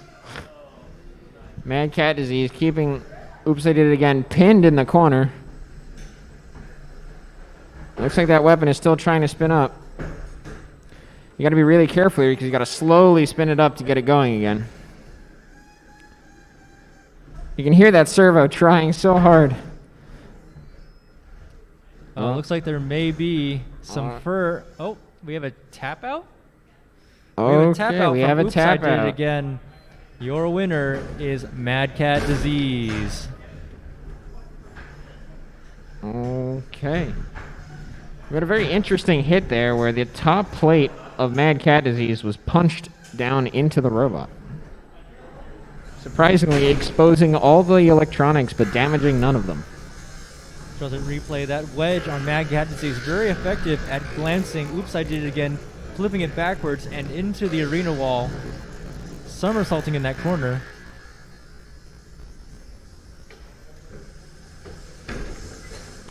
Seems like that nut missing didn't affect the performance of the weapon at all.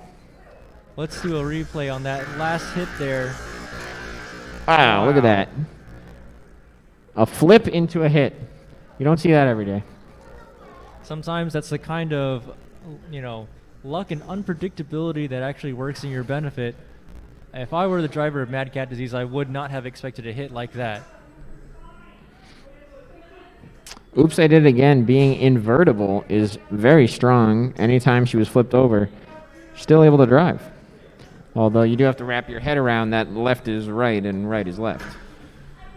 That's true. That's one issue about the invertible designs. You got to know which side of the robot is which. There are some drivers which employ a inversion switch which flips the controls of their drive and maybe the weapon, so they always know that the weapon side is forwards. Alternatively, some drivers actually just have different colored top and bottom plates. Like Mondo Bizarro has one side which is red, the other side is a white, I believe, so it knows which side is the forward direction when it gets flipped over and how it needs to reverse the weapon. Yeah, I mean, that's one of the hardest things to deal with while as a driver is being upside down. And I remember one of my early robots, I didn't have any, it was symmetrical, but I didn't have any indication of what top or bottom was. And then it was very hard to tell if I was flipped over or not. Okay, coming up next. So now, in the round 3 of the losers bracket, we have Mondo Bizarro versus Blueberry coming up later, Jack Moo versus Project Liftoff, and Black Adder versus Mad Cat Disease. So Mad Cat Disease just advanced to fight Black Adder. Yeah, so Mad Cat Disease will probably need a little bit of a break to get the batteries charged and everything.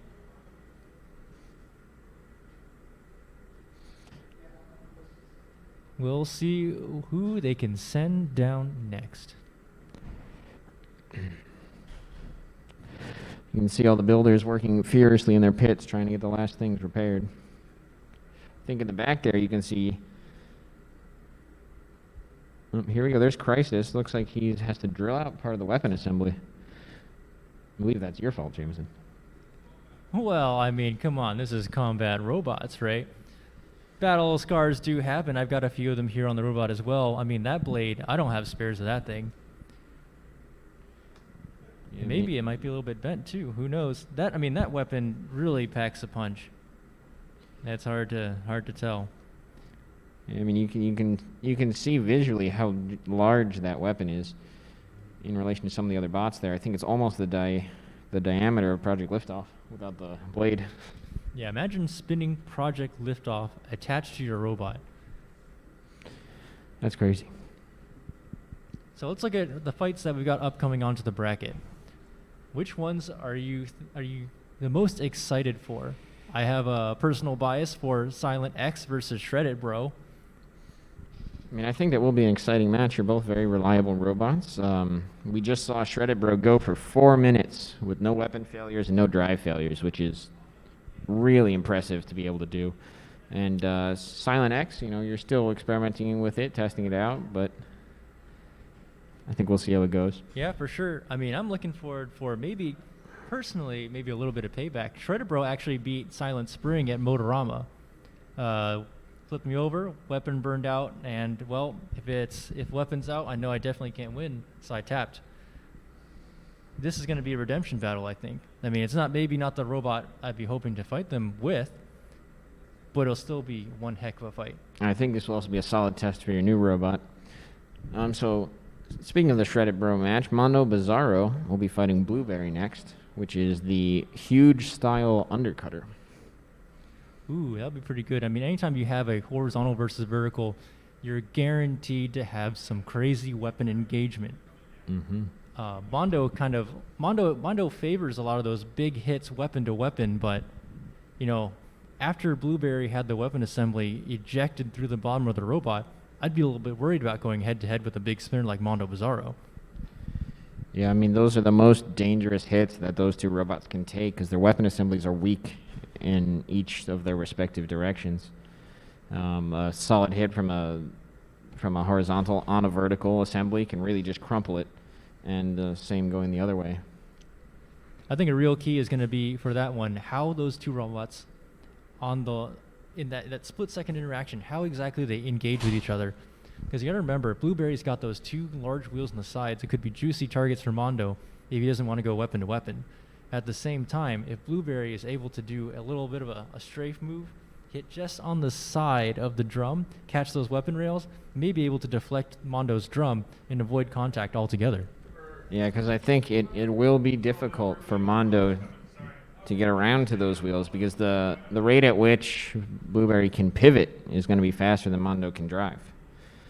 So I think we've got quite a match up ahead for us. Sounds like it's all going to be up to how much those drivers have practiced. Mondo, the veteran, might have the advantage just with experience, but we'll never count out the rookie luck. So and then we have Mad Cat Disease just advanced to fight Black Adder. So that would be an interesting fight. Mad Cat Disease's Big Wedge versus the horizontal spinner Black Adder. Mad Cat Disease has definitely shown itself to be pretty vulnerable, or not vulnerable, pretty durable on that wedge. However, that last fight against Oops, I Did It Again, that servo-mounted arm has me a little bit concerned.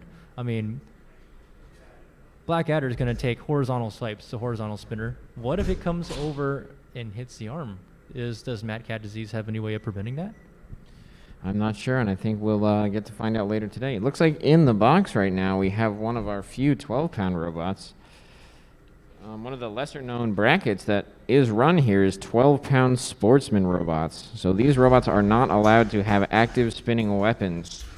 However, they can use lifters, axes, hammers, and really fast drivetrains to do a lot of damage to their opponents. This one is named P12.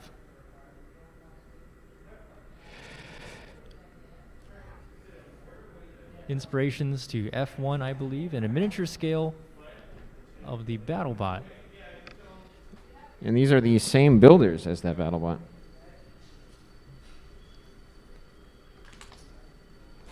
And loading into the box right now is a series of piping. It's intricately attached together. I believe the robot's name is Keystone Light. What is the name of that robot, Fred? Keystone Light. It is Keystone Light. What does Keystone Light do? I have a feeling. And do we have fire extinguisher? One on the pole here. Okay, just one on The event organizer is asking for a fire extinguisher. I think we know why it is called Keystone Light.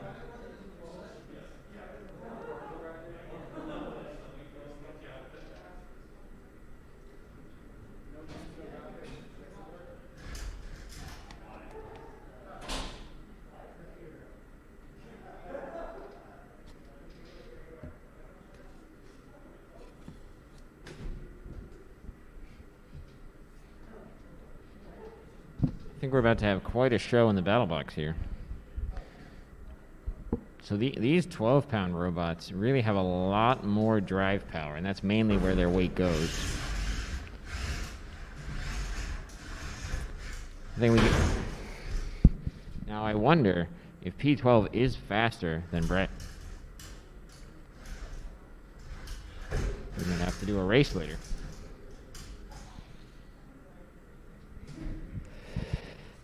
P12 looks to be using 2-inch Coulson wheels and has a 4-bar style lifter on it. All right, we have the fire extinguisher.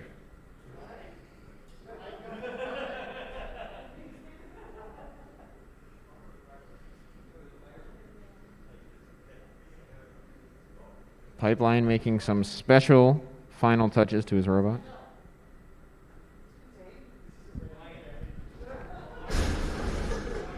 The box is locked. Both these robots looks incredibly fast. All right. Should be interesting. Drivers to in find their out. box. Drivers, are you ready? Drivers, are you ready? Ready? All right. We got a thumbs up from the drivers. We're going to start the countdown. We have our 12-pound sportsman robots in the arena. And in 9, 8, 7, 6, 5, 4, 3, 2, 1. Fight, robots, fight. Oh, what is that? A fire and pipeline. Whoa! Oh! Okay. That was unexpected. These two robots going at it through the fog of war.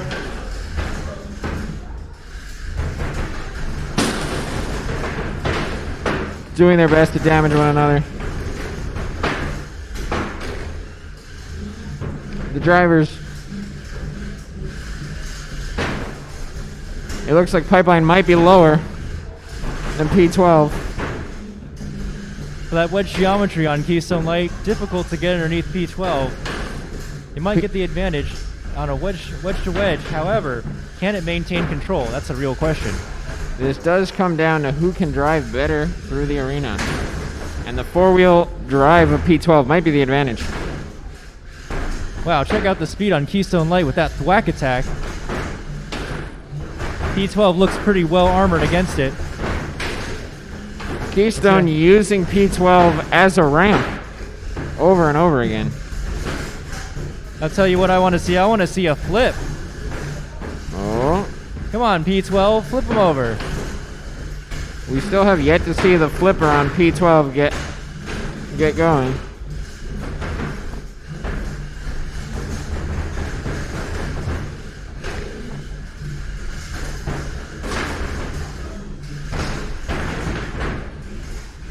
These robots slamming the walls of the arena.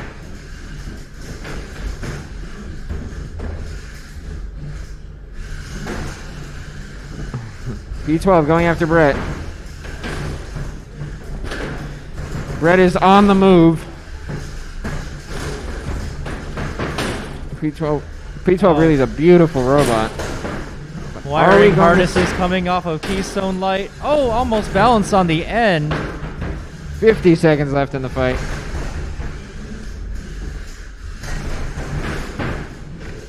P12 seems to have control over most of this match. But Keystone is able to get under.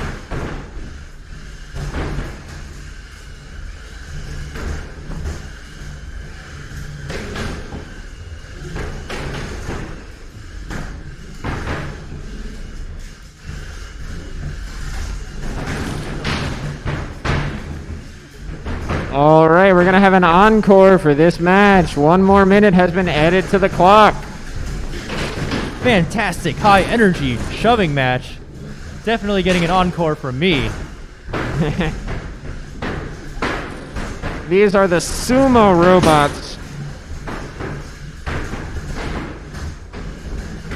Oh, the poor camera in the P12 corner is knocked off its mounts. Brett is on edge as these new large robots have entered the arena. And Looks like Brett wants to get on the action. Brett is angry. They're making a mess of his arena.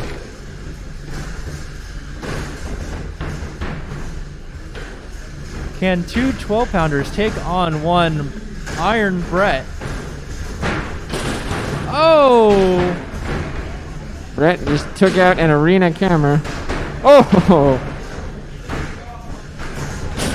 Oh! Should we do another? Oh, the top's off Iron Brett. 5, 4, 3, 2, 1. That's the end of the match. Woo! Wow, I think we need to take that actually to an audience vote. That was tough. Whoever's here on the ground floor, if you think Keystone Light won, give a cheer.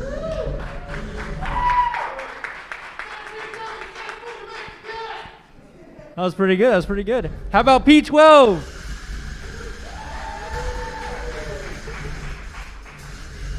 Another. You can't actually vote for Brett, but let's hear for Brett. Woo! Oh man, my ears still hurt from Keystone, but I think it was declared the winner.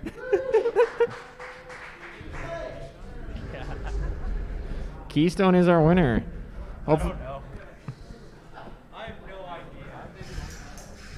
All right, exciting beginning of the match here with the fireworks going off.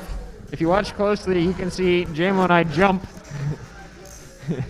Oh, my ears are ringing from that one. Yeah. We're going to need a few minutes to definitely clean out this arena. No, in all seriousness, this was actually pretty surprising because the high maneuverability of the P12 robot had expectations that it would be able to get underneath and control Keystone Light. However, the pipe design, the two-wheel design, large wheels of Keystone Light made it very difficult to contain. And in some cases, actually got underneath P12 a lot more than I probably would have expected. It was a lot closer than it seemed. These matches are hard to judge, and they usually go the distance. So it actually looks like our red square arena camera was taken out by the firework, not by Brett, which is quite the shot for Keystone to have made.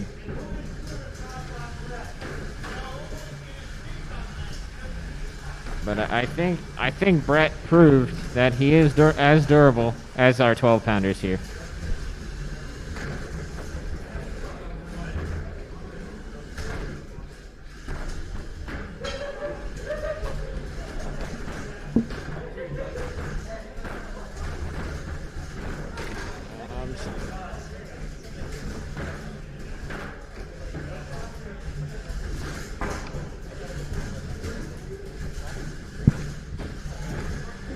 Looking at some of the chat questions here, someone asked, what happens if someone has two bots in the competition and they meet in the bracket? They would either have to forfeit one of the matches, like have one of the bots forfeit that match, or someone would have to drive for them.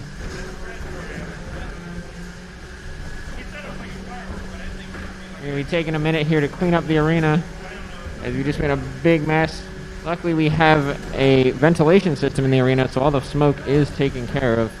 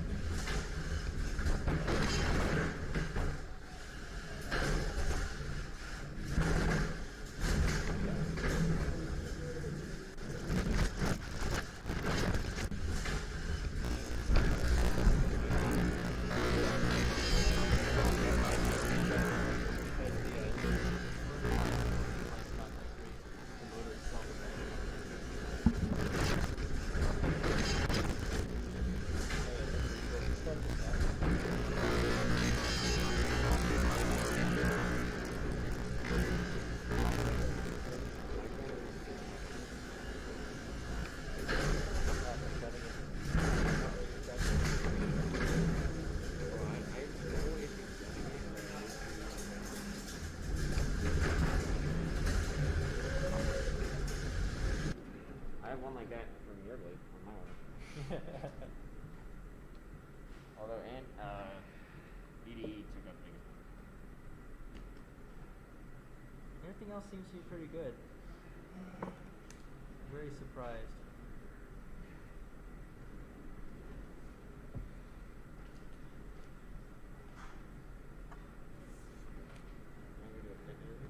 It looks like it ate itself a little bit. Must have deflected that much. Yeah, it actually hit itself somehow. Or it threw some. Oh, they could have been I think these are new. So, but it hit itself. Damn. Wait, so that's a hard chassis? Huh? Yeah. No CPU. It's just TPU on the bouncy things.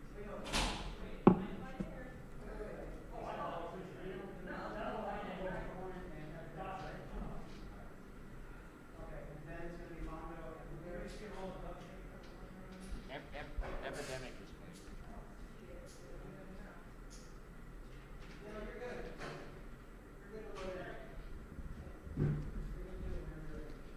All right, loading into the box right now is Nitro Hornet.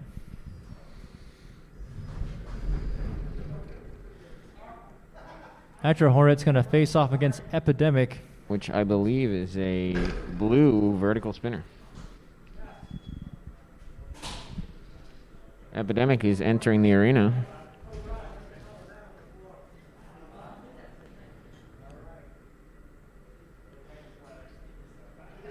I like the weapon lock on Epidemic, built right into the uprights.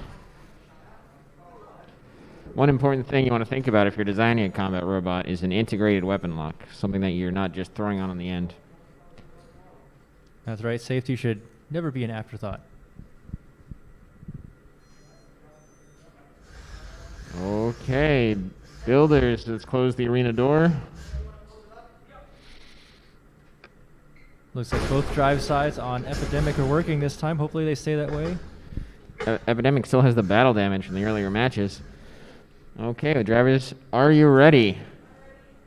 All right, drivers are ready. We are starting the match. We have Epidemic and Nitro Hornet in the arena, in their corners, ready to go. Two vertical spinners. The first contact is going to tell us how this match is going to go, I think. 3, 2, 1, fight, robots, fight. Both robots spun up. Epidemic coming right over to Nitro Hornet and getting an early flip. Light taps.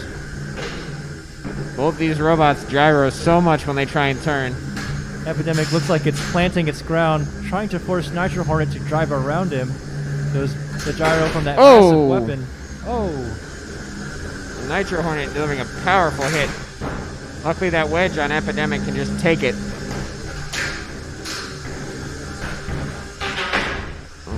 But Nitro Hornet is a persistent one, continuing to attack Epidemic from the front. He's not afraid. Oh! Huge hit. Right into the wall. Oh, Epidemic looks like he's struggling to move. It seems he's just high-centered. Can Epidemic move? We might need to call in Brett. No, Nitro Hornet's going to help him out, it looks like. Looks like Brett's going to try. Oh! Epidemic's still delivering hits, even though he's high-centered. Well, looks like Brett was able to free Epidemic a little bit. We can continue this match. All right, Brett, he's good.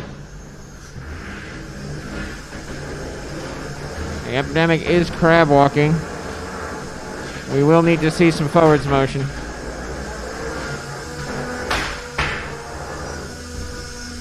All right, I think we are going to have to see some motion at an Epidemic here. Nitro Hornet going from the side of Epidemic. Changing punishing the those strategy a little bit. sides. Oh, maybe the backside. Epidemic having a hard time moving. I don't see wheels spinning. Can you show us some more motion, Epidemic? Oh, he's got motion. There he goes again.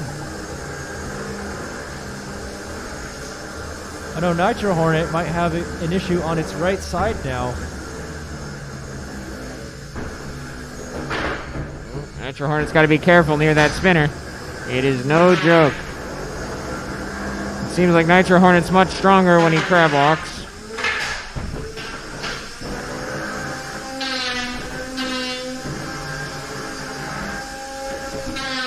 We have Brett bringing our two competitors back together. 40 seconds left on the clock.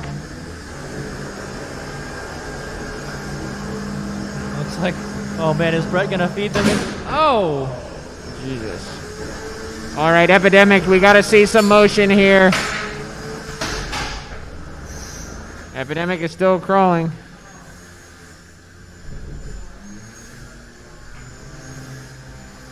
Oh no, the drum on Nitro Hornet has stopped. All right, 10 seconds left to go.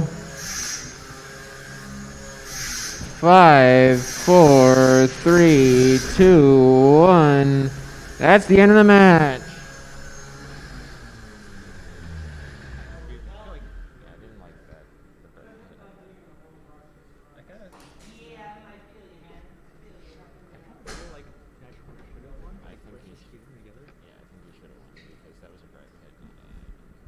All right, well, we can't really judge Brett's pushing as aggression, unfortunately. So actually, we really got to give this one to Nitro Hornet, the aggressor throughout the match. And Epidemic got many chances to kind of restart the fight, having been displaced. Both robots going until the end. This match goes to Nitro Hornet. Yeah, we like to make sure Brett can unstick our robots, but when it comes to delivering a hit, we're going to give that to the robot, showing the controlled motion. So you can see in the replay here, Epidemic was struggling from the very beginning due to his motion. Nitro Hornet was doing all the aggression and really giving a good showing, even though Epidemic was struggling to move. That is one of those times as a driver where you can realize that you have the advantage and really slow in and take the hits you want to take.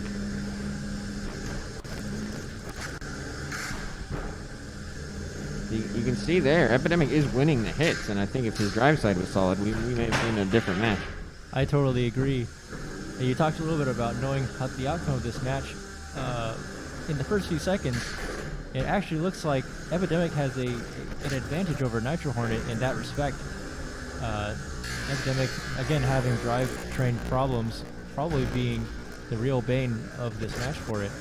Nitro Hornet, however, being the aggressor, you kind of wonder, why go after the weapon if it was pressing the advantage. Yeah, I mean, it would have. Nitro Hornet was definitely trying to get around and damage the sides. You can see he gets it a few times, but with that drum spun up, it is very hard to do precise turns. That's true. Nitro Hornet, incredibly mobile. You can see this thing, how fast it moves. It turns really sharply, especially with the gyroscopic precession from the drum. I mean, we talk about heavy-hitting drum weapons. How heavy is the drum on Nitro Hornet? It actually looks pretty big. It looks like it's almost a pound. All right, we have two robots in the arena. Speaking of heavy-hitting drums, we have Mondo Bizarro in the red corner.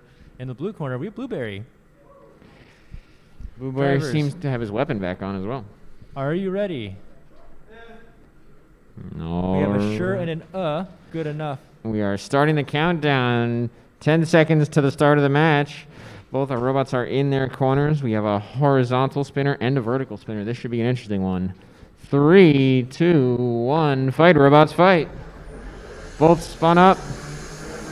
Mondo going out for the box Oh, rush. Mondo takes a wheel off. Holy moly. Rips off a wheel immediately. Can Blueberry get looks that like blade Blueberry's up to disabled. speed? Blueberry can still move. Oh, I think a piece of Blueberry is actually jamming the blade. Mondo's playing with the wheels. Oh, that looked like it hurt.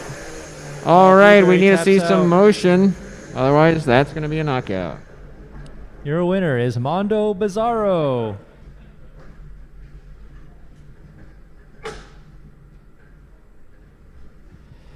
All right, very decisive victory for Mondo Bizarro there.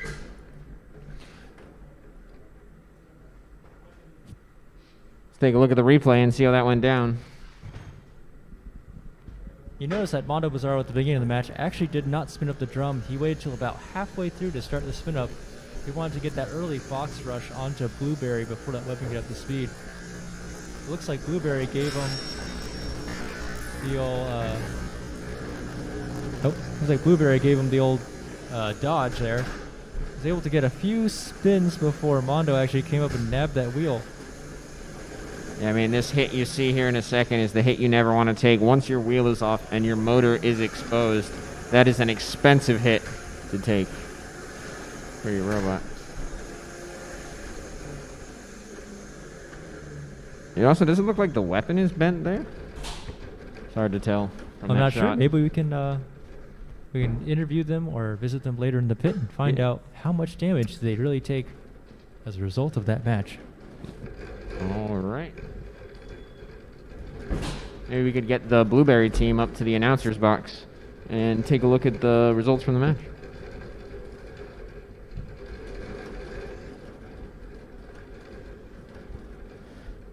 Okay, so what do we have now? Mondo Bizarro has advanced to the 4th round of the losers bracket, and he will fight the winner of Crisis and Nitro Hornet. Crisis and Nitro Hornet should be another big hitting match.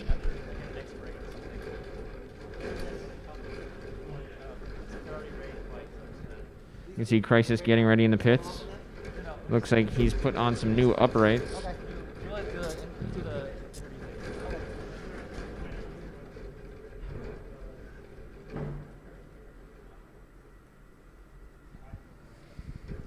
So we have the view from the pits. You can see Crisis getting his robot put together. Looks like after his match with Silent X, he's put on some new aluminum uprights. Those look like they'll take a beating a lot more than the plastic that was on there previously.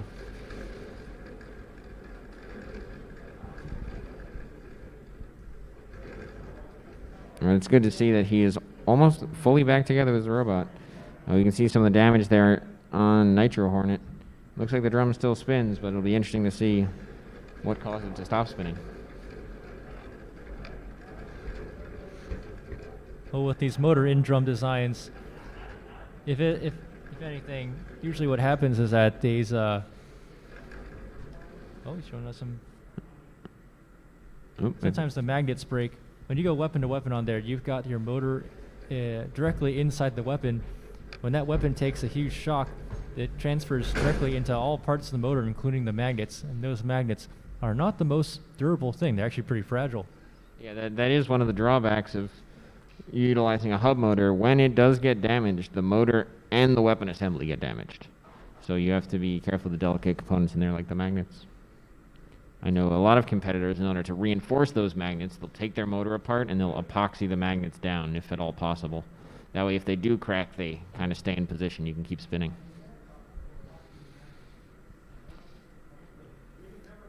All right, loading into the box, we have Jack Move and Project Liftoff.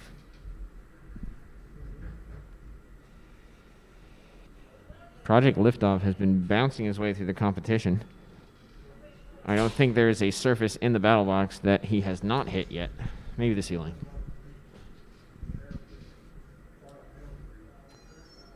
It is surprising to see that we have not seen his minibot take much damage throughout this event.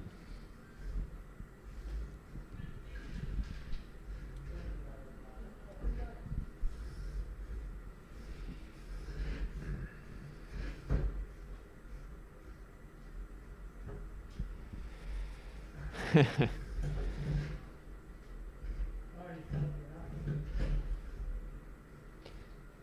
what's interesting is the two motors that Project Liftoff is using on his wheels, some competitors are actually using that same or similar motor to drive their weapons, and he's using two of them to spin up his.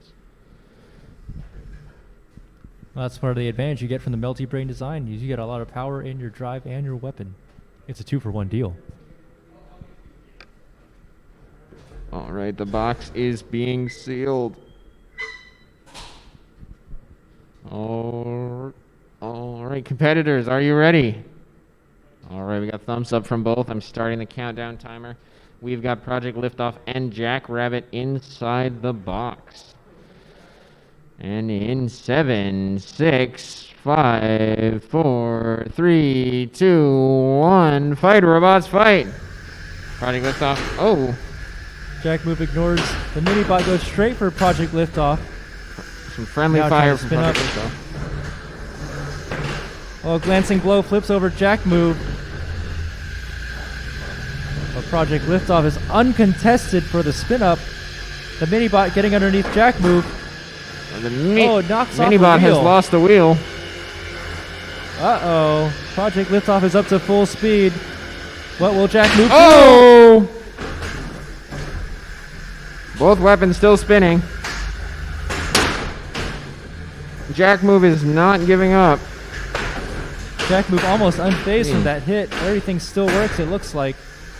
Project Liftoff just bounced off 3 walls and then hit Jack Move. Jack Move did lose one of the Oh. wedgelets in the front. Still has one more. Heavy hits from Jack Move. Project Liftoff bouncing around the box like a tennis ball. Oh, looks like Jack Move might be having a drive issue. Well, the Minibot getting underneath Jack Move, trying to give it Project Liftoff more time to spin up. It sounds like Project Liftoff has a loose motor in there. Jack Move is hunting him down. Project Liftoff making an interesting noise. I wonder if that's one of their drive motors. Jack Move trying desperately to catch Project Liftoff. It's hard to tell if that is controlled motion or not. Oh, great job by the Minibot, keeping Jack Move out of the way. This is Project Liftoff's chance to get up to speed. The Minibot is currently Brett pushing trying to Jack separate Move them around now. the arena. Look at that. The Minibot is controlling Jack Move.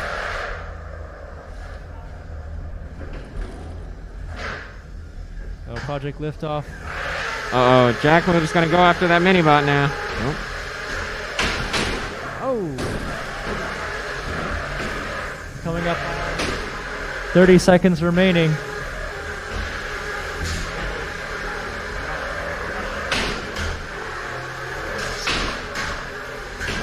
All right, 20 seconds left.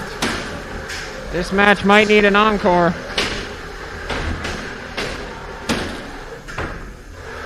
All right, I think we're going to add an encore to this match.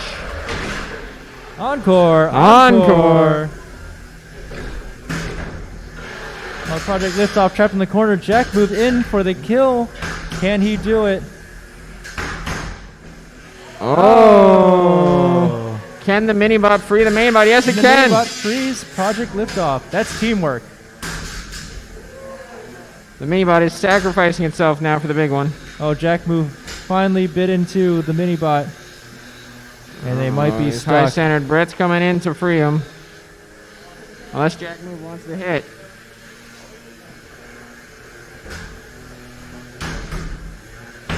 Oh. Project Liftoff calls for hit. Jack Move helps out. And the fight continues.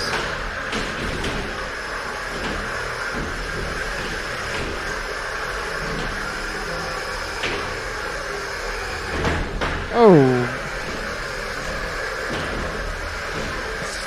5, 4, 3, 2, 1. That's the end of the match.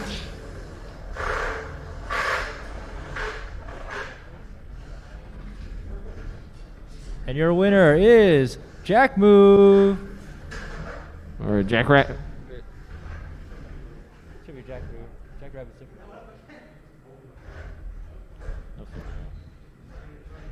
It's right here, around here. So. All right, let's take a look at those replays. It's amazing to see in these matches how many times Project Liftoff goes off the wall and then gets a hit.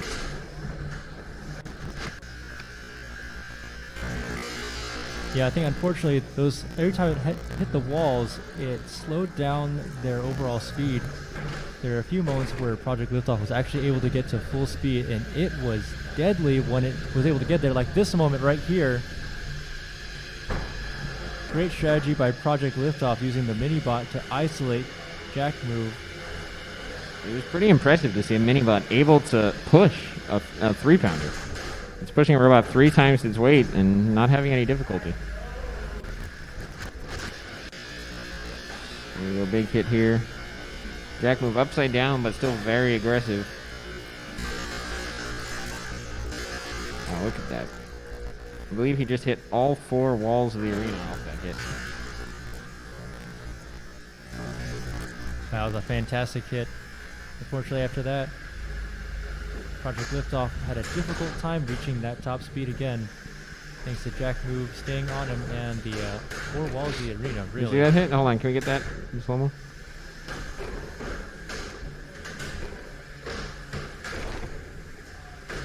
Look at that. Project Liftoff just does not stop. That is truly impressive.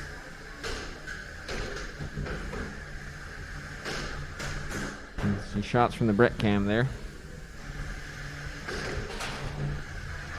Hey, Black Adder is loading into the arena.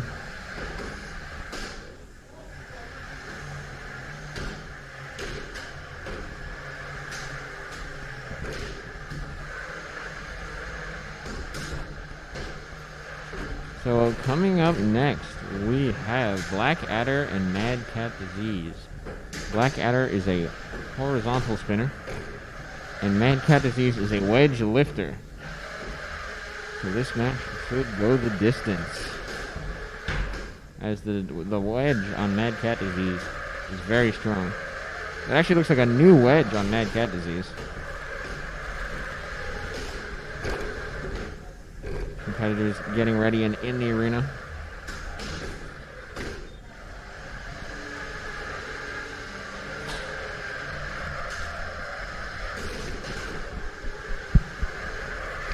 Alright, it looks like our 2 competitors are in the arena.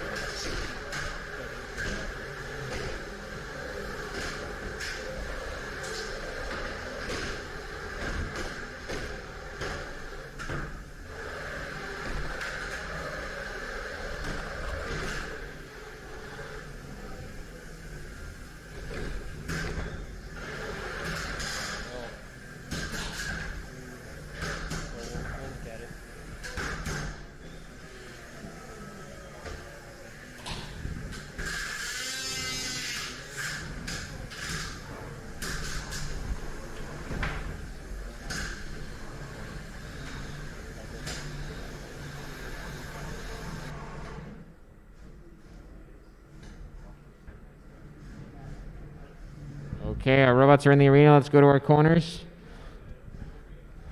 Drivers, are you ready? Drivers, are you ready? Thumbs up. We got 2 All thumbs up. Let's get the countdown started. Okay, Mad Cat Disease is in the arena. Black Adder is in the arena. The countdown is running. Both robots are ready. 5, 4, 3, 2, 1. Fight, robots, fight. Looks like the Black blade Adder on is Black spun Adder up. getting up to speed. Looks like he's struggling to stay up to speed. Mad Cat Disease gets in real close, stalls the blade. Looks like that lifter is going to be able to lift Black Adder. I think this is the...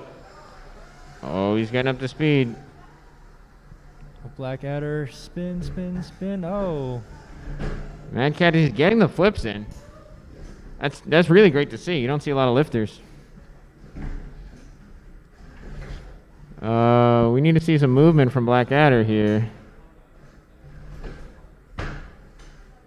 We need to see some motion. We have the show motion countdown. You have 10 seconds to show some motion. If not, it will be a knockout. All right, that's a knockout. And our winner is Mad Cat Disease.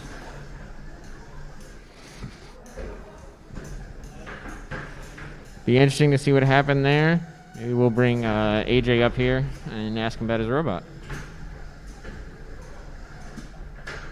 Meanwhile, Mad Cat Disease is having a battle with Brett the Brick. You do not want to mess with Brett anymore. All right. Okay, yeah,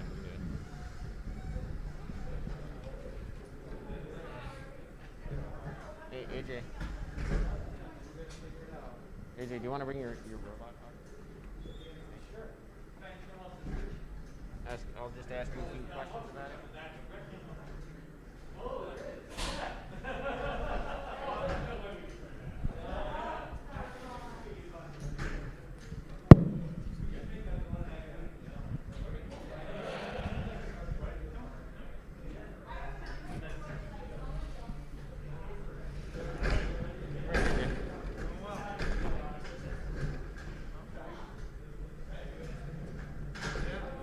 Come up, AJ. Answer a few questions about your robot. Yeah? You got it. Move your controller up here if you want. Alright, so I'm gonna give you the mic. And what you want to do is you want to hold it right up against your face. Okay.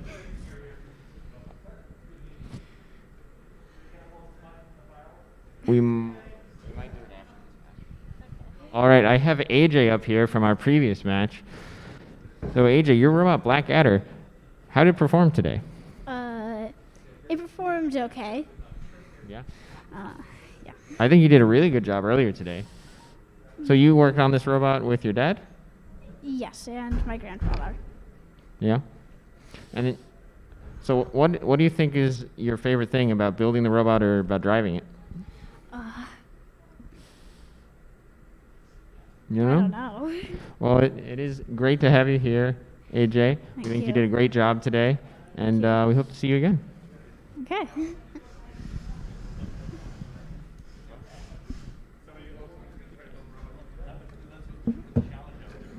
All right, in the arena now we have Shred It Bro and Silent X.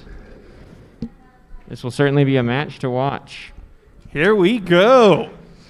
Both of these robots have reliable weapons known to go 3 to 4 minutes without any failure. We have my favorite, which is that horizontal versus vertical spinner. The debate, which one's better? The answer is whoever's driving. They are sealing the box. No fireworks this time, hopefully. I don't know, maybe Shred It Bro has a surprise. All right. Drivers, are you ready? Drivers, you ready? All right, we're going to start that countdown.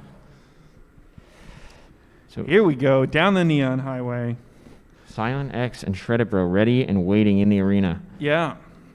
5, 4, 3, 3, 2, 1. Fight, robots, fight!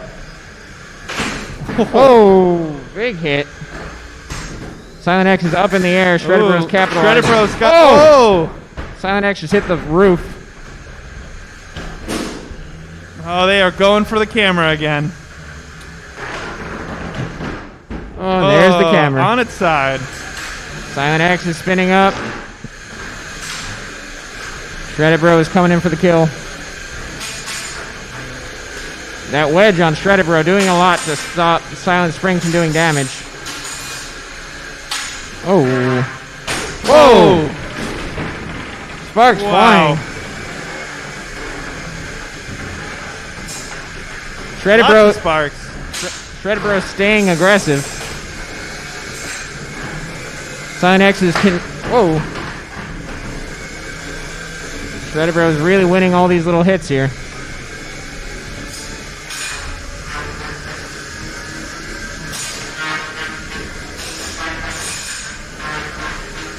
Oh, really just grinding on that wedge of Shred It Bro. Yep. Oh. Taking these light hits. It looks like Jameson's going for those left and right uprights on Shred It Bro. Trying to cut them apart. Oh. A minute and 25 left in the match. This one will go the distance. Yep. Silent Springs can't seem to get past Shredded Bro's armor. Yeah, that wedge on the front. Oh, that was a big hit. That wedge on the front of Shredded Bros. Uh-oh. Looks like Silent X has disabled the weapon of Shredded Bro. Yeah, Shredded Bro looks like he's out of phase. That hit to the bottom of the chassis definitely rustled something on the inside. Yep. Shredded Bro is not giving up. With 1 minute left. 50 I wouldn't count that weapon out. Like a good hit and the weapon might spin up. Yeah. Oh, Shredded Bro might be spinning again. Ooh. No. Oh. Looks like he's missing a phase. Yep. Silent X up to full speed, coming in for the hit. Ooh. 25 seconds. Shredded Bro is not giving up. Uh-oh, Shredded Bro stuck in the wall. Shredded Bro stuck to the wall. We don't need you, Brett. Silent Spring's gonna take him out. Oh. Oh, Shredded Bro's not moving at all. 3, 2, 1, and that's the match. And like always, JMO wins again. Wow, that was a lot of sparks. Heavy hits. Yeah. Yeah, just even JMO's test robot disassembles. Yeah, I mean, let's see how this continues to play out. That's what happens when you have these two robots hitting in opposite planes. Every hit is almost a full transfer of force. Yep. And I'm going back in the booth. Bye. See you, Austin.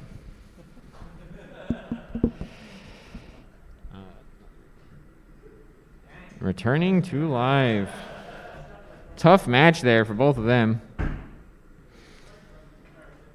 Be exciting to see the damage later on. So Shredded Bro will now drop down into the losers bracket, and I believe he'll have to. And Silent X will advance to fight the winner of Booring and Smee. Now Shredded Bro is in position to fight the winner of Jack Move and Mad Cat Disease, and then potentially make it back to fight Silent X again in the later rounds.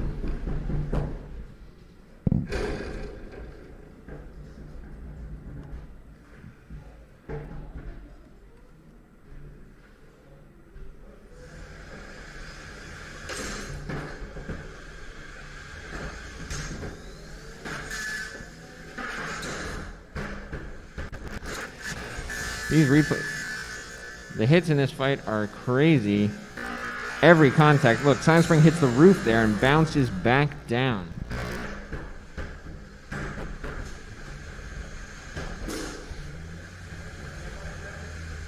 You can see Shredded Bro's wedge. Look at that. There goes the camera.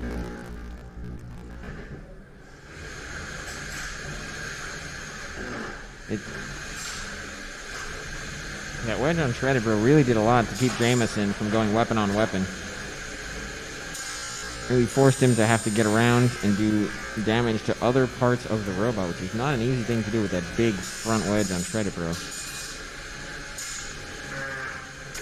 Oh. Yeah, it seems Silent X can definitely take the abuse that Shredded Bro could dish out. Well, that was a fantastic hit by Shredded Bro. Much like Project Liftoff, Jameson just hit 3 sides of the arena before returning to combat.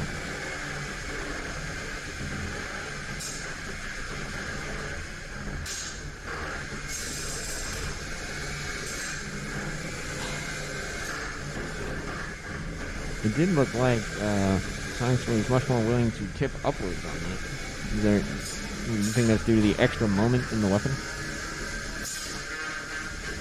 I'm not completely sure. This robot does handle a little bit different than Silent Spring. I would say is a big plus, I think, is the side armor is actually printed out of TPU and has these fins to help absorb energy.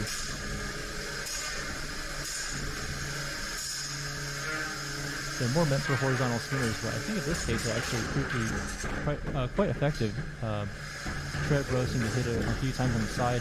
They look like they're still in pretty good condition. It seems to be just high enough to prevent your blade from really contacting the weapon the way you want to contact it.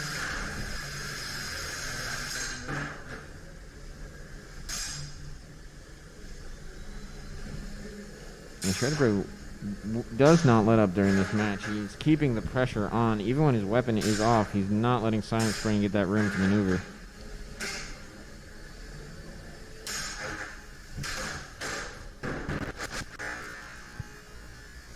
Silent Spring goes up and into Brett. Boom. That was a fantastic maneuver by Shredded Bro. Actually directing and carrying Silent X into Brett. Brett, definitely not an object you want to run your spinner into. And it seems that even without a weapon, Shredded Bro is still a fierce competitor.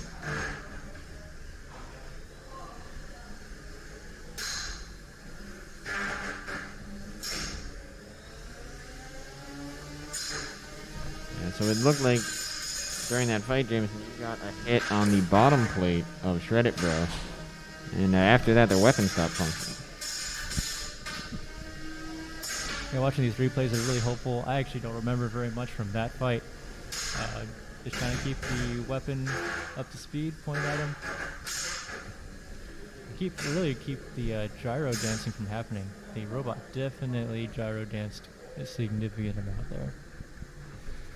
Yeah, it seemed at some points you were struggling to keep it on the ground. Yeah, for instances like that, this probably applies to most horizontals. You really got to try and throttle the weapon a little bit. Anytime you get a little bit tilted, and you may agree as well as a horizontal beetle builder, try to throttle down the weapon so that the robot can level itself down. Otherwise, anytime it's up in the air like that and your wheels are a little bit off the ground, there's a chance that a robot can take advantage of your condition. So the faster you can return back to a horizontal position, you can be more mobile and escape.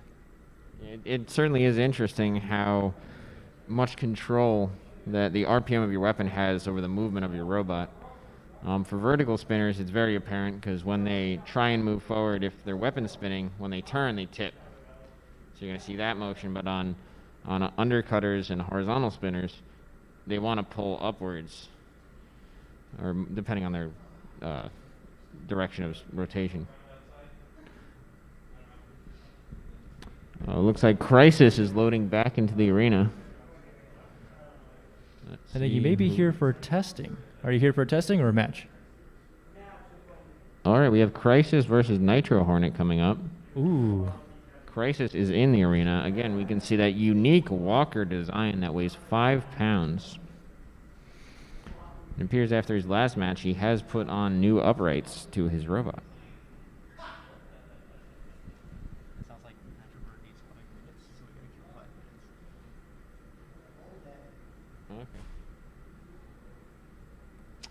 Could we get the Project Liftoff builder to come to the announcer stand?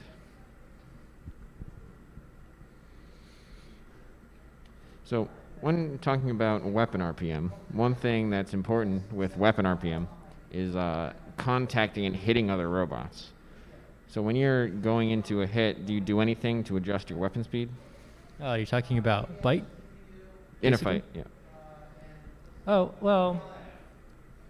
Oh, in this case, I was really trying to see how fast the weapon could go. I want to break this robot. Mm-hmm. I want somebody to break it as well. So we're going to go far beyond the bounds of what's fairly reasonable. I wouldn't usually go that high because the engagement is so poor. Normally, what you want to do is actually tone down the weapon a little bit so you get good bite, especially with a two-tooth blade like this, and engage in that sense. Okay, so we have the builder from Project Liftoff here. We're going to get him a microphone. We'll learn about this unique style of robot. All right, so this robot is commonly referred to as a melty brain design. Can you tell us a little bit more about how it works? How do you build this type of machine?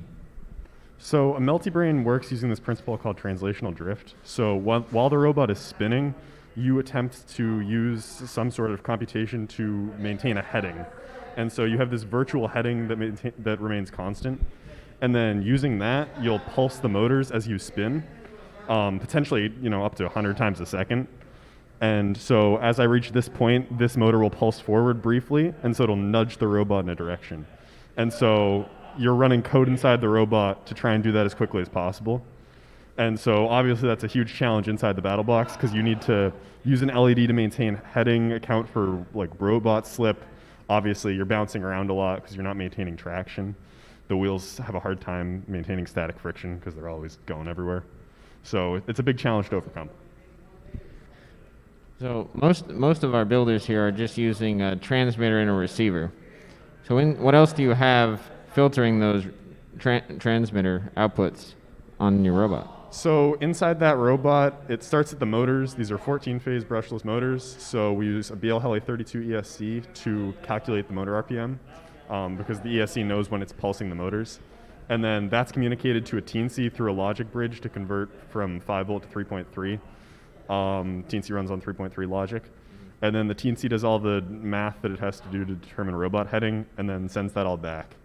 And then one advantage to all this is we use smaller receivers that communicate with the S-Bus protocol. So it's one-wire communication. So there's a lot more inside there. That's really cool. So when you're driving your robot around the arena, how often do you have control versus when you're just bouncing around? So it's a lot easier to maintain control in practice, right? So in a test box, I can drive all around. I can drive in circles around a test box. As soon as you hit something, it's out the window, right?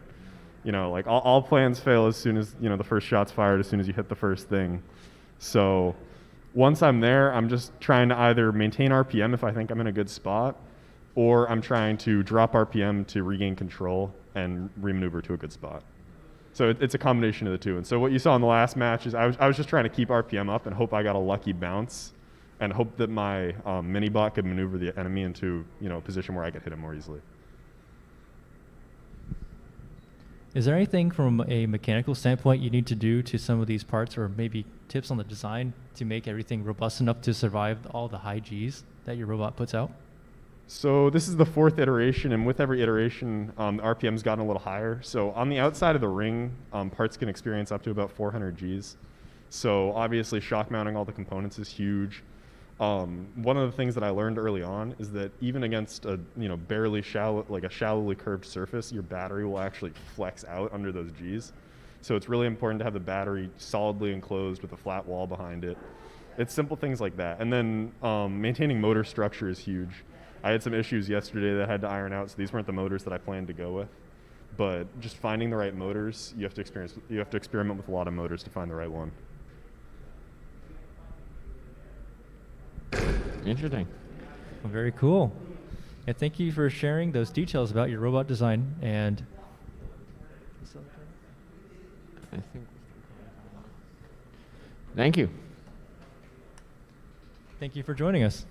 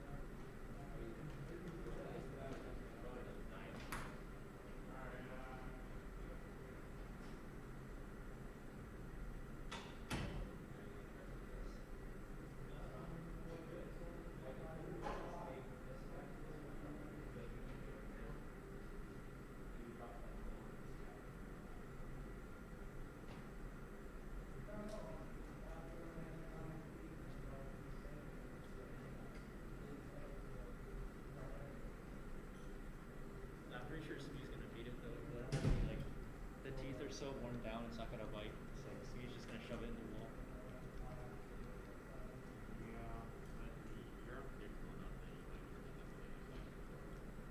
This doesn't have the same kick as that. It's not gonna be like you won't be able to somersault. This hamburger's hella slow.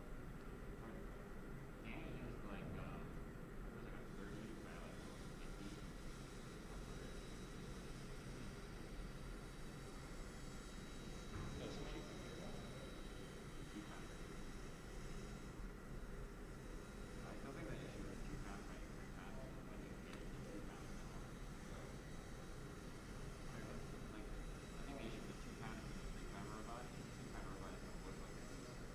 Oh, 'cause it's so light. Yeah.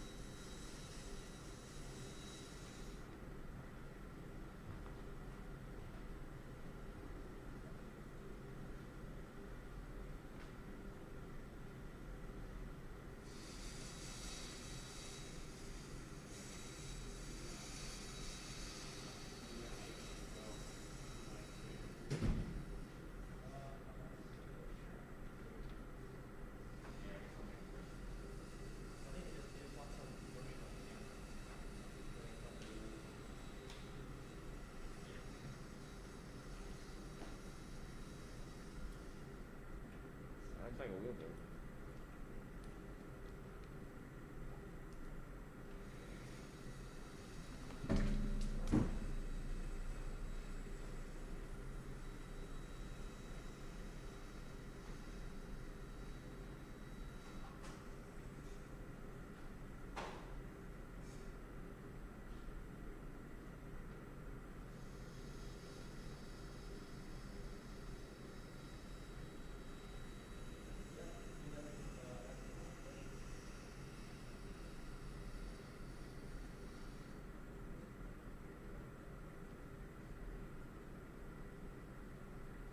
Yeah, for sure. We'll ask him about that.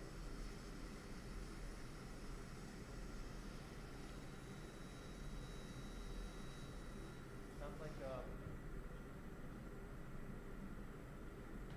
Ross, sounds like we might interview Smee or Samurai. Okay. They might come by.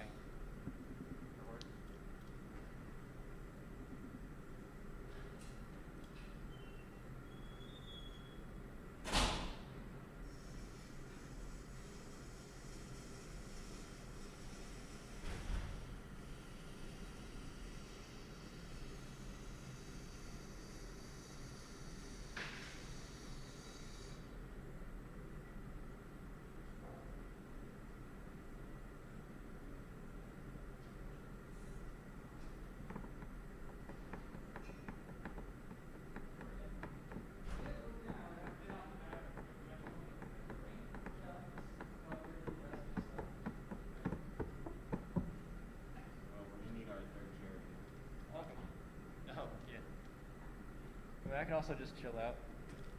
Or if you want to take a break. I think you're going to do the sawbuck. That's your field of expertise. Yeah. Do we have the mobile cam in here too? Can maybe get the mobile cam to search on the robot. Sit down.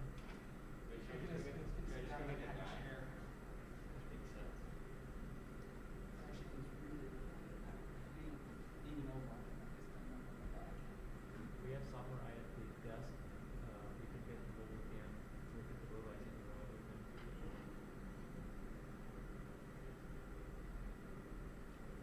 There's another mobile camera. You're up.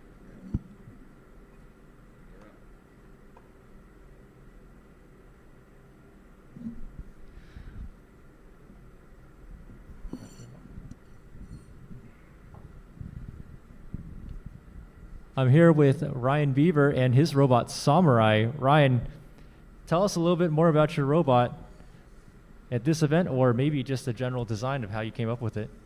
Is this thing on? Okay, cool, it's on. Well, I really wanted to do something that wasn't really a spinner, especially in beetle weights, because there's just so many spinners. And I always really liked the chop saw robot. I first got inspired from it by watching, the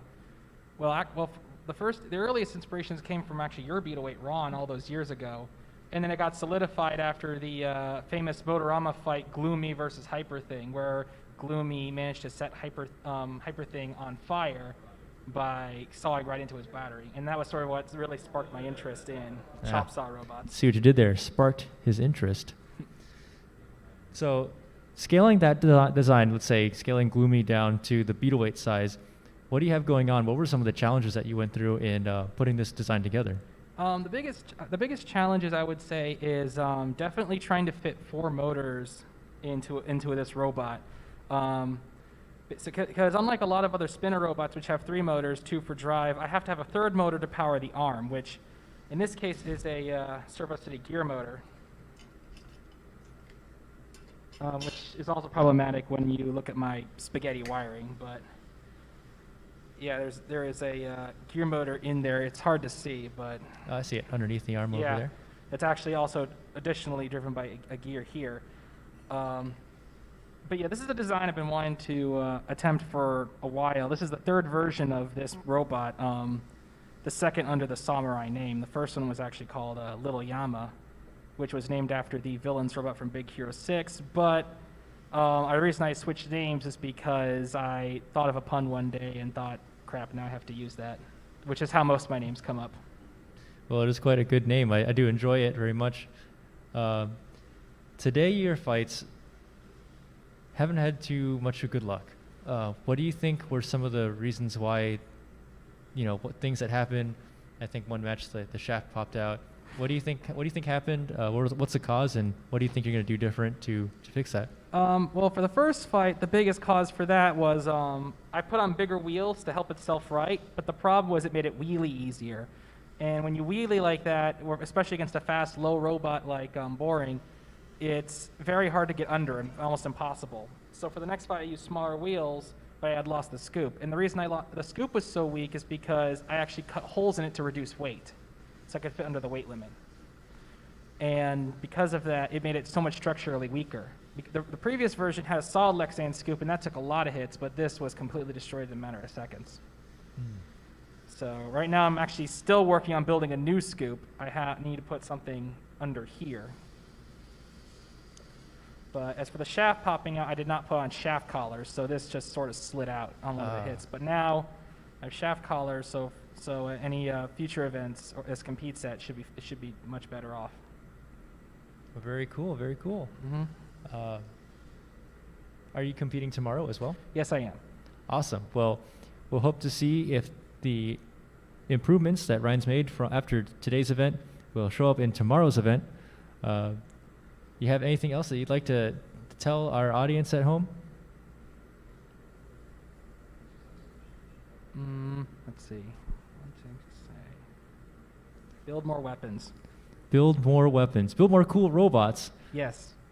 So if you're gonna build a spinner, please make it aesthetically appealing. It doesn't even need to be that hard. Just literally just slap a coat of paint on it. You're good. We need more cool robots. We need more cool robots. Well, thanks, Ryan. Thanks for joining us here, and good luck tomorrow. Maybe we'll see you, probably not a Rumble today. Yeah? Yes. No? Maybe. Well, we'll see you in another fight. Thanks for joining us here at the desk. And thank you for having me here. It's always nice having the Sawbot expert of the BattleBots community interview my crappy little Sawbot here. I love this thing. This thing's great. Watching that test video, you cutting through that titanium, I thought was fantastic. Yeah. I'm hoping next time for the next version, I actually kind of want to ditch the dustpan design a little bit. Still use the saw, but I actually want to make it dome-shaped in the actual shape of a samurai helmet. And just really kind of delve more into the theming of the robot. Whether it actually happens or not, it's going to depend on budget, timing, and everything. But, guy can dream.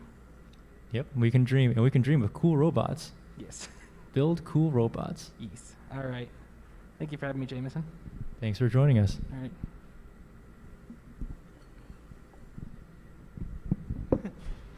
No, seriously, cool robot. Thanks. Next time, even though this stuff looks cool as hell, I'm probably going to stay away from it next time. I'm just so weak. This is downplayed. Jim, I'll talk with you if we can talk about how the broadcast booth works. Says, what's the story? It works though. So that's good. Oh, What by the way, is the story with robots? There was a chip in the saw. There was a chip in the saw for this. Here, you want to? So was that talk about the broadcast? Yeah. Let's do that. So you can ask me, camera 8, can you go into the broadcast booth? Camera 8, can you go to the broadcast booth? So I'm interviewing you about this. The design, yeah. Okay. I think so. Am I switching?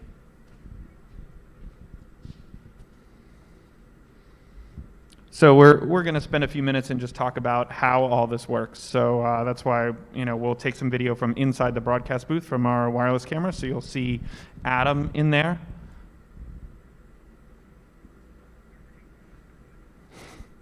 So we'll show you how we kind of make the magic while we're waiting for people to fix their robots. Also, one of the challenges with putting on these competitions is just how much time it takes for people to fix their robots. And then I think robot time, on average, every problem that happens to a robot can be fixed in 5 minutes according to its builder. But 5 minutes from a builder appears to be 35 minutes to 4 or 5 hours. So that's always exciting. Anyways, what you're seeing here is sort of where we make the magic happen. And so Adam there is the one who's actually been switching all the cameras all day, and he is playing with this custom-made board that we built. It's made out of these things called Stream Decks, which are devices that they make so that you can do like live streaming for gaming and stuff and put little different effects. But in this case, we've got 7 of them basically in a giant piece of hot glue mess. And those Stream Decks actually all go to a system called Companion that lets you write little scripts, and they control a whole bunch of things that are inside a rack. But yeah, Adam could demonstrate. He could hit the Encore button right now, and you'll see it'll flash all over the screen like that. So all those control things that are in this big rack to the left of Adam. And Adam will also want to make sure that he resets the match info before the next match, because now there'll be Encore added to the clock. So how all this works is at the very top, you see this big box that says Video Hub. Every camera that we have in the building goes into that Video Hub. And then that hub splits out and picks 15 cameras, which it feeds to those 15 screens you see down there, and those are what are called hyperdecks, basically just a video recorder that writes data to an SD card, and they're network attached, so we can turn them on and off whenever. And so some of the cameras go past those, some of the cameras go through those, and we use those hyperdecks to do the replay and the slow motion. And they go to a thing that has the big 8K on it, and that is our mixer. And so That actually figures out which feed we want to show everybody, and then we send different video to this desk and different video to different places around the building, and all of that happens through that mixer. We've got some monitors that we preview some stuff with. Then it goes down there. There's another video hub. This is where we send all the different outputs, so we multiply all the signals and send them out where they need to go. Then you've got some recorders that actually record all the video stuff. And then that one with the headphone jack coming out of it, it's a piece of equipment called an Ultra Studio, and that's actually what we're feeding into the computer. And so it's Thunderbolt and actually is sending like the raw video feed into the computer. Then beyond that, you've got the audio system, and so that thing, the X32 there, deals with all the microphones and all the different audio coming from all the different cameras and all the different microphones throughout. If you keep going down, you see those Shure boxes. Those are the receivers for these actual microphones right here. So that's the wireless receivers. And then the thing below that is managing all the antennas for that.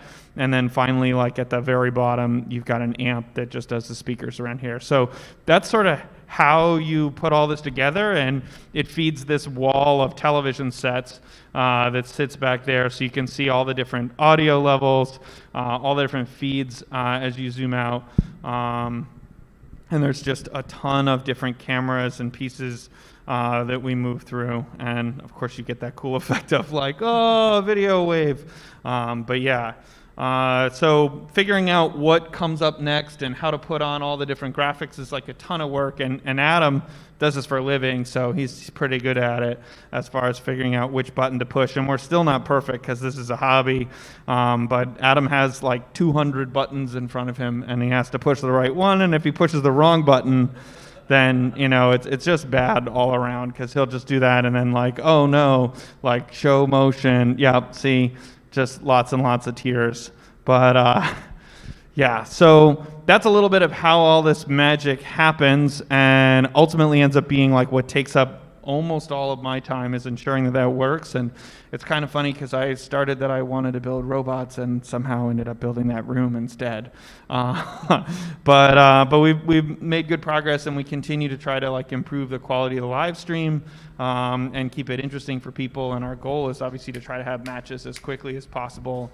One of the nice new things that we're doing for this round is that all the matches, I'll have them on YouTube tonight. Like they're already pre-cut in a block, so you don't have to rewatch the whole stream.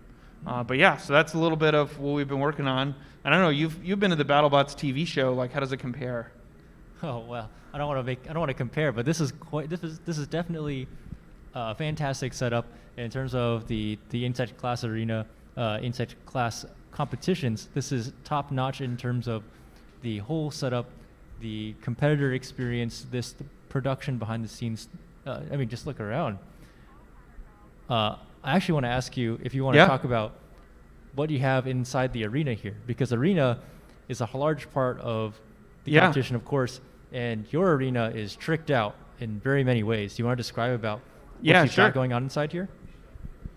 So the arena, Fred, the guy with the firework robot, he sold it to me. I think you guys originally used it up in Boston, and it was for the New York Maker Faire stuff.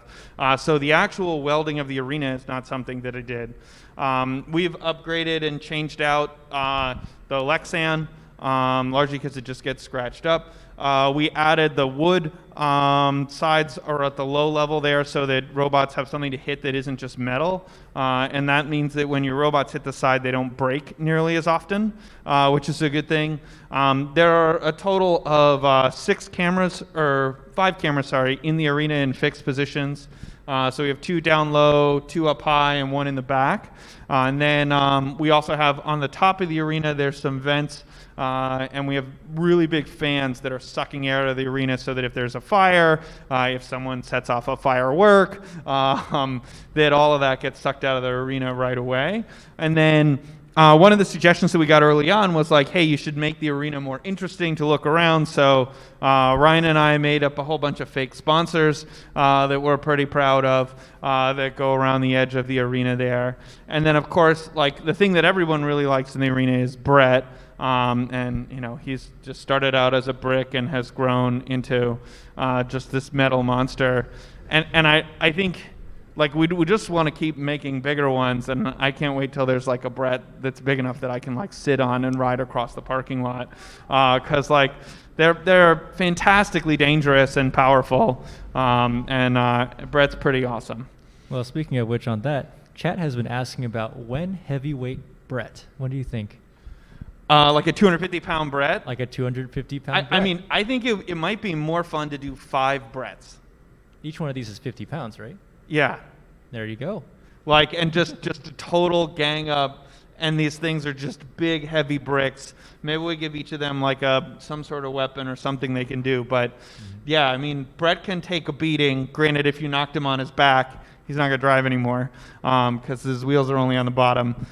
It's that, or we could just try to build like a really, really, really big Brett with like 14-wheel drive, because I think that might be the way to do it. Is it's just like we'd still use skate trucks and just have like 10 of them in there, and that way it's extra ridiculous. Nope, do not flip the Brett over. It's not necessary. Yeah, so, and then inside Brett is another one of those cameras, and then these are actually, we use like transmitters built for drones, like if you're doing aerial surveying, and they have ultra low latency drone transmitters, and that's how we get the HD feed out of Brett. And that works pretty well, actually. Granted, his antennas have to be mounted to the outside of him because he's metal, and like it's a giant Faraday cage, and like it's kind of neat if they're not, like as soon as you put the lid on, like everything just turns off. But yeah, and then Brett's got some LEDs in him, and you can control and change them based on settings. But at this point, like if people don't get their robots ready, like it's getting ridiculous. So I don't know. Hopefully, folks are coming down from the 3rd floor now and ready to fight some robots. Well, during the tour of the production room, I think I saw a builder with a thumbs up. It may be Nitro Hornet. We should go check on him. Yeah, I only see one in the arena, so I don't know. In chat, if you want to see mega 250-pound Brett, put a bunch of thumbs up in there. I don't know how many. Yeah. But let Austin know that you want to see it. A big Brett. A big Brett. We'll get to work on that.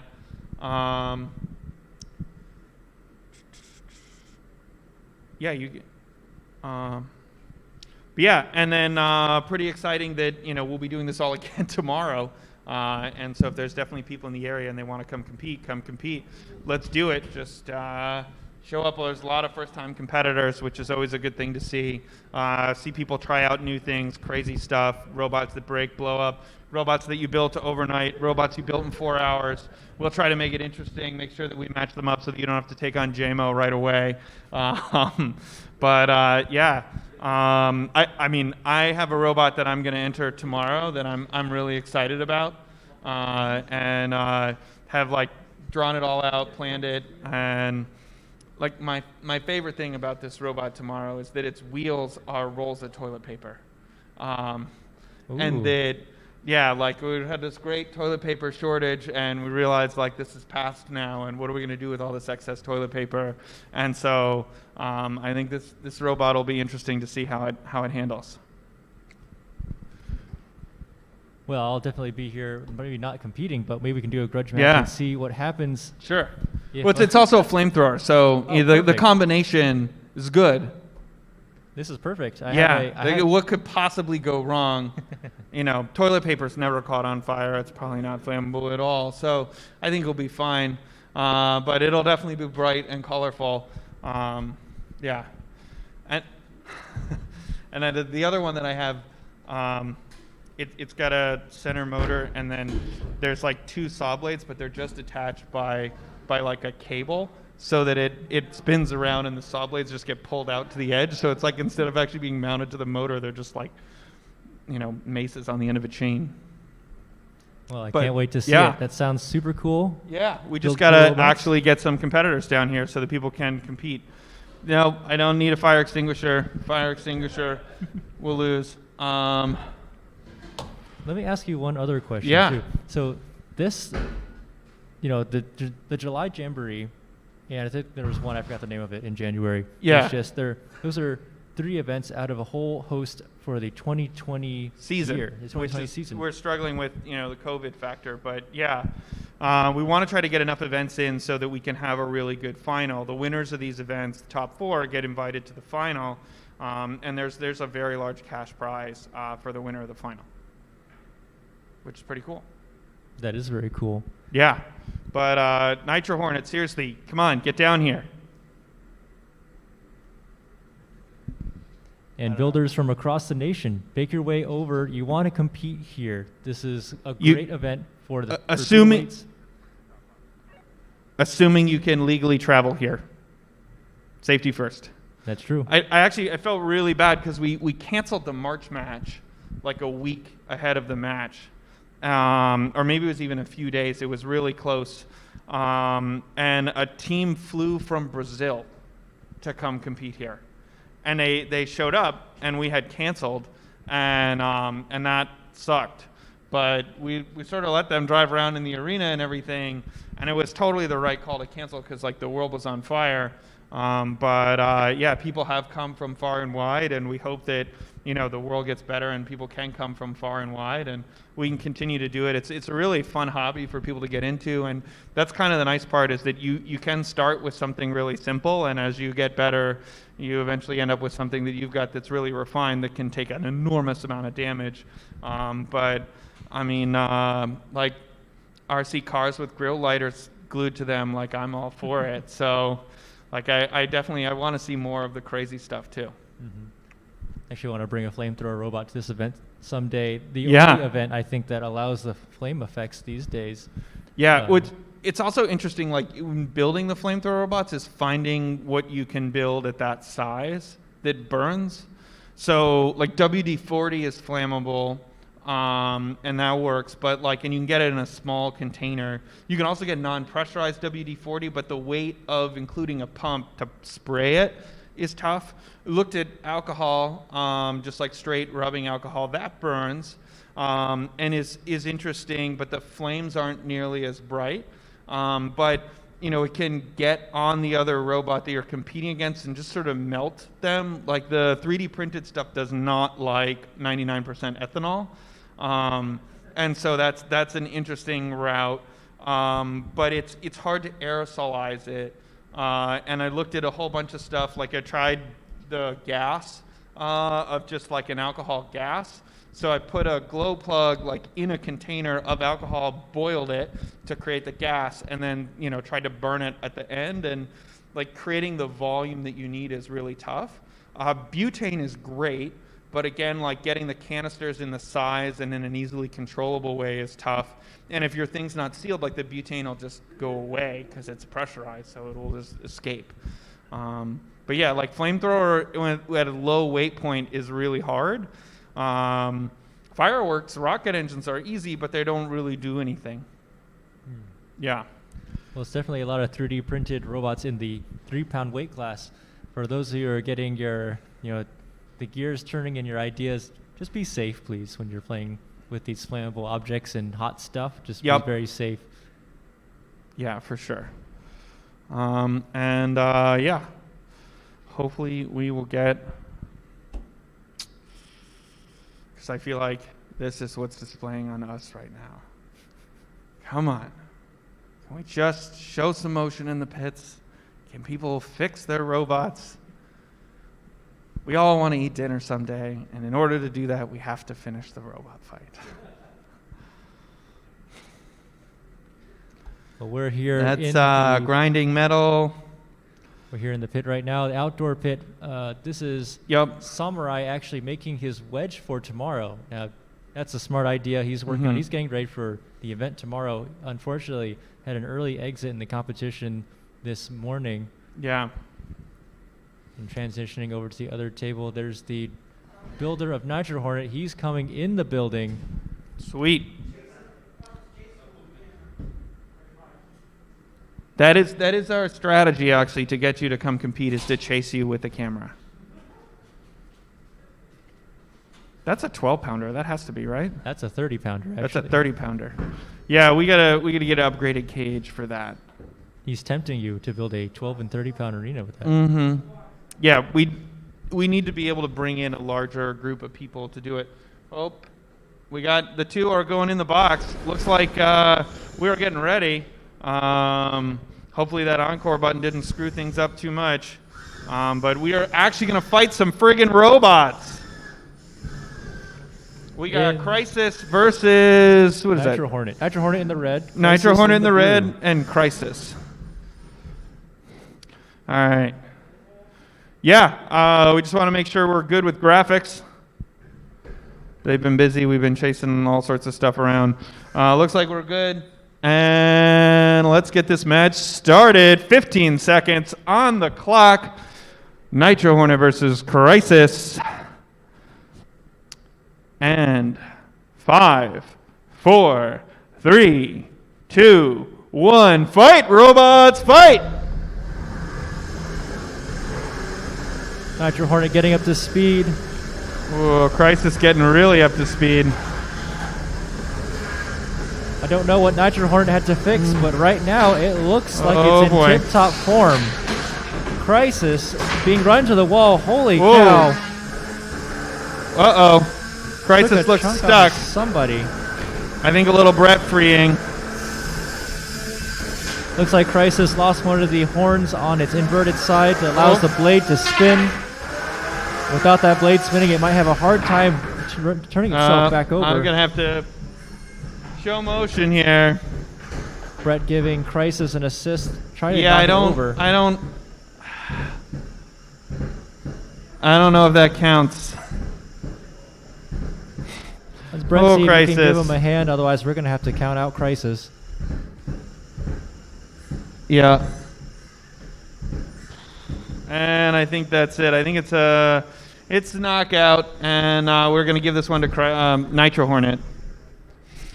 Thanks for trying, Crisis. Yeah. All right, who's up next?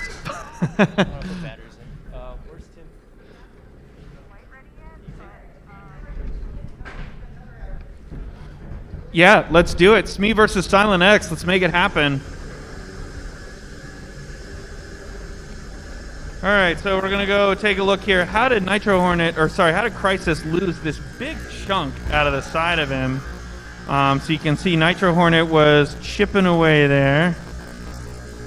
It's interesting. We have no sound from this replay. Nitro Hornet really struggling to get that weapon on target. Yep, and then underneath, where is this going here? there you It go. just kind of broke off. And okay, I see what happened. So Nitro Hornet knocked that support into Crisis's weapon. That'll do it. Yeah, that big weapon on Crisis, whenever it hits something, it will take it off. Yeah, even itself. I've had many a robot self-disassemble. They do like to do that, especially Yeah. ones that throw themselves around the arena.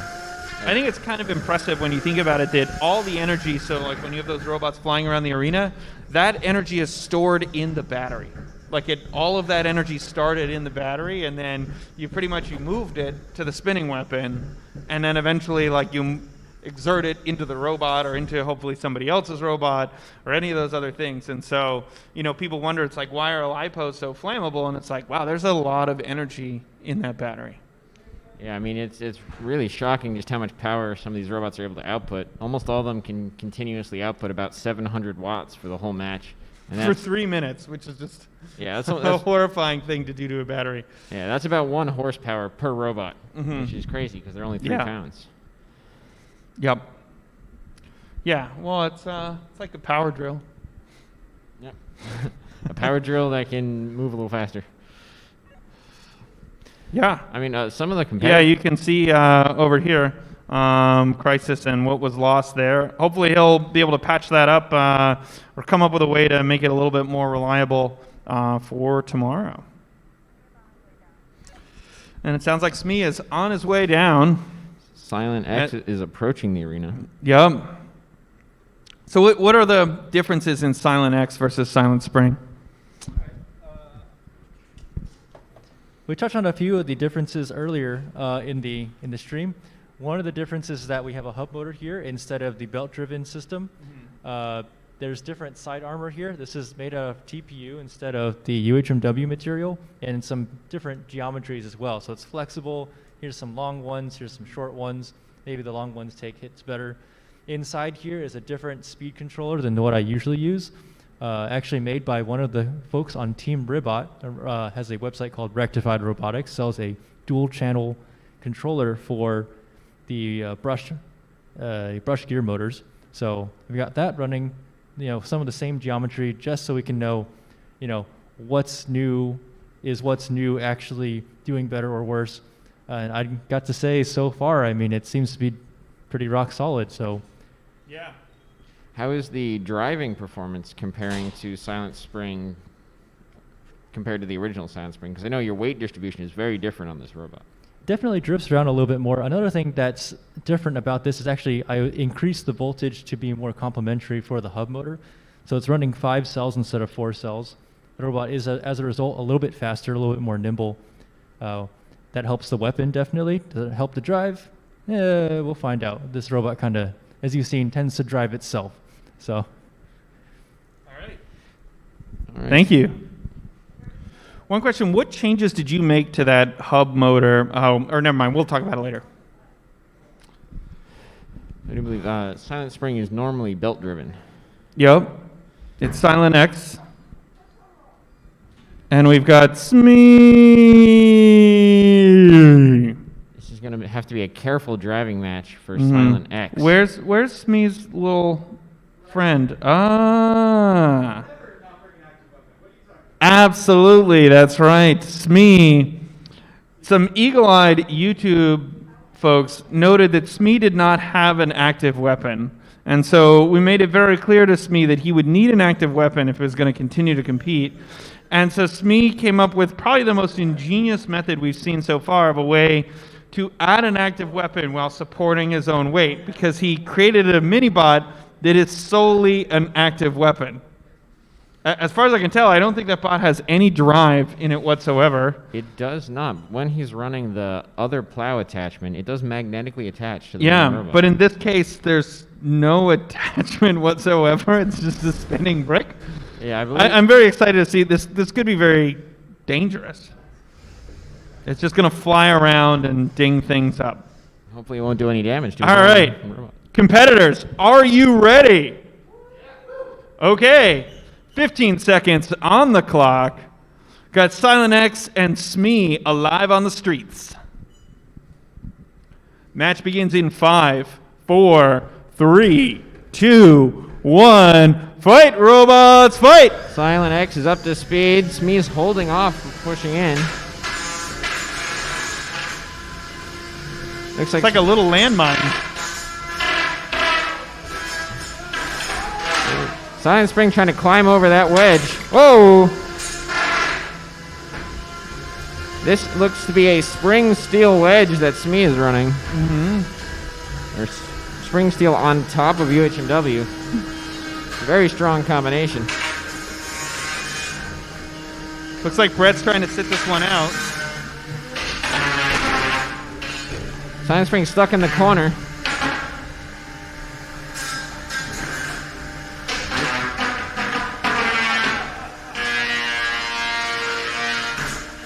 Looks like he's trying to get that weapon over the body of Smee. Oh, there goes the weapon on the mini-bot. I don't know, but there are bolts flying everywhere. Oh. A lot of sparks from Silent X, but it doesn't seem like he's done any damage to the primary body of Smee. No. However, the mini-bot has been completely disabled. Yeah.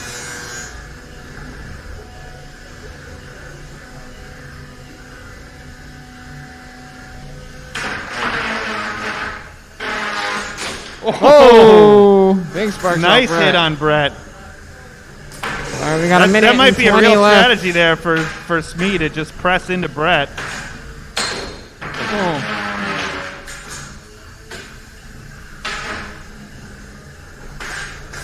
Silent X just cannot get around this wedge of Smee.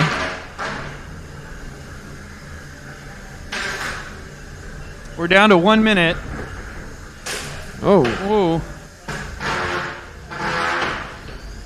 It looks like Silent X is trying to become unstable to throw himself over the wedge of Smee.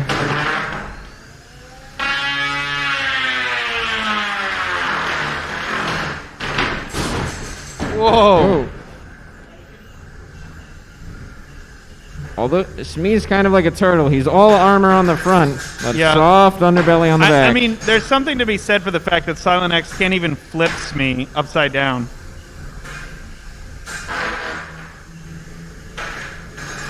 All right, 25 seconds left on the clock. Yeah. We might have to go for an encore. Yeah, it's definitely interesting here. We got to figure out who's more of the aggressor. Oh! He almost got under there.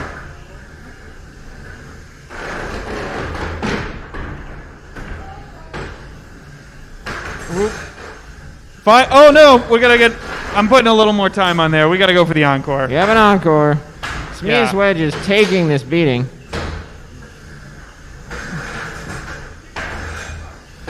But it looks like with the dulled edge from the crisis fight, Silent Spring cannot get a bite on the wedge.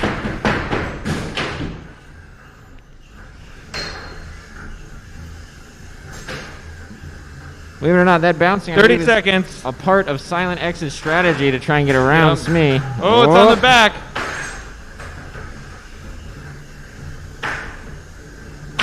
Oh. Oh. The stickers have been removed.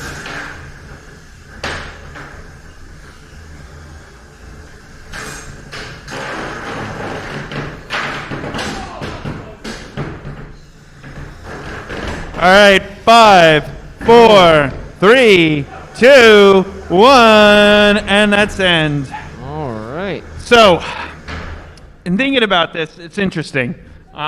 Smee, the design is really cool, but I think like when I look at the performance, both robots were aggressors, but Silent X did successfully disable Smee's minibot. Like that's a That kill. is the primary weapon. You know, there, and so Smee, as far as I can tell, didn't land any damage on Silent X. There's some bolts out there that I don't know where they came from, but I don't think they came from Silent X either. So I believe Silent X removed them from the wall. oh, they were in the wall. Oh, they're actually part of the cage.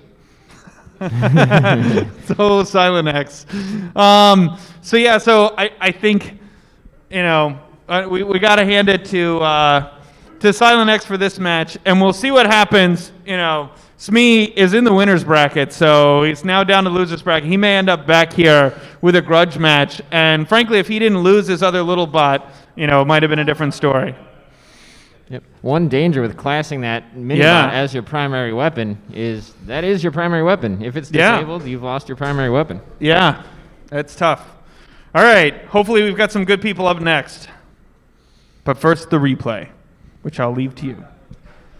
So looking at the replay here, we should be able to see Silent Spring doing everything in his power to flip upside down to try and get over Smee. We'll be keeping an eye out for that in the replay. Oh, we're coming out a lot.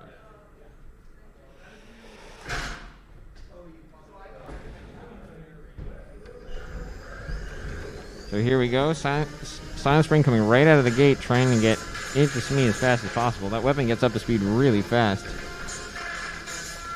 But Smee is such a difficult robot to get around and over.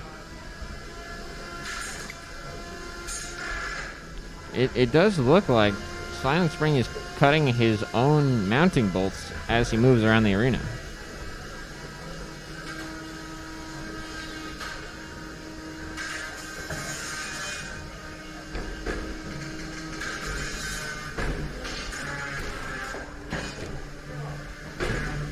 Silent Spring dancing here, so this spin move that he usually does is to flip himself over.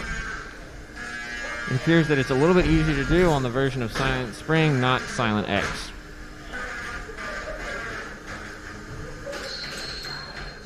There's the end of the minibot there with the primary weapon of the minibot coming off. And then again, Silent X still just spinning, trying to get flipped upside down so he can get that blade in the right position to take out Smee's wheels.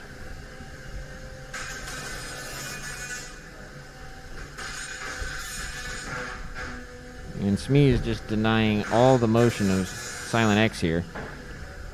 This is just so difficult to get around.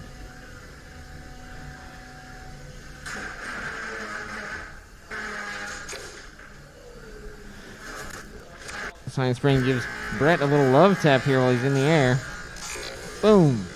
Good thing Brett is solid steel now. Iron Brett will not yield to Silent X's blade. Smee also drove a very careful match here, not being too aggressive with the drivetrain, really sliding into the positions he needed to be in.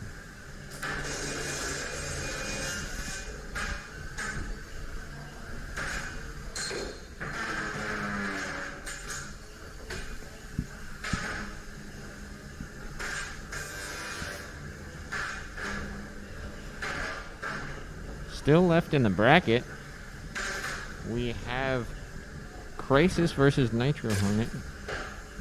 Actually, that match already happened. We have Jack Move versus Mad Cat Disease. Shredded Bro is waiting on the winner of that fight.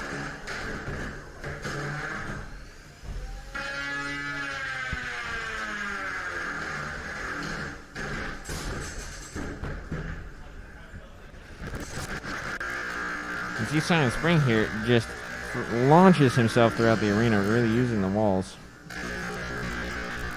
Boom. As it moves through the air, those weird wobbling motions are an effect of the gyroscopic forces produced by the spinning blade of Silent X. Now that he's upside down, it appears that's how he wants to take the fight, trying to get the blade over Smee's wedge, which he's able to do to some success, but he just can't drive up it.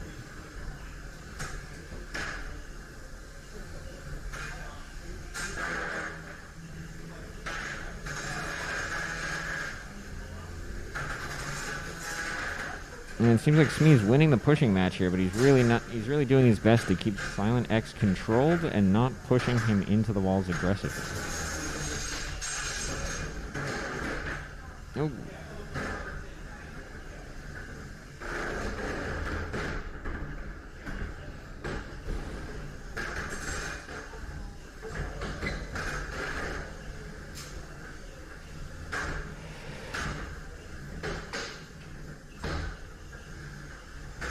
Okay, we have two robots inside the arena. We have Jack Move and Mad Cat Disease in the arena. The winner of this fight will go on to fight Shredded Bro. Alright. We get the box cam.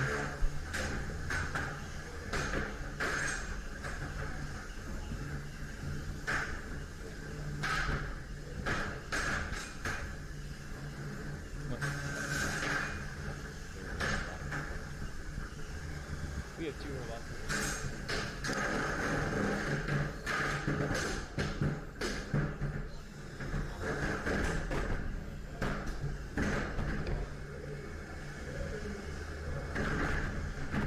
And you can see that Silent X and Smee had a little dance battle at the end of the match there, just spinning in circles before we came to a decision.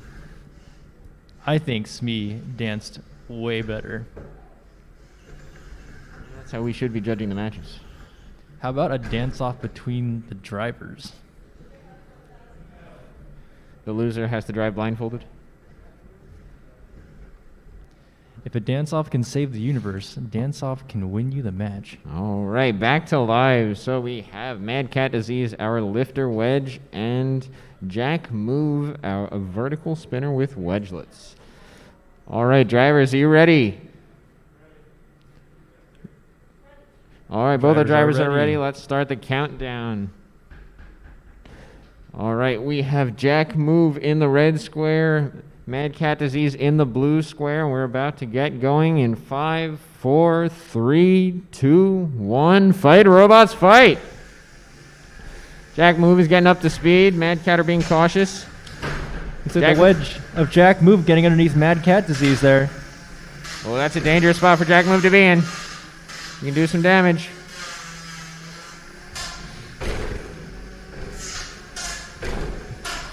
Jack Move definitely in control right now, having a hard time getting purchase on the backside of Mad Cat Disease. Oh! Never mind.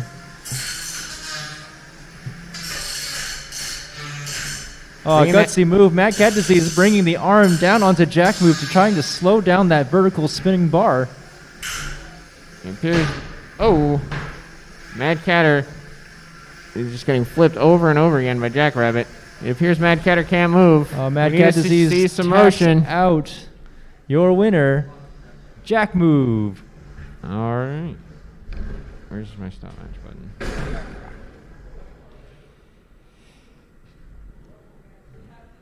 All right, Jack Move is the winner of that match, and he will advance to fight Shred It Bro in the semifinals of the loser bracket.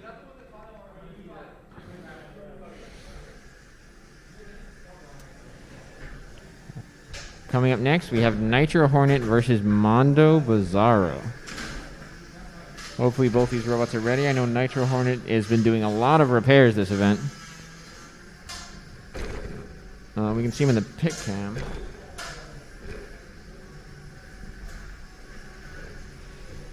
So you can see here Jackrabbit just putting these powerful hits on the back of the chassis here.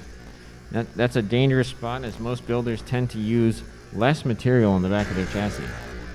Especially with Mad Catter, it seems they put all their weight in the front there into that wedge. And I think in this last hit, the whole drivetrain gets disabled on Mad Catter's.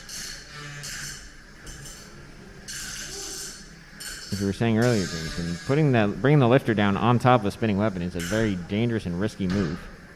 Yeah, especially since we saw in an earlier match when I think Mad Cat Disease was fighting Oops, I Did It Again.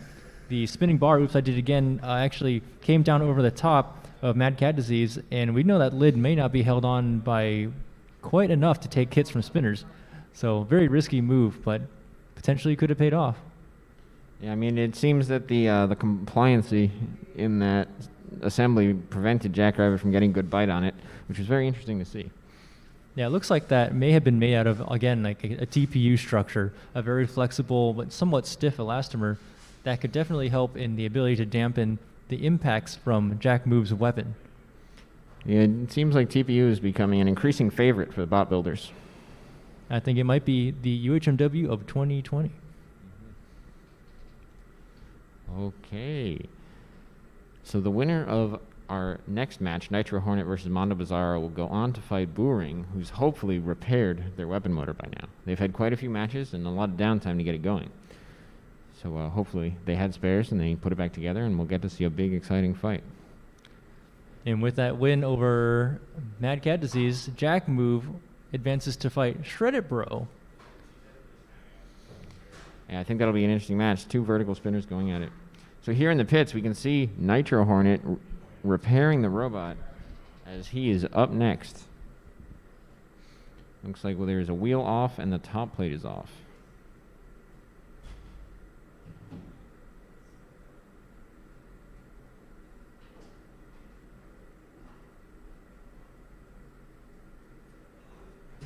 And credits to Dylan, driver and builder of Nitro Hornet. He's definitely had to do a lot of repairs today, but he always wants to put on a good show. He's taking his time to make sure that this robot is ready. He doesn't want to put it into the box if it's not going to perform, because when the robots perform as well as they do, it puts on quite a show. We've had some great hits from Nitro Hornet today. Like, it's working so hard to get that robot back together.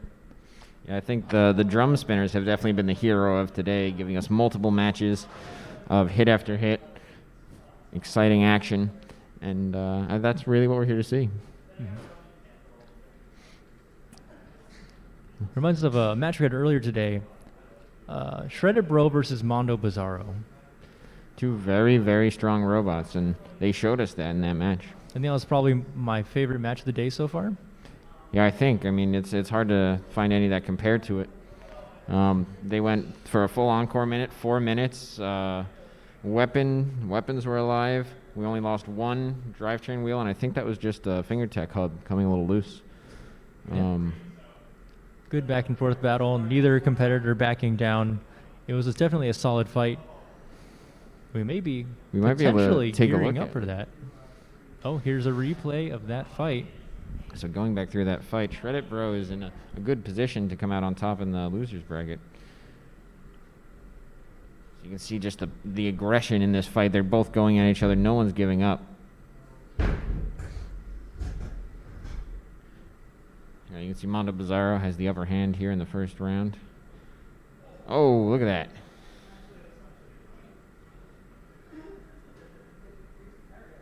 I mean, you can tell the robots do not like the cameras inside the arena. Seems like every other match they do their best to knock them down.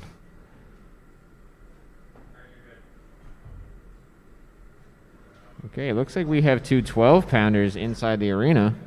Advantage on their opponent. 3 12-pounders. Brett's a 50-pounder. Oh.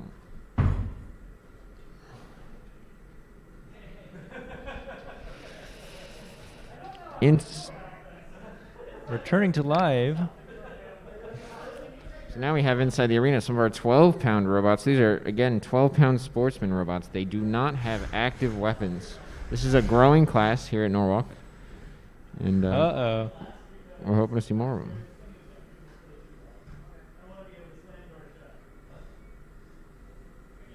We've got another fireworks display going on as Keystone Light enters the arena. Keystone appears to have a new shiny tip. I think I might cast this one from afar.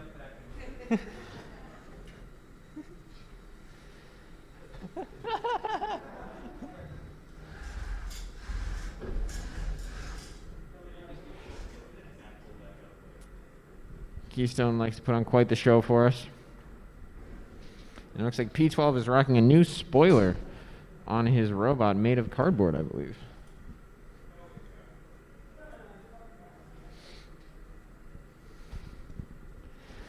So in these sportsman matches, we tend not to see as many knockouts, but there's definitely a lot more action that's going to go on throughout the whole fight.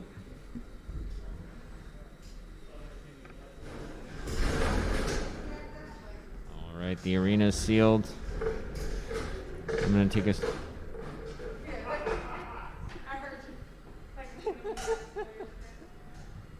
All right, robots.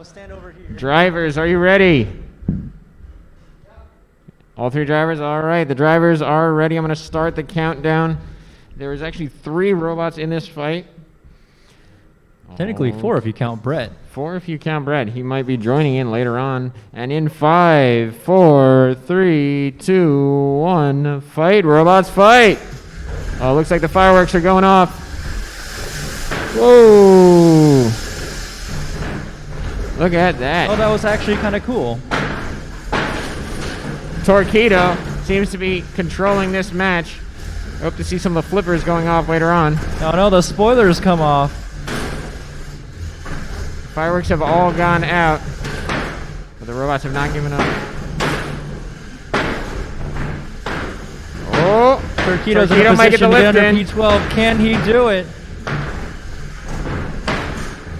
We want to see that lift.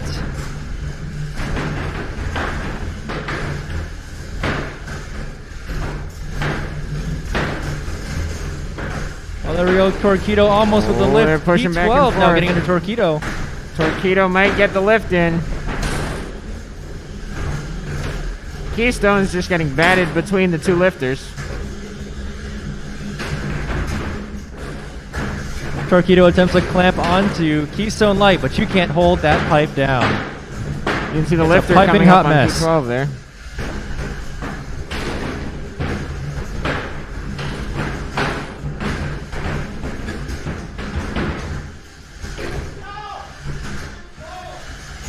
Keystone is stuck on the spoiler. You can see the lifter on P12 coming up. Oh, Brett is angry and he's coming for the other robots. Iron Brett is here. Oh, Torpedo with the lift. Iron Brett wants to play. There's no stopping Iron Brett. Iron Brett somehow flips over Torpedo. And the tread coming off of Torpedo. These robots might have to team up to push Iron Brett around. 1 minute remaining. Do we want an encore? Do the drivers want an encore? I don't know what they said. Do you want an encore? No. I feel I heard a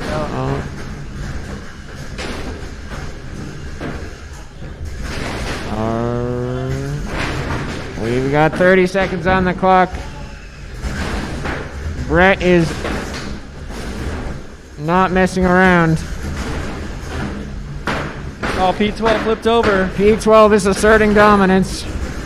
He used the arm to get off the wall. 15 seconds. Oh, the lid comes up. Brett has taken his top off. 5, 4, 3, 2, 1. That's the end of the match. Woo! Crazy match from our 12-pounders there. Just pure chaos inside the battle box. Take a look at this replay. We can see the fireworks going off again, coming out of Keystone. And here we go. Oh, look at that. One of them is actually stuck in the other lifter.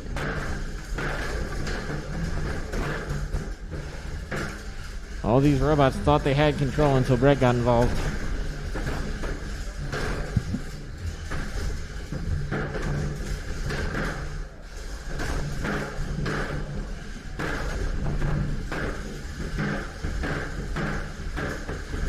You can see here these two lifters are just battling to see who is lower and trying to get their lifts off. It's a very hard thing to time.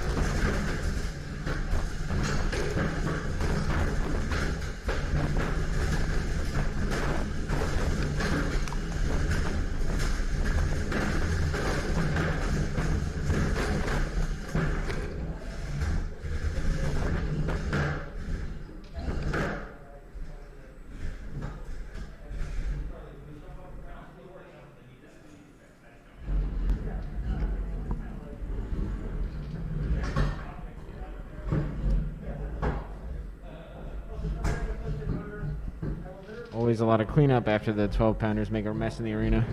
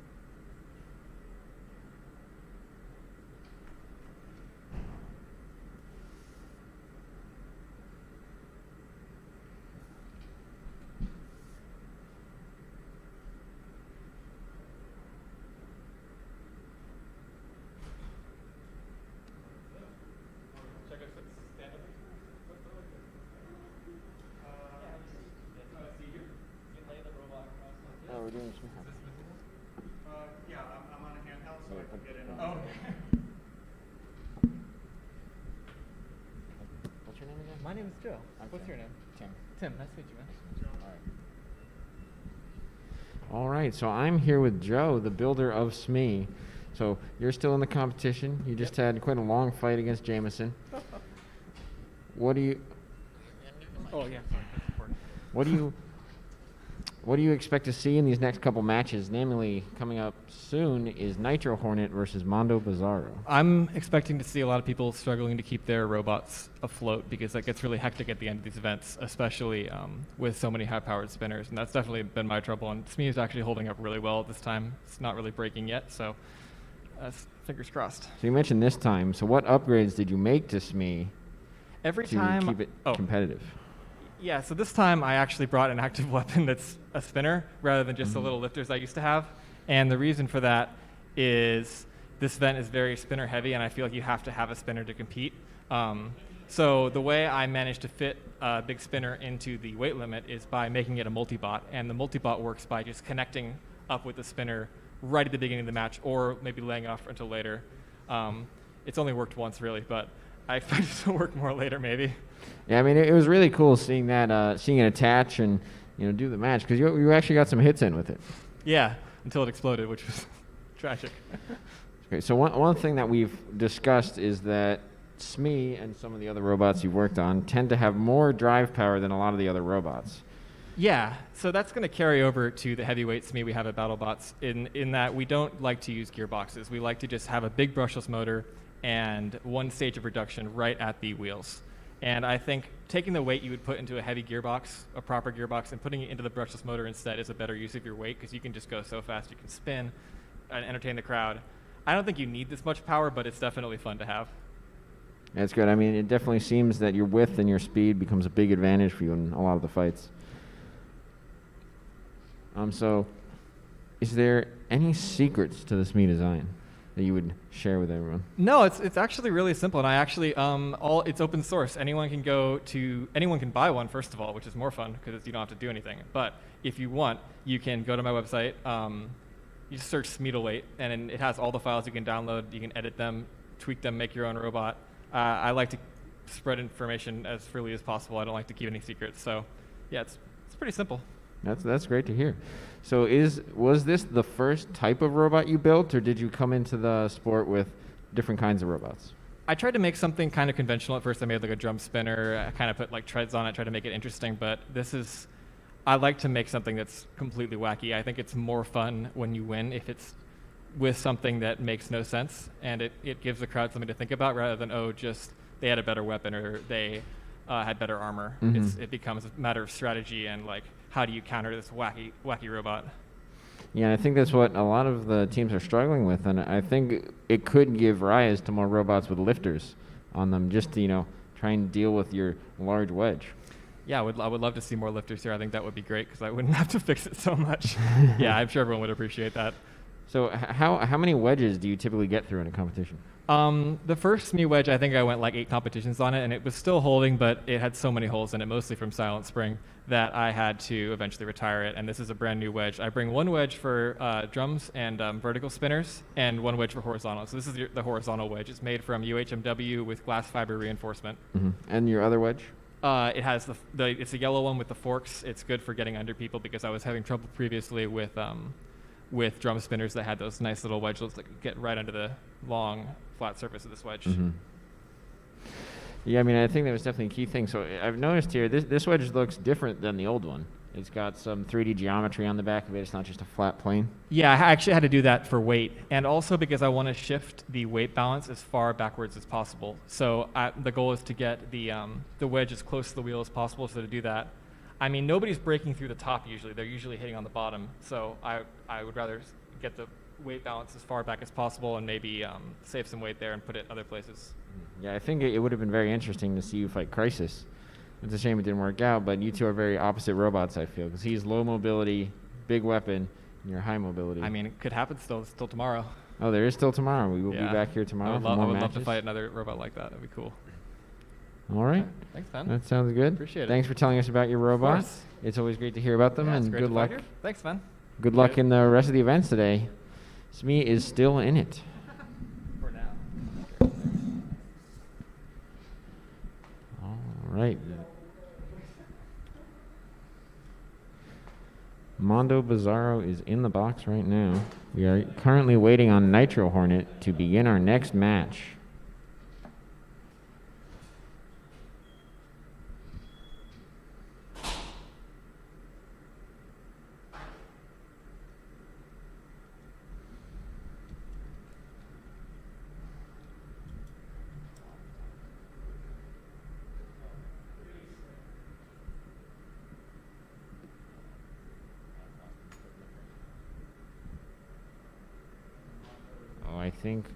I believe Nitro Hornet is making his way to the arena. So Mondo, you do not have to wait much longer.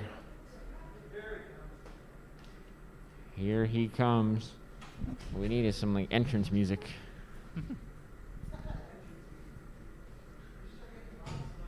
Dun, dun, dun, dun, dun, dun, dun, dun.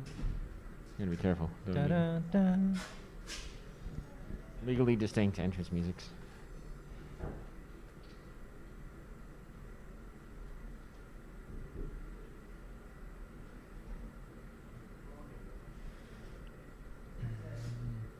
Okay, we have Nitro Hornet loaded into the arena. Mondo can finally put on the finishing touches and get into his corner. And I think we have a very exciting matchup ahead of us here. I know we've been talking about this one for quite a while now.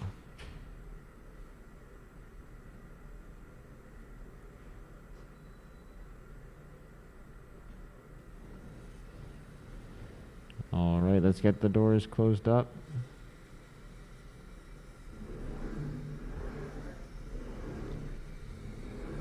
All right, sweet. Looks like Mondo is working.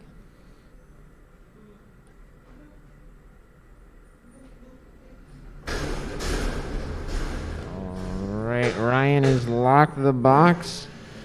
Competitors are in their corners. Drivers, you ready? Mondo, you ready? All right, we will start the countdown of the match. So we have Nitro Hornet in the blue square, Mondo Bizarro in the red square. This should be an exciting match, and we'll start in 5, 4, 3, 2, 1. Fight, robots, fight! Both weapons are up to speed. Nitro Hornet might only have one wheel operational. Let's see.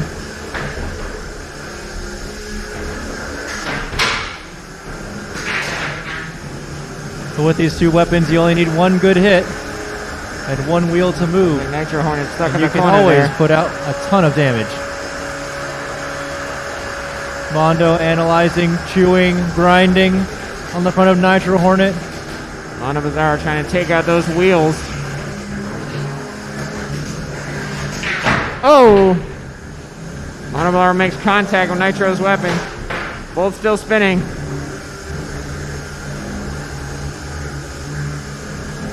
Mondo Bizarro is looking for a hit on the side of Nitro Hornet, maneuvering around. It looks like Mondo may have jammed the left wheel against parts of the chassis. Great shot by Mondo Bizarro, getting Nitro Hornet in the back and into the arena wall. Nitro is back to crab walking. Mondo's coming in. Oh! Whoa. Nitro just took a ride on his weapon. I believe that is a knockout. Your winner is Mondo Bizarro. All right, those were some big hits in that match. Let's take a look at the replay.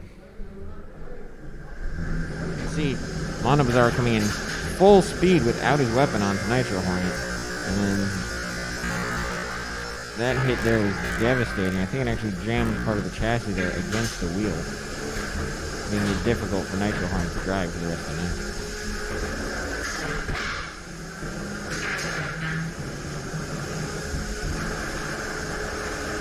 It looks like Mondo Bizarro is taking his time. And you can see that Nitro Hornet can't move that well. And just taking the hits he wants, trying to damage the wheels. And he'll probably avoid as much damage to his robot as he can.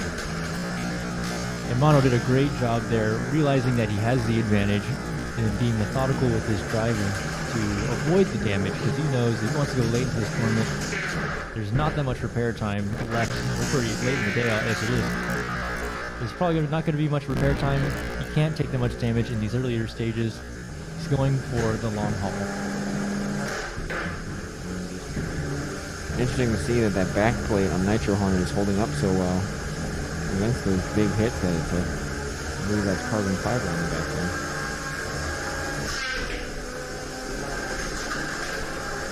And then Mondo Bizarro here just had to control the aggression and the damage. It's a very solid win for Mondo Bizarro.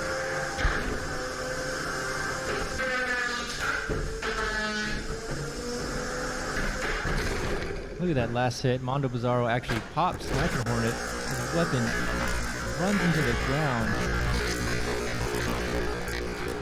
I bet that drum is unhappy after that. Doesn't spin up anymore. And after that final hit to the wheels, it looked like Nitro Hornet lost all of its drive. And that is the end of that match. So now looking at our bracket, Mondo Bizarro will be fighting Boring in round 30 of the losers bracket. We still have to see Shred It Bro fight Jack Move, and then the winner of those two pairs will fight. And then after that, they have to fight Smee. So looking at this next set of matches, we have Boring versus Mondo Bizarro. I think that's going to be an interesting fight. That definitely will be. That wedge on Boring, I don't know what the angle is, but I looking at it, might be just the right angle to try and deflect a bunch of hits. But the Boring's wedges have taken a lot of damage throughout the day. If Mondo can get purchase on the front of that, Boring might have a hard time delivering blows to Mondo. Yeah, I mean, in a lot of these matches, it does come down to who's lower. Mondo does have very good wedgelets on the side of his weapon that might help him get under that wedge. But if he's unable to get under, I think Boring will have the advantage. Then we have Shred It Bro versus Jack Move. Shred It Bro earlier today fought another one of Drew's robots, Jack Rabbit, I believe.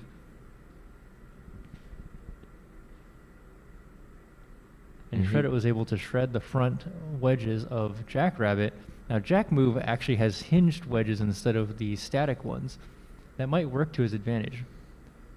He is also another primarily 3D printed bot, which is in pretty big contrast to Shred It Bro, which is almost entirely machined plastics. Be interesting to see who comes out on top. Another interesting thing about Shred It Bro, he's actually using a FingerTech in-runner motor instead of an outrunner to drive his weapon, which we see with a lot of the competitors here. There's a few advantages to the in-runner motor. One of them, like, as you were mentioning earlier, about having wires potentially get caught in the spinning outer can of the outrunner. The in-runner doesn't have external moving parts like an outrunner. It may be easier to mount. It may be easier to mount inside of a frame, a really tight frame with a lot of internal components. They also tend to have a higher speed. Yep, I think their power density is a little higher than an outrunner as well. I mean, interesting choices that all these bot builders are making. We have Jack Move in the arena. He's currently in the blue square. You can see he's got armored up wheels. And he does have the wedgelets on for this fight. And we are just waiting on Boring. I believe Jack Move is all good and ready to go. So now we're waiting Weapon for good? Shred It Bro. The weapon is good.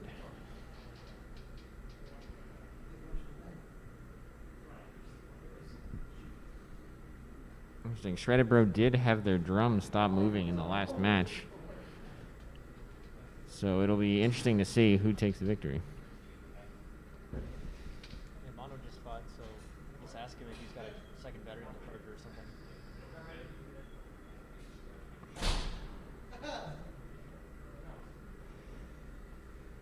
Because we did see in Shredded Bros' last match, they took quite a bit of damage, losing one side of drive and their weapon stopped spinning. But here they are back in the arena. Looking brand new, actually.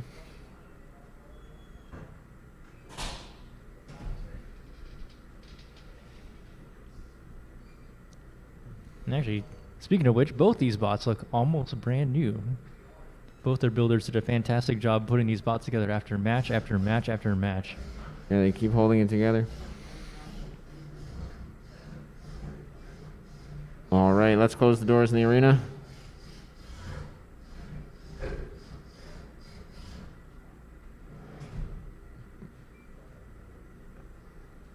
Let's seal up the box, guys. Are you guys ready?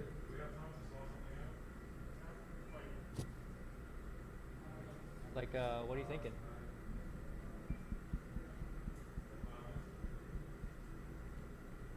I don't see any reason why not.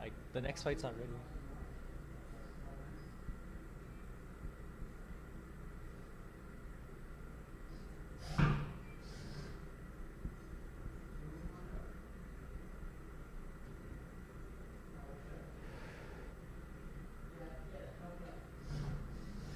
All right, Shredder's gonna have time to do a quick repair here. Maybe we can get the cam and follow them on the repair.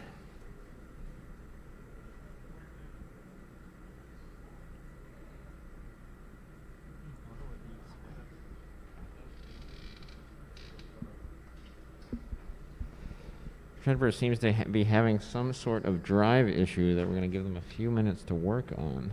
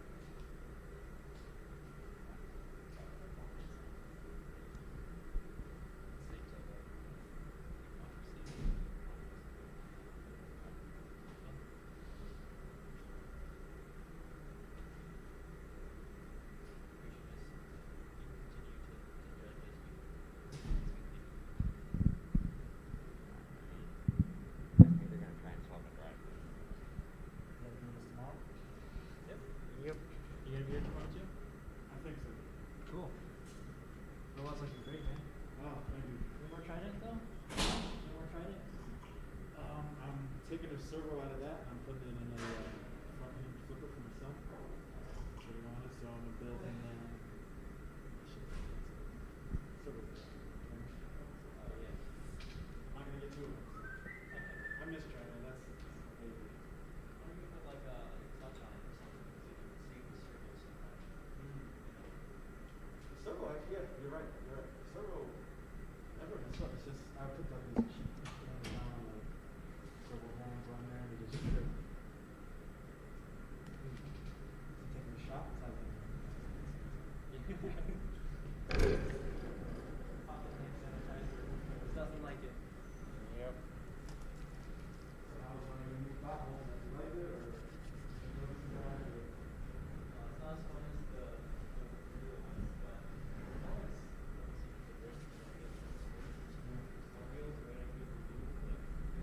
oh, yeah. So what do you have up there? Yeah. I have his BFC. The dual channel? Yeah. Yeah, I got that too.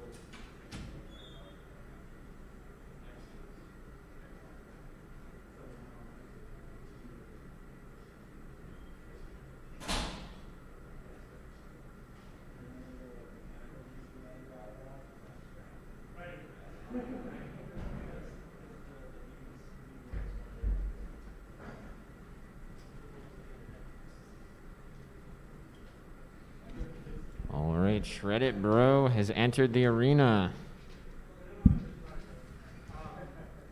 All right, Shred It Bro is back. We have Jack Move and Shred It Bro. Everyone's turning on. Looks like they put fresh wheels on. Now Shred It Bro's got some moves.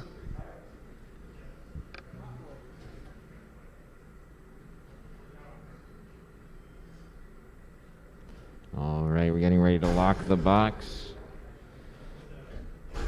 The box is locked.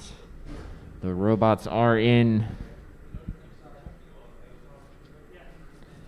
All right, drivers, are you ready? Ready? You ready? All right, both drivers are ready. Let's start the countdown. All right. Both robots are in their squares, and we are starting in 5, 4, 3, 2, 1. Fight, robots, fight! Both up to speed. And the speed of Shred It Bro charging across the arena there. However, Jack Move can get up to speed just as fast as Shred It Bro can move it across. Jack Move under Shred It Bro right now. A lot of aggression in this early fight.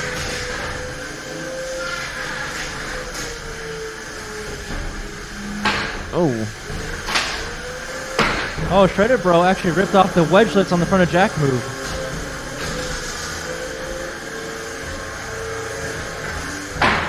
Oh, Jack Move not giving up. Whoa.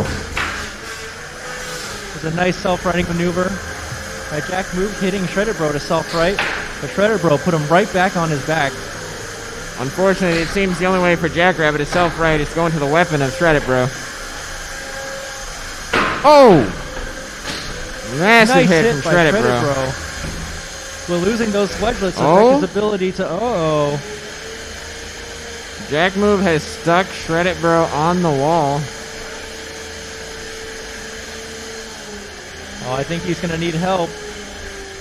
Brett will move him if Jackrabbit doesn't, or Jack Move doesn't.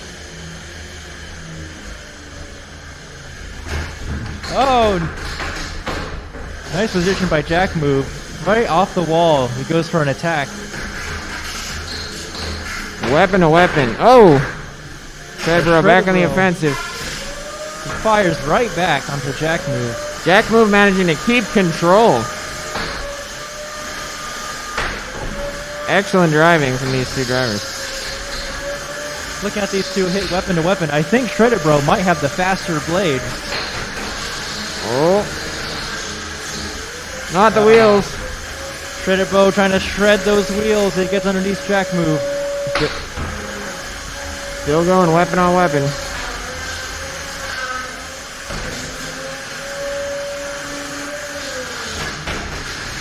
Oh. We have 50 seconds remaining. Jack Move is in a tough place, and Shred It Bro is shredding their robot. It looks like the weapon on Jack Move has stopped spinning. Jack Move taps out. Your winner by tap out is Shred It Bro. Shred It Bro takes the win after that intense fight.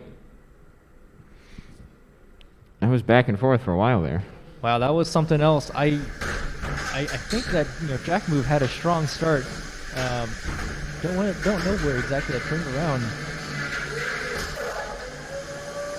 Yeah, it seemed like Shred It Bro took advantage of those poor positions that Jack Move got stuck in. And you can see here early in the match, Jack Move really is winning the control game, pushing Shred It Bro around, even though he's losing a good number of the weapon on weapon.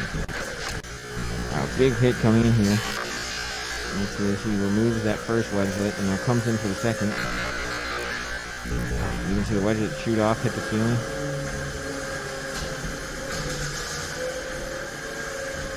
Now, the tough thing here is when you're upside down with a vertical spinner, wow, there's only a couple ways you can get flipped back over, and usually it involves putting your weapon into their weapon. And of course, in doing that, your robot takes the blunt of really 2 weapons worth of energy. Jack Move, incredible durability, absolutely unfazed by those self-running maneuvers though. I mean, so here, this was a key pin here for Jack Move. This could have won him the match, but Brett will come and do sticks in these types of situations. However, Jack Move with the positioning here, waiting on the other side after Brett knocks him off the wall, goes in for an immediate attack.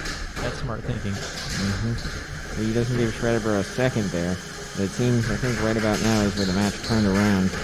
Shredder wins a couple hits and just gets stuck in, I think, right on top of the wheels of Jack Move. Looking at these weapon-to-weapon exchanges, it's really interesting about who wins, who flies up in the air. I'm not super sure, but it sounds like Shredder Bro's beater bar is faster than Jack Move's blade, which would give him the win at those head-to-head hits if he can definitely hit underneath Jack Move's weapon and pop him just a little bit into the air before he get underneath him. And we discussed before the in-runners versus outrunners, and Shredder Bro is running an in-runner, which most likely is higher KV than the murdering second. It sounds like that difference really paid off in his favor while those parts coming off. Yeah, so you can see here, now Shredder Bro's in a great position if he can start to pull off the wheels, the important locomotion components on Jack Move.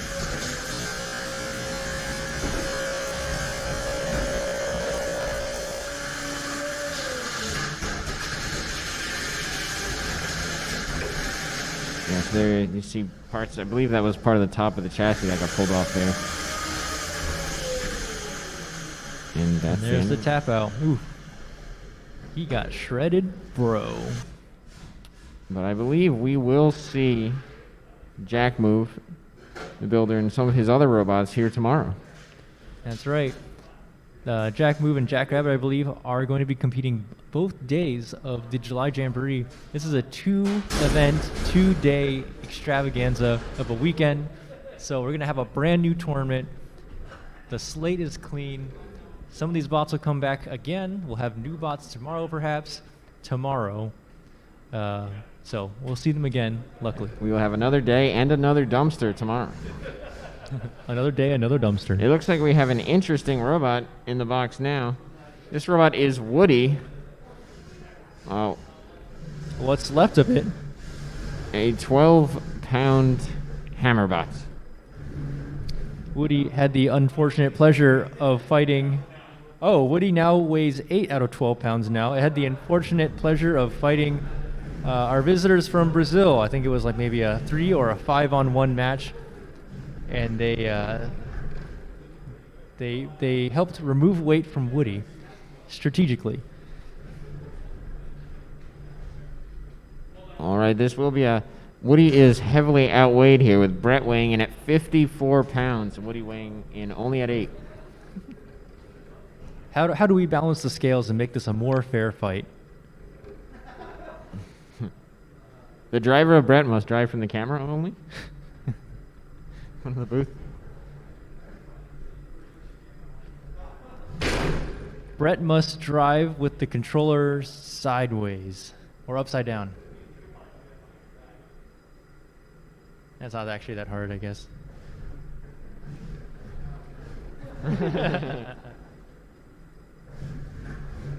So it looks like Woody's going to have to try and use his hammer to smash the power button on the back of Brett. That is a vulnerable point. Although if he hits it, it still might not turn off. No, looking at... Although it is true Woody has the win condition on the back of Brett, I'm looking at Woody, and I'm not sure what's left of it can survive a full box rush from the 50-pound Iron Brett. So one thing that we haven't actually seen from Brett is Brett's top speed. For the most of the day, Brett's top speed has been limited. Uh-oh. Uh-oh. So we were talking with Austin earlier about the fire effects that he's been testing out. So it looks like we have some cloth and WD-40. I thought this was going to be an ode to blacksmith with the flaming hammer.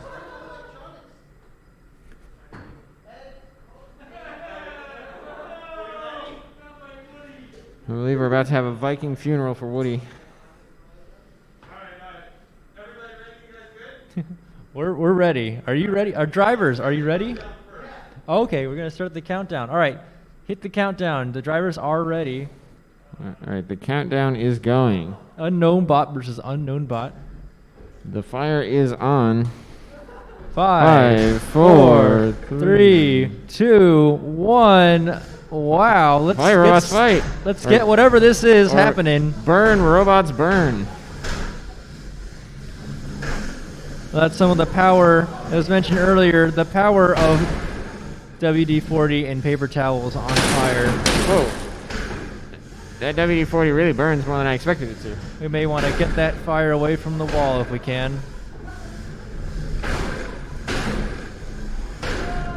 Red is on fire. Now they're cooperating. This is who can put out the fire first.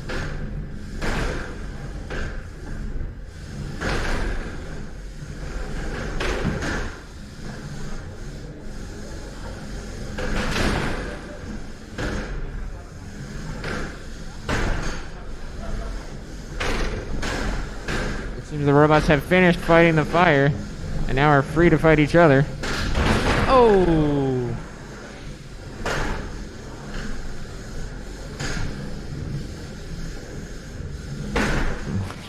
Oh, wow. The wood is breaking on Woody. Woody's chassis is just not holding up to the steel of Brett. Woody does actually have a little bit of metal in the bot. That base plate is made of metal, and I think it is warping with every slam that Iron Brett is putting out. Let's see some hammer action from Woody. Can he swing that hammer? Can we swing the hammer on Woody? Woody is spinning up. Look at that spin move.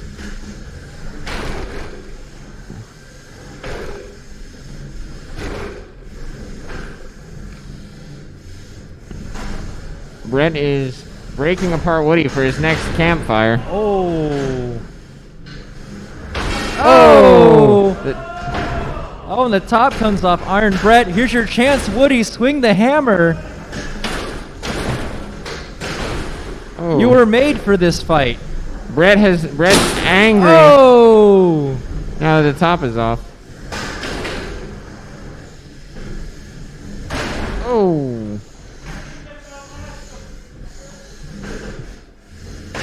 We're down to 30 seconds. Oh, Woody's lost a wheel, it looks like.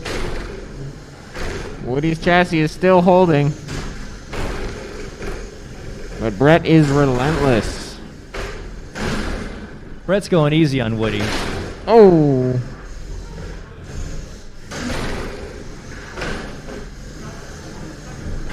All right, 10 seconds left. Last chance to make an impression on the judges. Oh! Oh! Oh! If Woody, encore. Yeah!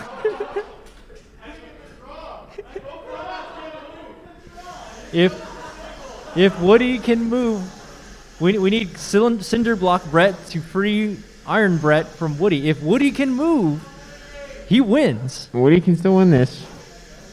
Oh, we might need a separation.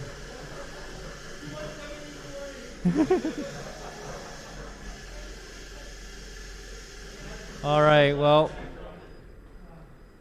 hands off controls. I guess we got to separate. Wow. Yeah, I think that's the end. Yeah. That was a heavy hitting fight.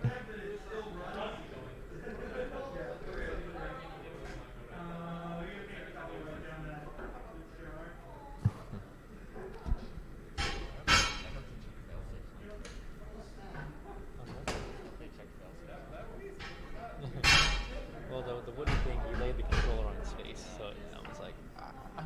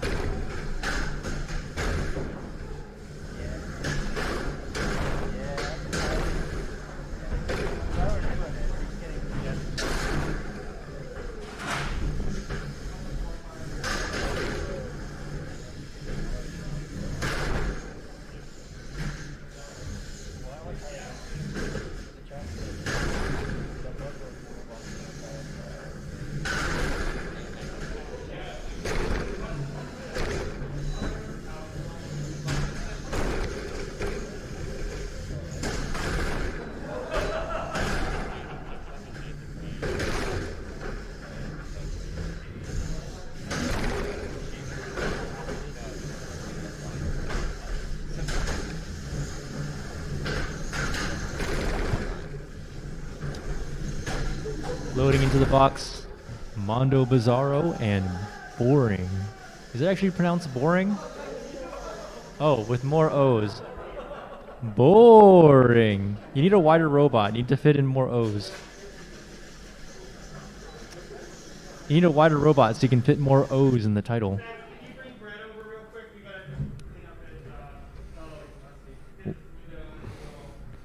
We have final tape going on both robots.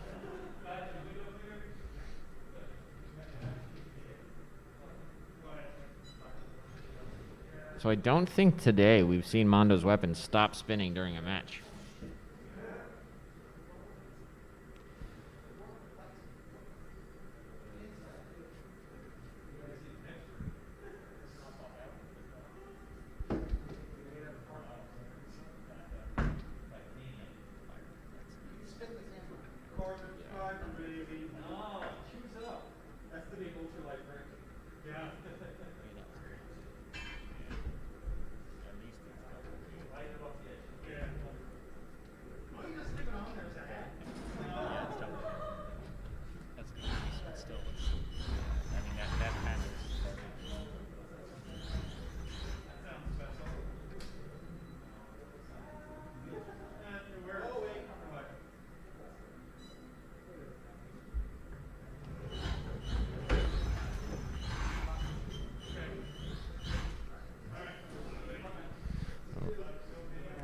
Okay. Let's lock the doors. All right, we got the robots working. The doors are closing. All right.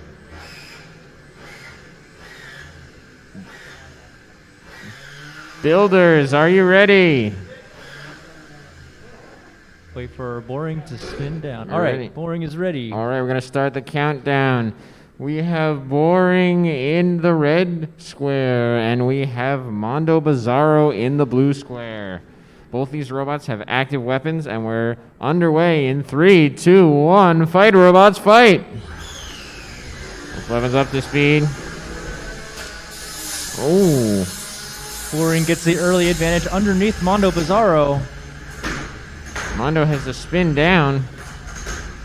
Mondo's got to get out of there and spin up that drum. Oh, no. That's Brett is coming in for the Boring unstick. trying to stop Brett. Well, Brett will probably free him. There we go. All right, we're going again. It seems like Mondo Bizarro's primary weapon has been disabled by Boring. And he's being controlled around the arena.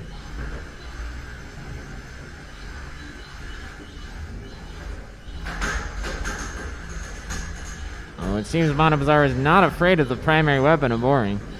Keeps sending his robot right back into it. Oh. Looks like Boring's weapon may have stalled out for a bit as well. So you can get that going. Oh, Boring's There it weapon's goes. back up to speed. The Oh, the no, power of the Mondo. drivetrain on Boring is devastating. I say there's openings for Mondo to get that drum up to speed, but I think something might be wrong with that weapon. I think so.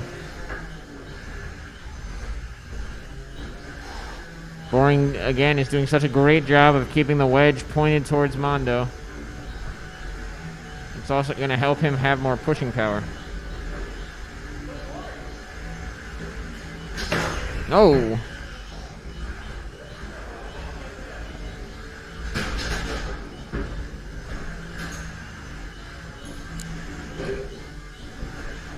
Alright, we're down to the last minute of the match. Boring is driving circles around Mondo. Sweet drifts, man. Look at that go.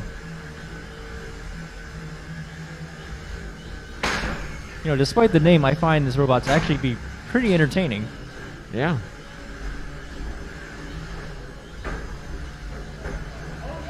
Boring is just drifting around the arena. You can see all that drive power.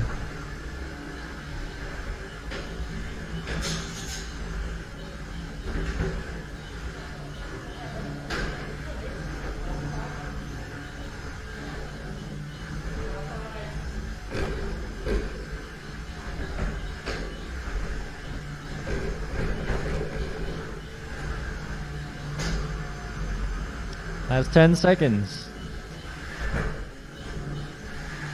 5, 4, 3, 2, 1. That's the end of the match. I believe that is going to be a victory for Boring.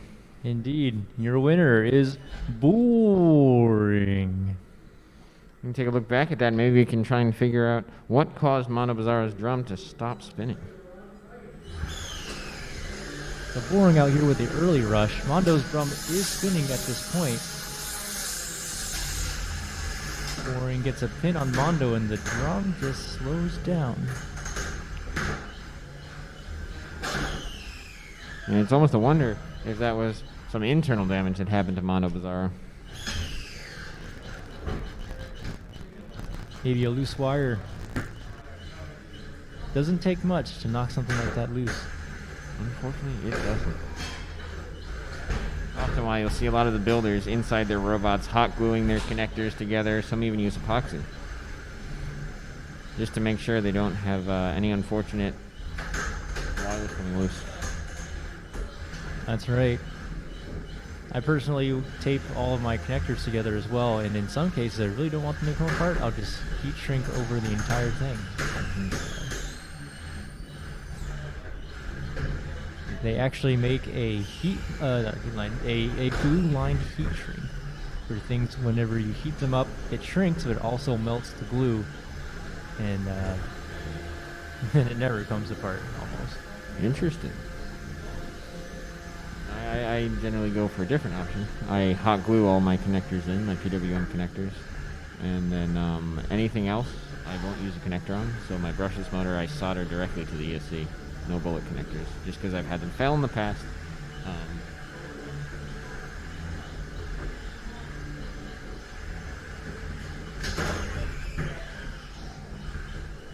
That's good. Less failure points.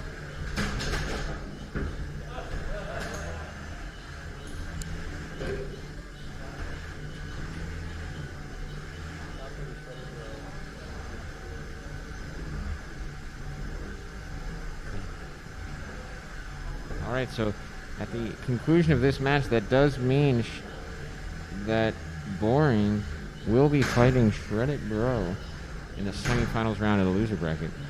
The winner of that match will go on to fight Smee, which could be interesting if it is Boring versus Smee, because I believe the same builder makes both of those robots.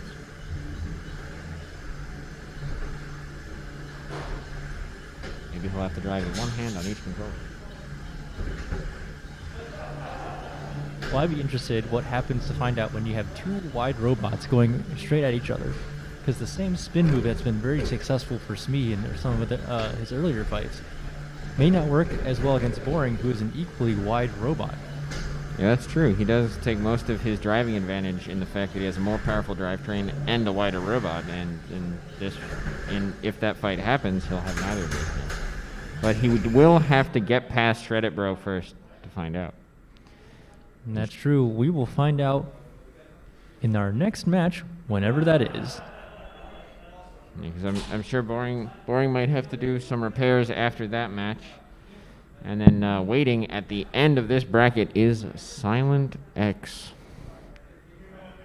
which all these competitors will have to fight if they want to take home their very own golden dumpster.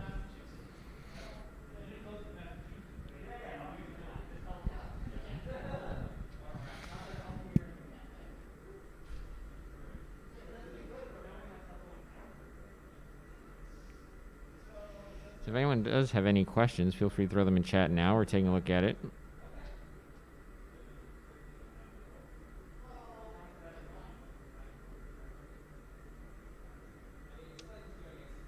If Boring has to fight Smee, most likely he will let someone else drive one of the two. I'm assuming he will choose Smee to drive, but I guess we will find out. I suppose the other option is he could forfeit the fight for one of the robots, but I think we all want to see that one.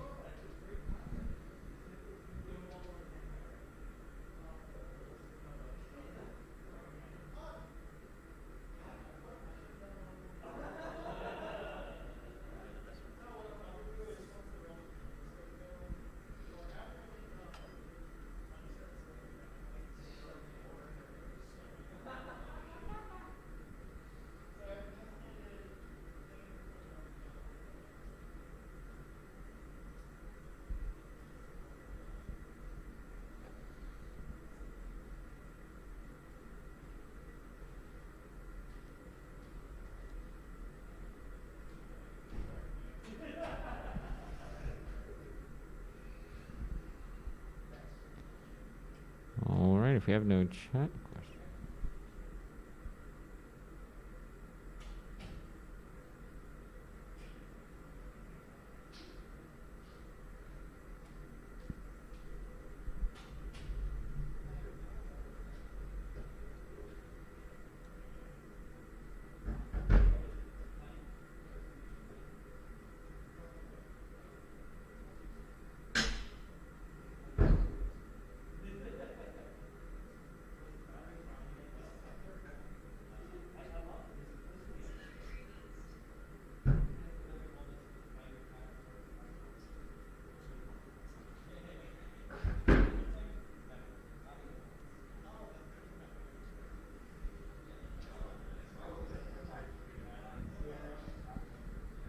Brett is getting a battery swap in the arena.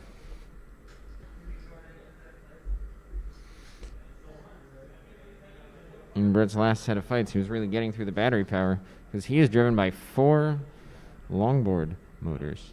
And when they're going, they really draw a lot of power.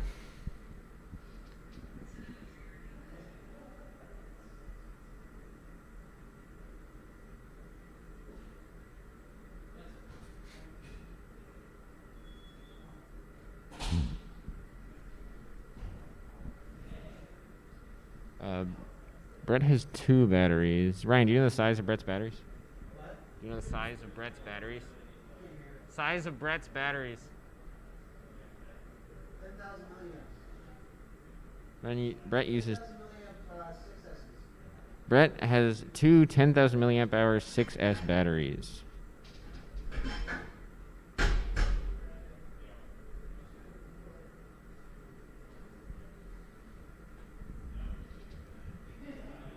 And that powers the drivetrain, the video camera, the communication, the LEDs for most of the day.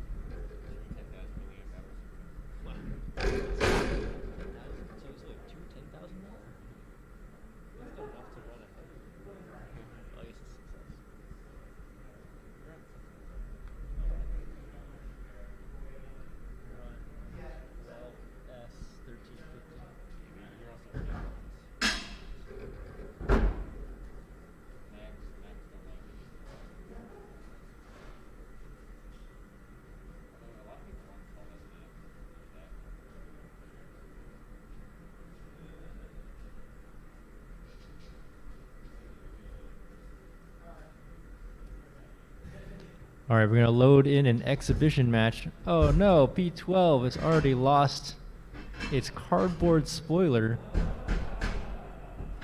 And we have Keystone Light featuring another type of firework of sort. It is rumored that Fred, the builder of Keystone Mike, brought more weight in fireworks than Robot at this event.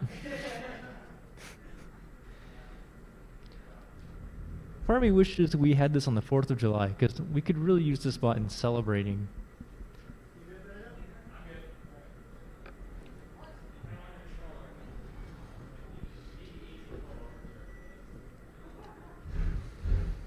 Fred, have you considered making a firework-powered Melty-Brain robot? Have you considered making a firework-powered Melty-Brain robot? Next time, he says.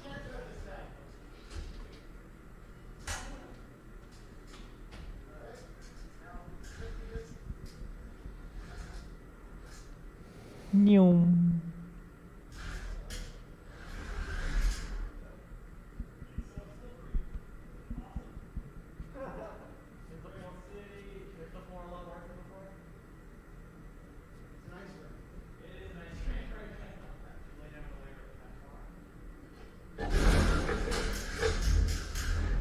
All right, the box is locked. We have 2 of our 12-pounders in the arena. We have P12 and Keystone. I'm sure they're both ready. Are you guys ready? Yeah. They're ready. Let's do the countdown. All right, the bots on the list are wrong, but we are starting in 10 seconds. We've got our 12-pounders inside the robot. And Fight, robots, fight.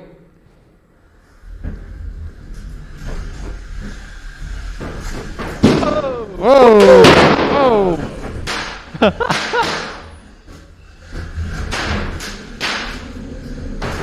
You know, I thought there was only a Roman candle on top. The Roman candles, Keystone still firing. I don't know if the builders can see what's happening in there. Well, it looks like one of our arena cams got dislodged a little bit. However, we probably have the Brett cam as well. You can see the inside of this action of this fog of war that we've got going on.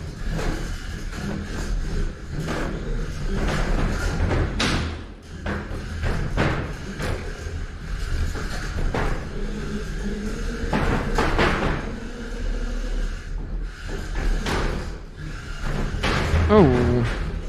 And inquiring minds want to know if, because of the Roman candle strapped on top, is Keystone Light hoisted by the Roman candles.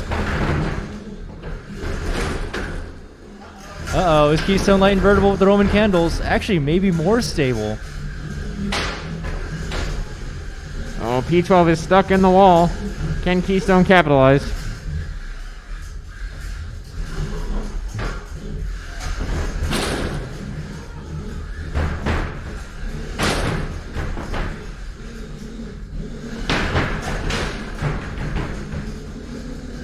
Roman candle thwack attack. There's there goes the 1 Roman minute candles. left in the match.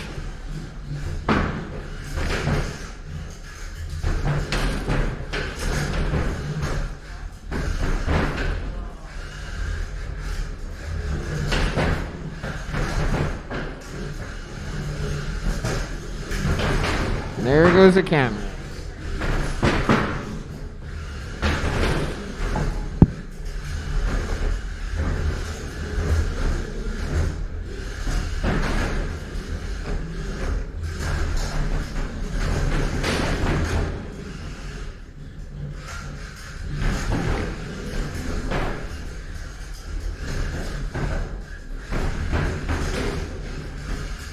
All right, 10 seconds left.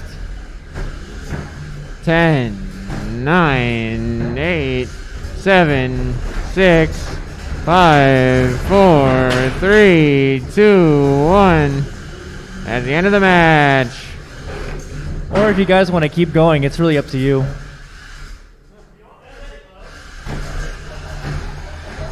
Okay. What else you got?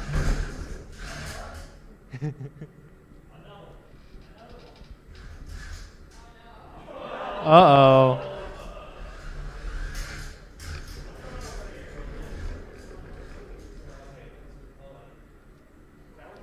Because we can, Fred is going to reload Keystone Light.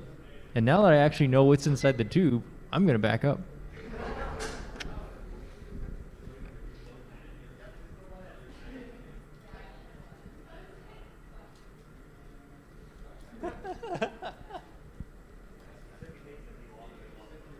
Oh, man. Yeah, I'm not. I was okay with the Roman candles. I'm like, oh god, not in the. I thought it was just the Yeah.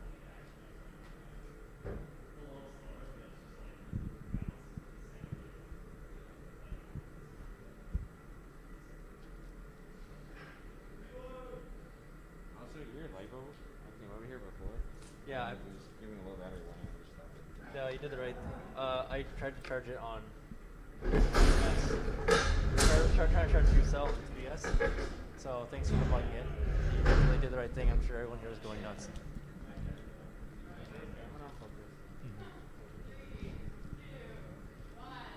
Fight, robots, fight.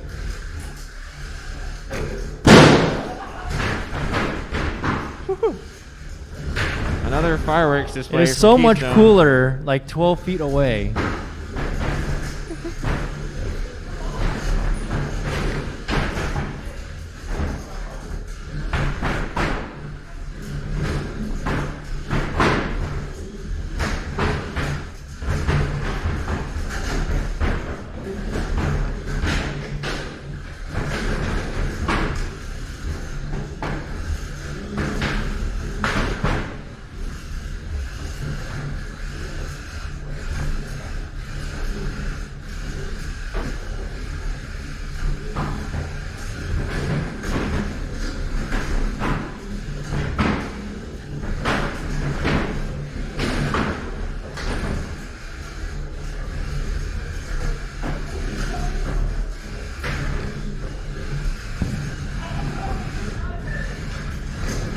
listen to the sounds of the arena.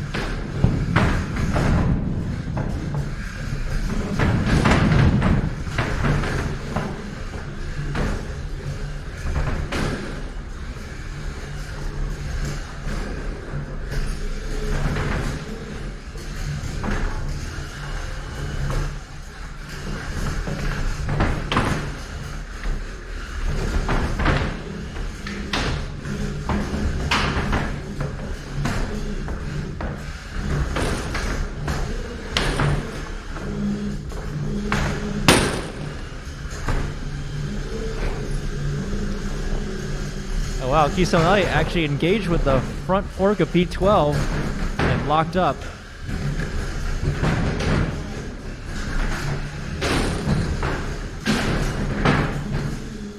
Uh-oh. You see some movement. Stuck on a combination of folded wedgelets and Roman candles. It's still stuck.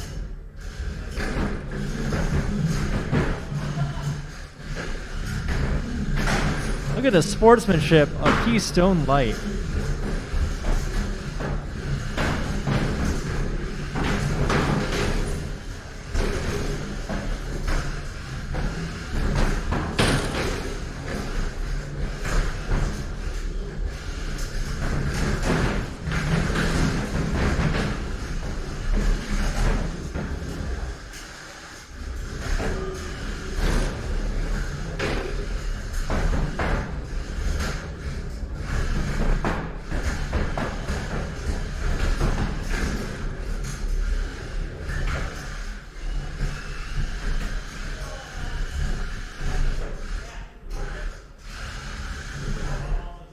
All right, that's the end of the match.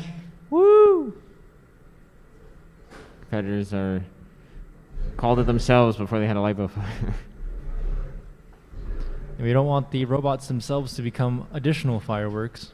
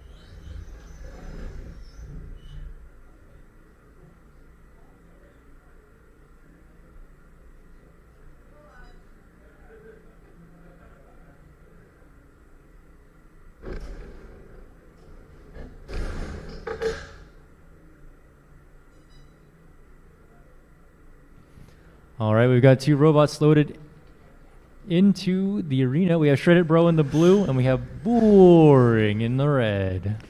They have matched their colors to their square. Competitors, are you ready? All right, we're ready to rock. Let's do the countdown. All right, Shredded Bro in the blue square, Boring in the red square. We are ready to go. The box is locked and in 5, 4, 3, 2, 1. Fight, robots, fight. Both robots up to speed.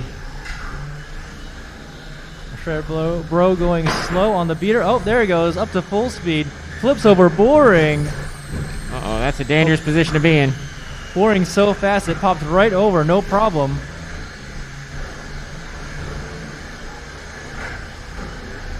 The floor might be slippery. Both robots very aggressive here. It looks like Shredded Bro can get past that wedge of Boring. Shredded Bro trying to chew off those front forks on Boring. But man, that material is tough. Shredded Bro just grinding away on that wedge.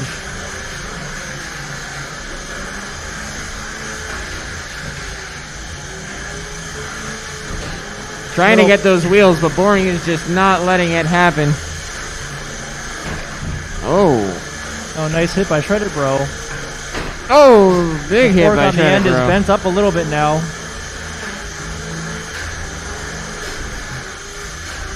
Boring doing a good job of keeping the fight in front of him. Really starting to break that wedge down.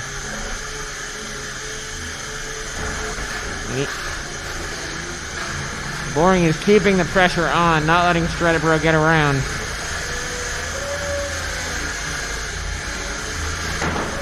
Oh! Uh-oh, looks like Shredded Bro's weapon has stopped on that hit. Let's see if he can restart that weapon. Boring might also be having some weapon problems. We'll see. Oh, there it goes. There's a big final hit that Shredded Bro delivered before the weapon came out. Shredded Bro has not recovered the beater bar yet.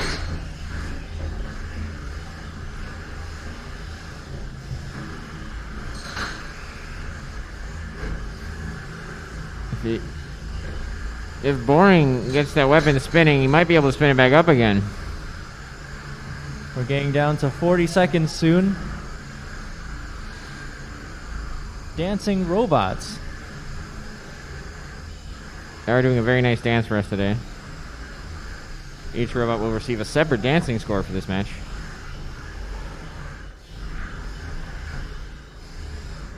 Now both weapons are off. Looks like in that shoving match, neither robot getting a particular advantage. I think Boring still has. Shredded Bro still seems to be able to push Boring around. 6, 5, 4, 3, 2, 1. That's the end of the match.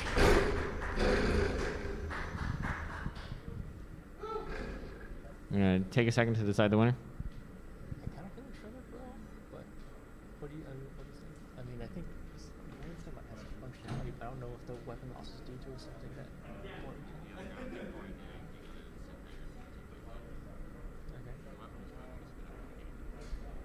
So Shredded Bro?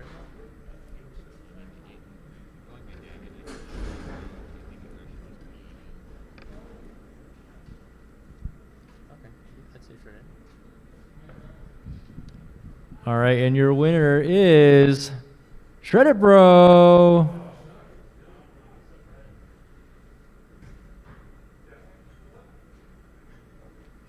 He's got one more of those big hits too. You can see in the match here.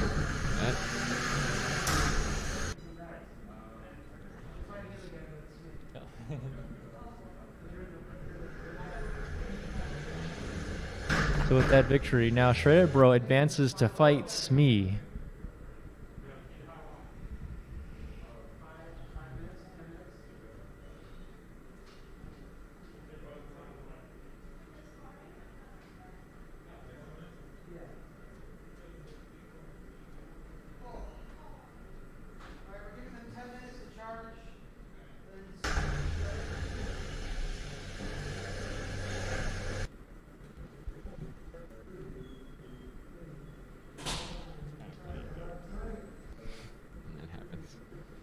looking at the marks they made of all the times.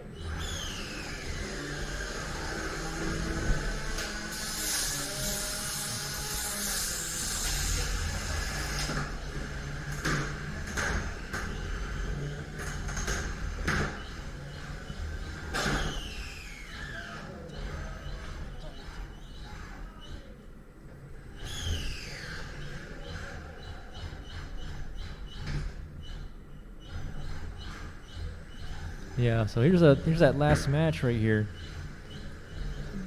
Really, both robots were locking up in the beginning. Not much could be done because of the wedges on the front of Boring. Boring couldn't touch Shredded Bro. Shredded Bro couldn't really touch Boring.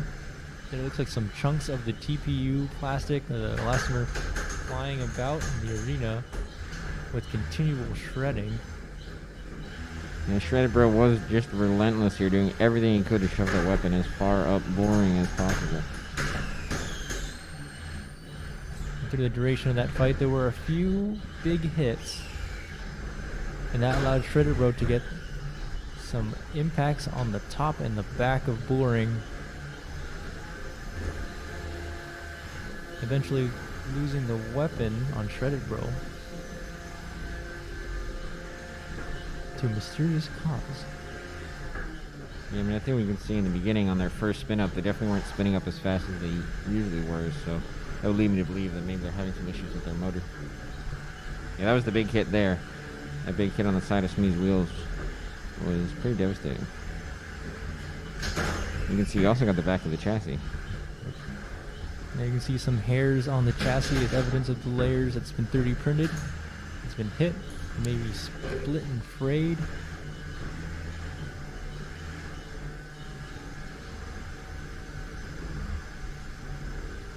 And it is interesting to see here that because of the traction that Shredded Bro is getting from their wheels, they're actually able to push a Smee-style drivetrain.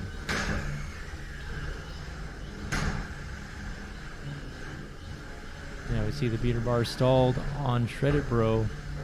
Does it change the flow of the match? Not entirely. The robots lock up in the middle. Pretty even on pushing power and traction.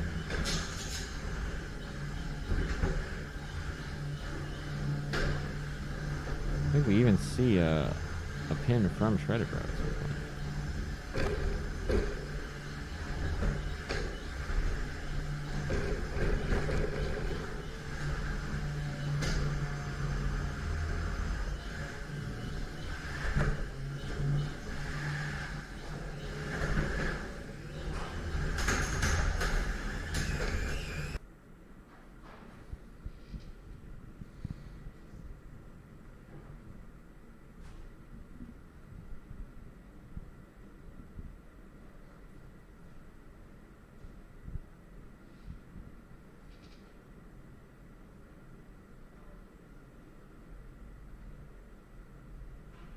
Did like that little maneuver at the end where Boring actually drives in reverse, flips the robot over the wall, and uses the momentary confusion to end up behind Shredded Bro for a pin until the end.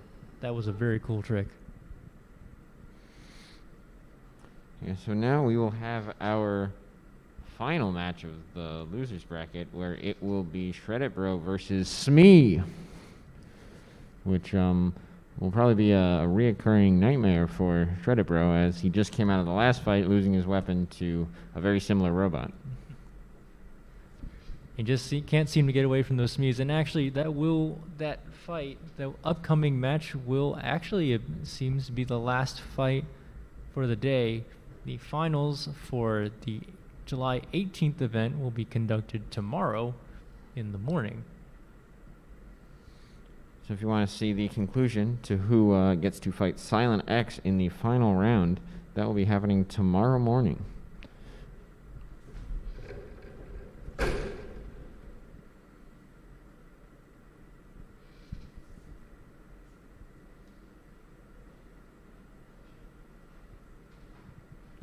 And again, we will be taking looks at chat, so if anyone has any questions about the event or any of the robots, feel free to send them in the chat.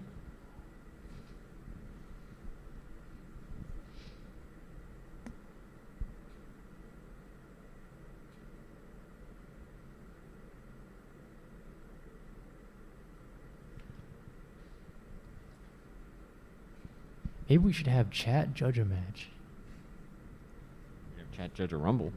Ah. Well, maybe tomorrow we'll have chat judge a rumble.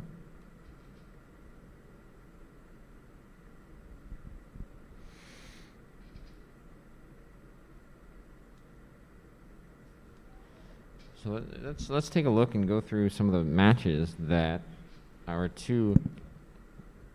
the finals of the loser bracket people are doing. So if we look back through Shredded Bro's record, so we just saw him fight Boring. Prior to that, Shredded Bro had a fight against Jack Move, which was a more traditional four-wheeled vertical spinner. In that fight, I think that fight was pretty even with both robots losing their primary weapon. I'd have to watch the replay. I do remember that Jack Move having the wedgelets ripped off at some point started giving Shredded Bro the advantage because he had the higher speed weapon. Both robots are in their speed of the weapons when they come to and a we are collision is very starting important. in 5, match right 4, here. 3, 2, 1. Fight, robots, fight. Both up to speed. And the speed of Shredded Bro charging across the arena there. However, Jack Move can both get up to robots speed are going just there. as fast as Shredded Bro can move it across. Jack Move getting an early lead, getting underneath Shredded Jack Move under Shredded Bro right now. A lot of aggression in this early fight. That's right, and there was some nice positioning moves by Jack Move. Oh. When Shredded Bro ended up on the wall. Oh, Shredded Bro actually ripped off the wedgelets on the front of Jack Brett, I Move. believe, so you could free him. I believe that was this match. Those two early hits removing the wedgelet. Oh. Definitely point out Jack Move not giving up. Oh. How hard it is to use wedgets effectively against the drum It's a spinner. nice self-running maneuver by Jack Move. The hitting Shredded biggest Bro to advantage drum self-right. spinners have is But that Shredded Bro whole put him right front back on his face back. of the robot is dangerous. Unfortunately, it You seems the can't only way touch for any part of it Jackrabbit to without self-right doing is a- going to the weapon a of weapon Shredded hit. Bro. Oh! Big hit there. Massive Nice hit hit from by Shredded Shredded Bro. Well, losing those wedgelets. Oh! As you can see, it's an early pin Oh. from Jack Move, but Jack Move has stuck and then Shredded he Bro on repositions the here wall. to capitalize on that. Oh, I think he's going to need help.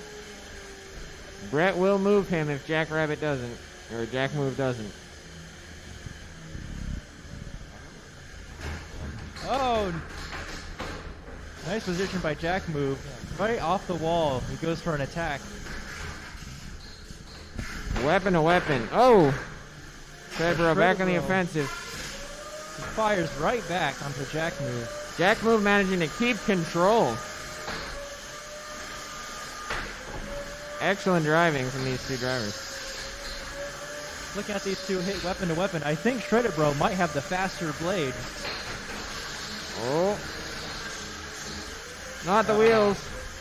Shredded Bro trying to shred those wheels. It gets underneath Jack Move. Still going weapon on weapon.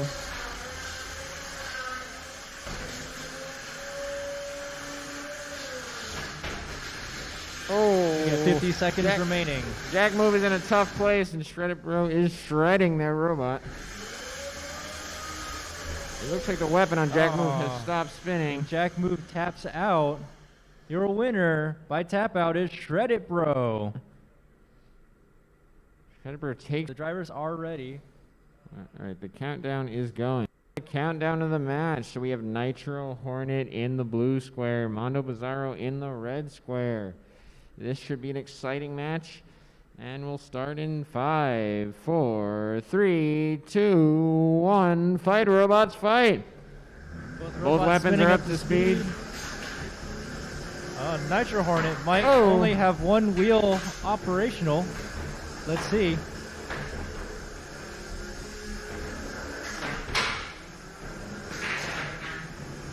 So with these two weapons, you only need one good hit and one wheel to move. The Nitro Hornet stuck in You the can corner always there. put out a ton of damage.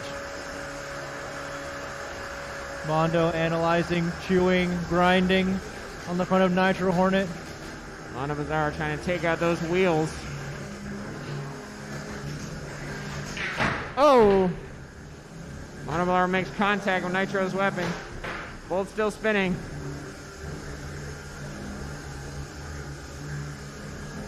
Mondo Bizarro is looking for a hit on the side of Nitro Hornet, maneuvering around. It looks like Mondo may have jammed the left wheel against parts of the chassis. Great shot by Mondo Bizarro, getting Nitro Hornet in the back and into the arena wall. Nitro's back to crab walking. Mondo's coming in. Oh. Whoa. Nitro just took a ride on his weapon. I believe that is a knockout. Your winner is Mondo Bizarro. Start the countdown. All right. Both robots are in their squares, and we are starting in 5, 4, 3, 2, 1. Fight, robots, fight. Both up to speed. And the speed of Shredded Bro charging across the arena there. However, Jack Move can get up to speed just as fast as Shredded Bro can move it across. Jack Move under Shredded Bro right now. A lot of aggression in this early fight.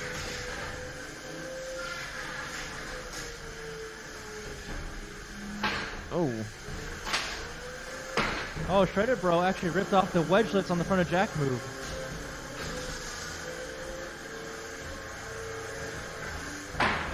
Oh, Jack Move not giving up. Whoa. It's a nice self-righting maneuver by Jack Move, hitting Shredded Bro to self-right, but Shredded Bro put him right back on his back. Unfortunately, it seems the only way for Jackrabbit to self-right is going to the weapon of Shredded Bro. Oh! Massive Nice hit hit from by Shredded Bro. Well, losing those wedgelets affect his ability to. Jack Move has stuck Shredded Bro on the wall. Oh, I think he's gonna need help. Brett will move him if Jackrabbit doesn't, or Jack Move doesn't. Oh! Nice position by Jack Move. Right off the wall, he goes for an attack. Weapon to weapon. Oh! Shredded Bro back on the offensive. He fires right back onto Jack Move. Jack Move managing to keep control. Excellent driving from these two drivers. Looking at these two hit weapon to weapon, I think Shredded Bro might have the faster blade. Oh. Not the wheels. Shredded Bro trying to shred those wheels. It gets underneath Jack Move. Still going weapon on weapon.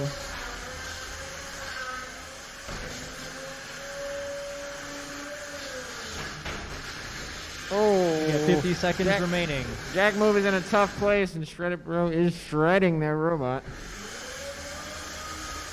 It looks like the weapon on Jack Move has stopped spinning. Jack Move taps out. Your winner by tap out is Shredded Bro. Shredded Bro takes. The drivers are ready. All right, the countdown is going. Unknown bot versus unknown bot. The fire is on. 5, 4, 3, 2, 1. Wow, let's get whatever this is happening. Burn, robots, burn. That's some of the power, as mentioned earlier, the power of WD-40 and paper towels on fire. Whoa. That WD-40 really burns more than I expected it to. We may want to get that fire away from the wall if we can. Red is on fire. Now they're cooperating. This is who can put out the fire first.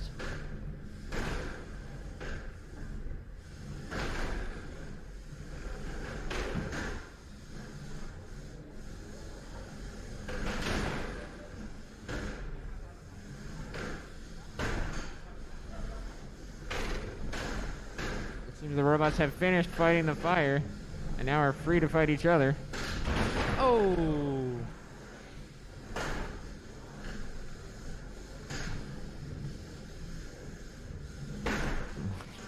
Oh, wow. The wood is breaking on Woody. Woody's chassis is just not holding up to the steel of Brett. Woody does actually have a little bit of metal in the bot. That base plate is made of metal, and I think it is warping with every slam that Iron Brett is putting out. Let's see some hammer action from Woody.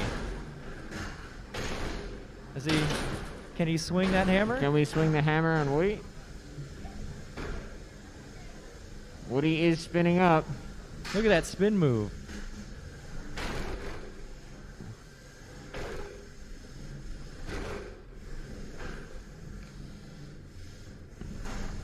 Brett is breaking apart Woody for his next campfire. Oh. Oh! Oh, and the top comes off. Iron Brett, here's your chance. Woody, swing the hammer. Oh. You were made for this fight. Brett's angry. Oh! Now the top is off. All right, we are Oh. returning to live. We have the winners. Was We're it the winners of the down losers bracket? to 30 Losers seconds. Oh, Woody's Losers lost a bracket wheel, it finals. looks like. Shredded Bro versus Smee. Woody's chassis is still holding. And this, I guess the Brett loser is gets relentless. third place, right? Yes, loser of this Brett's event will going take easy on third Woody. place. Oh! The winner is guaranteed at least second. So these are two very different robots. We have a traditional drum spinner and a Smee. And don't forget Smee's mini bot there.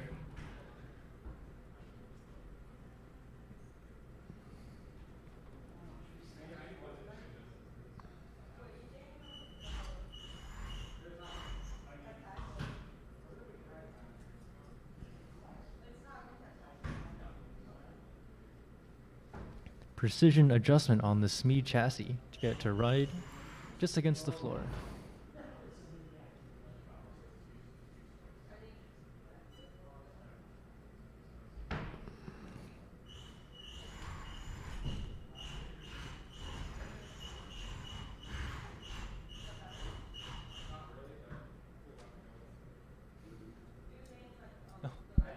Oh, thanks, man.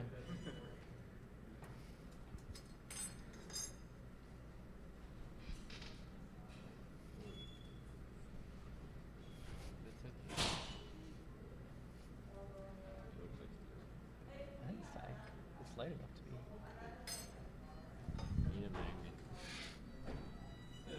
Oh, I got a lot of those magnets on my bot right now. So.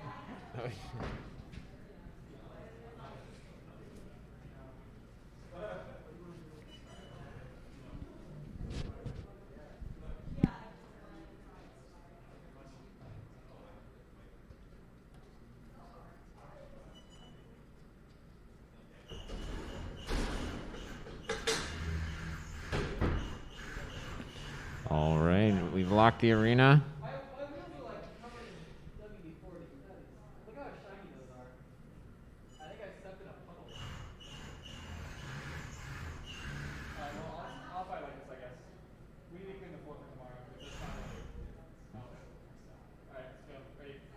All right, competitors, you ready? Okay, we are starting the countdown to the match. We have Shredded Bro in the blue corner and Smee in the red corner. And in 5, 4, 3, 2, 1, fight, robots, fight!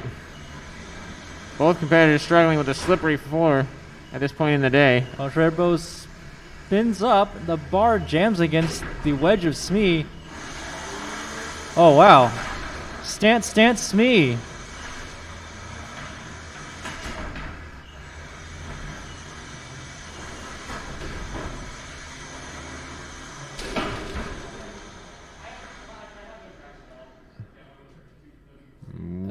We have a tap out. Smee looks like he taps out.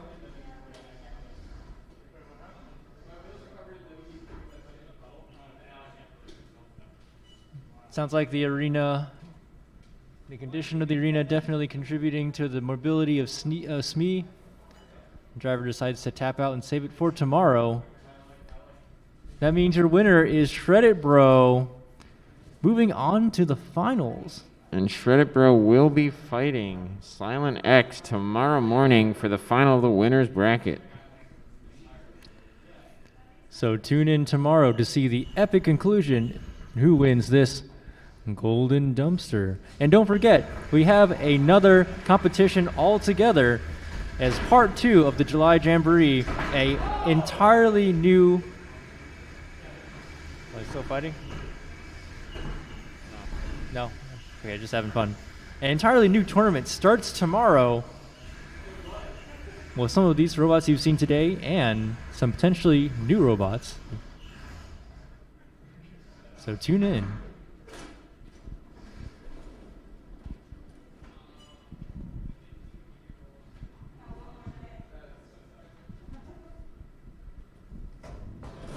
This is Jameson and Tim signing off.